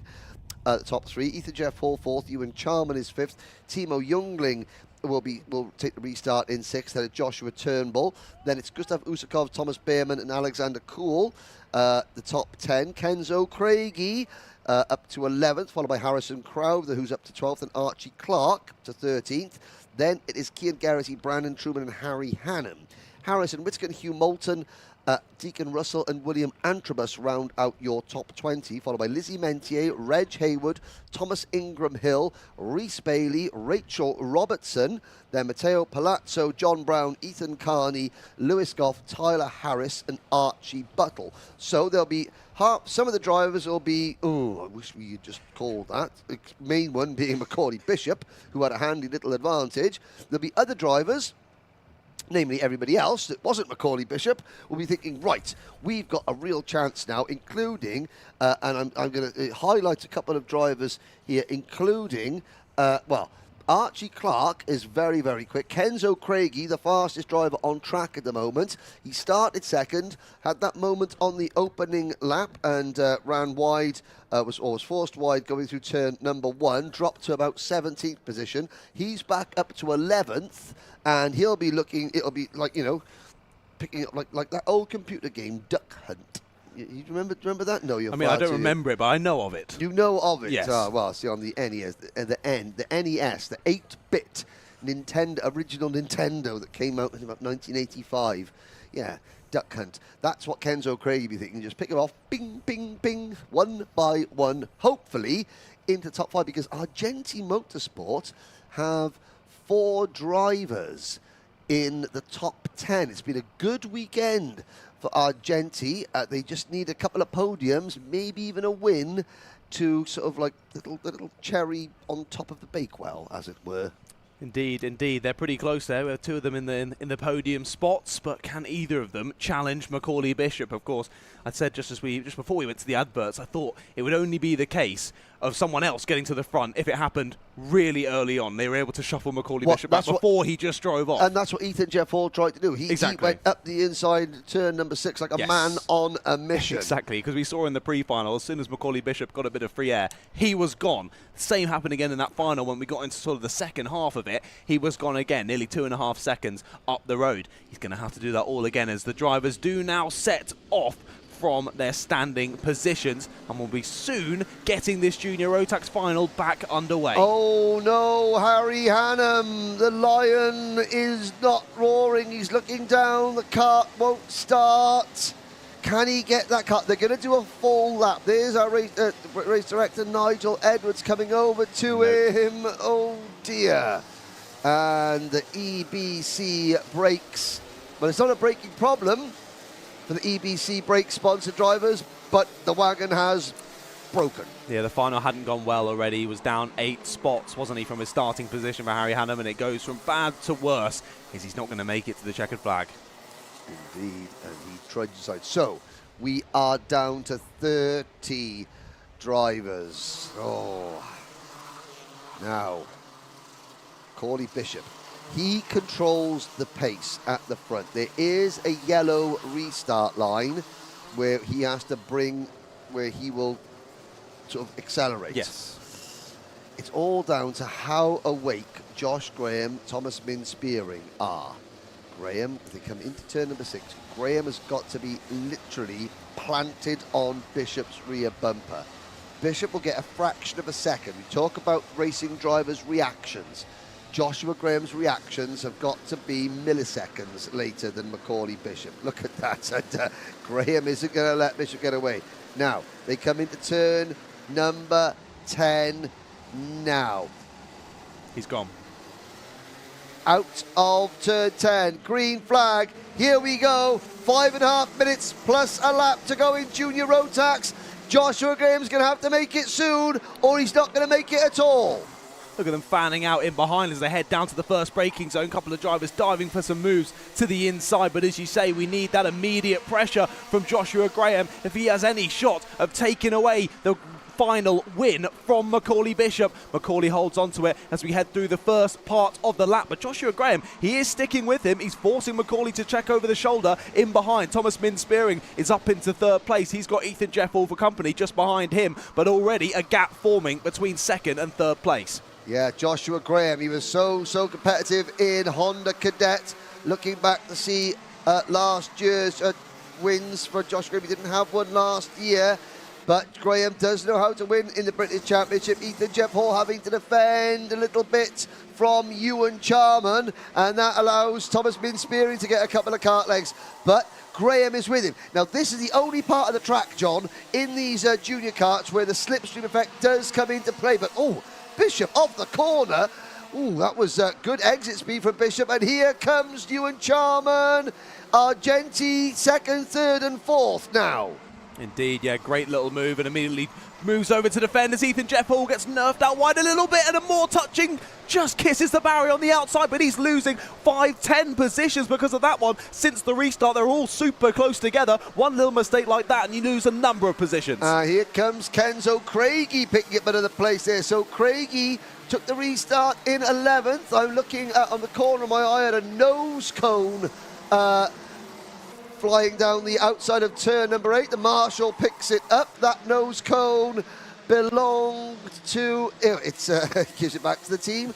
The nose cone belongs to Ethan Carney from Coles Racing, who has pitted. So, 3.5 minutes to go, John. The gap, half a second. Indeed, it only really seems to be extending. I think Joshua Graham is doing a fantastic job trying to stick with Macaulay Bishop, but Macaulay Bishop is continuing to fly out there, immediately back on pace. On that last lap alone, he was a 10th and a half quicker than Joshua Graham in behind, who did an identical lap time to Thomas Min Spearing. So, although he's putting a good effort in as Joshua Graham, it's looking like it is going the way of Macaulay Bishop as we head into the final 3 minutes of this one. Yes, indeed. We start lap number 50. The gap is now 3/4 of a second. Graham looking to hold on to a podium. Looking at this season so well in Junior Rotax, Argenti Motorsport had a podium. They've had 2 second-place finishes every round of the British Championship so far this season. Argenti it's been a Dan Holland 1. It's been an Argenti 2, and there is a yellow flag. We've had an incident. I think that could be Harrison Whitcomb is coming through there, yeah, and there is Harrison, and we'll give the kart a kick, and we'll walk off. Is he gesticulating at another driver? He's not too happy, we can certainly say that. Let's have a little look. I think it might... Well, there doesn't seem to be anybody else that is dropping down the order. We'll try and see who he was with at the time. We've just seen there Timo Youngling make a great move on Ewan Charman, and now he's defending heavily down into turn 3 and turn 4. Lots of squabbling going on in behind, and who's that coming through? It's only Kenzo Craigie. Yep, picking off one, like I said, like ducks, ping, one, and... there's a slippery... Did I just see the slippery surface Possibly with the flag? Barrier being hit, it's put some water back on the circuit. I'm not sure. Maybe that's what Harrison was sort of looking at there. I just said Timo Youngling went for a great move. The stewards disagree with me. 5-second penalty for Timo Youngling there. That's going to be added to the end of his race time. And that's going to drop him down a number of positions with how close they all are after that restart. Yeah, and the break mid-race will not help Youngling's cause in that respect. And the fact that he is defending. Meanwhile, just a minute to go now. Macaulay Bishop, Joshua Graham, 9/10 of a second back, with Thomas Min spearing in third, and then this battle for fourth. But 5 seconds to Timo Youngling, that would put him back to 16th position. It would, not great. You can see there pointing forward is Ewan Charman wanting to work together, but goes immediately down the inside, nearly shuffles Timo Youngling onto the grass. He holds onto it though, and now has to defend into this tight left-hander. Interestingly enough, Gustav Suzakov's involved in this battle as well. There you can see the number 5 of Ethan Jeff Hall trying to go around the outside of the 87 of Thomas Behrman, but he's going to get pushed out, isn't able to get it done. I was highlighting Gustav Suzakov's. He's had a great run through, 8 positions up in this final, and there he's going to grab another one down the inside of Timo Youngling, who goes wide and loses 3 positions. I think that Timo Youngling has a slow puncture on that kart. Just looking at the way the kart is handling, he's been knocked off his rhythm, so to speak. Oh, and there's a move. That is Usakov's. Ethan Jeff Hall and Gustav Usakov's battling. Yes, indeed, yeah. Ethan Jeff Hall trying to go around the outside of 2. Managed to do 1, but not quite get Usakov's as well. And these two still battling out hammer and tong. Now Youngling defending from behind, and he's definitely lost a lot of pace throughout this last couple of laps. So I think you could be correct there on that slow puncture. Yeah, I mean, he's obviously... there's just something that is not right there. And he's running wide going through turn number 8. Yeah, he can't get the kart to turn sharp right, which tells me there is a puncture on the left-hand side of the kart somewhere, front or rear. The tyre hasn't come off the rim yet, but maybe there is air escaping from that Mojo tyre. Indeed, yeah. Jeff Hall back through on Uzakos as we head on to the final lap of the race. Macaulay Bishop out in the lead. We don't even need to look at him. Nearly has 1.5 seconds. The gap is a bit of pushing it into the barrier. Hit for 83 of Joshua Turnbull. He got back up into 7th place. Now he's going to be dropping well down the order. It was just a bit of bumping and barging there, wasn't it? Into turn number 3, and into the wall he goes. Well, in the modern era of the British Championship, Macaulay Bishop has 17 podiums. Harry Burgoyne Jr. has 17 podiums. There was a tie. There is a tie no longer. Macaulay Bishop, 11 wins, 18 podiums. He is the all-time modern era podium king. Macaulay Bishop, it's his 2nd win of the season in Junior Rotax. When you add up his wins from Junior X30 as well, he is looking to challenge his Dan Holland Racing teammate Kai Hunter for the most wins all time. There's now just 3 in it. Macaulay has 11, Kai has 14. It's Dan Holland Racing's 8th win of the season, and they move their podium tally for 2023 on to 19 in just 7 rounds. Here's a look at your 4 results. Wow, what a race for Macaulay Bishop. Was anyone in any doubt that he'd be able to crack that restart and get the win? Not a chance. He takes it on the hoe plate. Fantastic result. Joshua Graham and Thomas Min spearing round out the provisional podium, with Ewan Charman and Ethan Jeff Hall rounding out the top 5 behind Gustav Suzakovs and Timo Youngling there in 7th. But of course, he's got a 5-second penalty that's going to drop him down the order. Behind them, Thomas Behrman, Harrison Crowther and Kenzo Craigie rounds out the top 10. A good fight back for Kenzo. Hugh Moulton in 11th with William Antrobus 12th, Cian Garrity 13th and Archie Clark in 14th. Deacon Russell, Alexander Cole, Lizzie Mentier, Matteo Palazzo, Brandon Truman, Archie Buttle round out your top 20, with Tyler Harris, Reg Hayward, Lewis Goff, John Brown, Thomas Ingram Hill, Reese Bailey and Rachel Robertson. The last car home, Joshua Turnbull, that last lap incident finishes 28th last kart running. Sadly, we lost Harrison Whitcomb, Ethan Carney, Harry Hannum, Kai Veach, Leon Hasty, and of course we all saw Kasper Tomanowski. We hope that Kasper is okay. He walked to the ambulance and he'll be checked out, and I'm sure a clean bill of health. And trust Macaulay to ruin the symmetry. We had 3 races decided by less than half a second. Macaulay goes and wins it by 1.5, and it was on a restart. Ridiculous. Wow. That just shows how impressive Macaulay Bishop is. We'll be back with the winners' interviews down in the pits very shortly, but after one final word from our sponsors.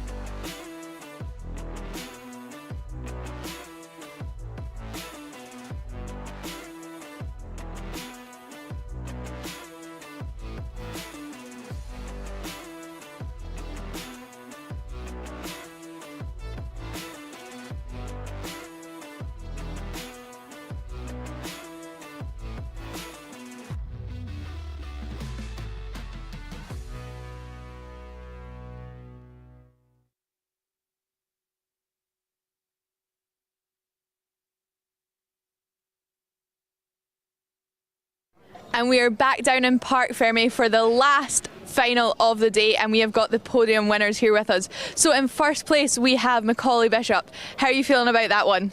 I mean, it was good. Obviously we got a good start in the first part of the race, and then we got red flagged, and then we had another good start and then just managed the gap. So how did you feel before that red flag came out? You were just under 2.5 seconds ahead. To have that lead squashed and start fresh again, how did that feel in the kart? It was alright. I was a bit nervous, but obviously our pace has been really good this weekend, so I know if I got a gap then I'd just pull away. So I've been told by a little birdie that this might make you the driver with the most podiums in the modern karting era. How does that feel if it's true? Feels great. I mean, I've had a lot of success in this championship, so it's been good. I like the confidence. Congratulations. Is there anybody at all you'd like to thank? All the DHR, Daryl for setting up my kart, Dad and brother for mechanicking, and my mum for supporting me. No worries. Congratulations again. Well done on first place. Now we will move on to our second place driver, who is Joshua Graham. So how are you feeling? You started back in 5th and now you made it up to second place. That's got to be pretty good, right? Yeah, it was a tough drive, but yeah, ended well. And how did you feel there was that restart kind of towards the end, so you got nearly 3/4 of the race through and then had to start fresh? How did that feel? Yeah, I mean, it closed the gap to Macaulay, but in the end it was just too quick, but well done to him. He's just outrageously fast. Now, how do you feel looking forward into the next couple of races coming up? Are you just as confident going into those? Yeah, I mean, it's boosted my confidence massively. Yeah, I can't wait for the next rounds. No worries. And do you have anybody at all you'd like to thank? Yeah, Argenti Motorsport, Kart Republic, Ogden Race Engines, Danny Sweeney, Ron Meadows, my dad and Terence Dove. No worries. Congratulations on P2. It was a brilliant drive. And we have got one more position, and that is our third place, who is Thomas Min Spearing. So, here we go. You did quite well. Correct me if I'm wrong, but I think that was 7th up to 3rd. Yeah, it was a good start. We just got up into 3rd and then just managed to stay 3rd for most of the race. So there seemed to be a little bit of jostling for positions behind you. Did you feel any impact from that, or did you just focus on your own race? No, just focused on the pack in front. Just never looked behind really. Oh, I did a bit, but yeah. Checking over your shoulders a little bit? Yeah, quite a bit.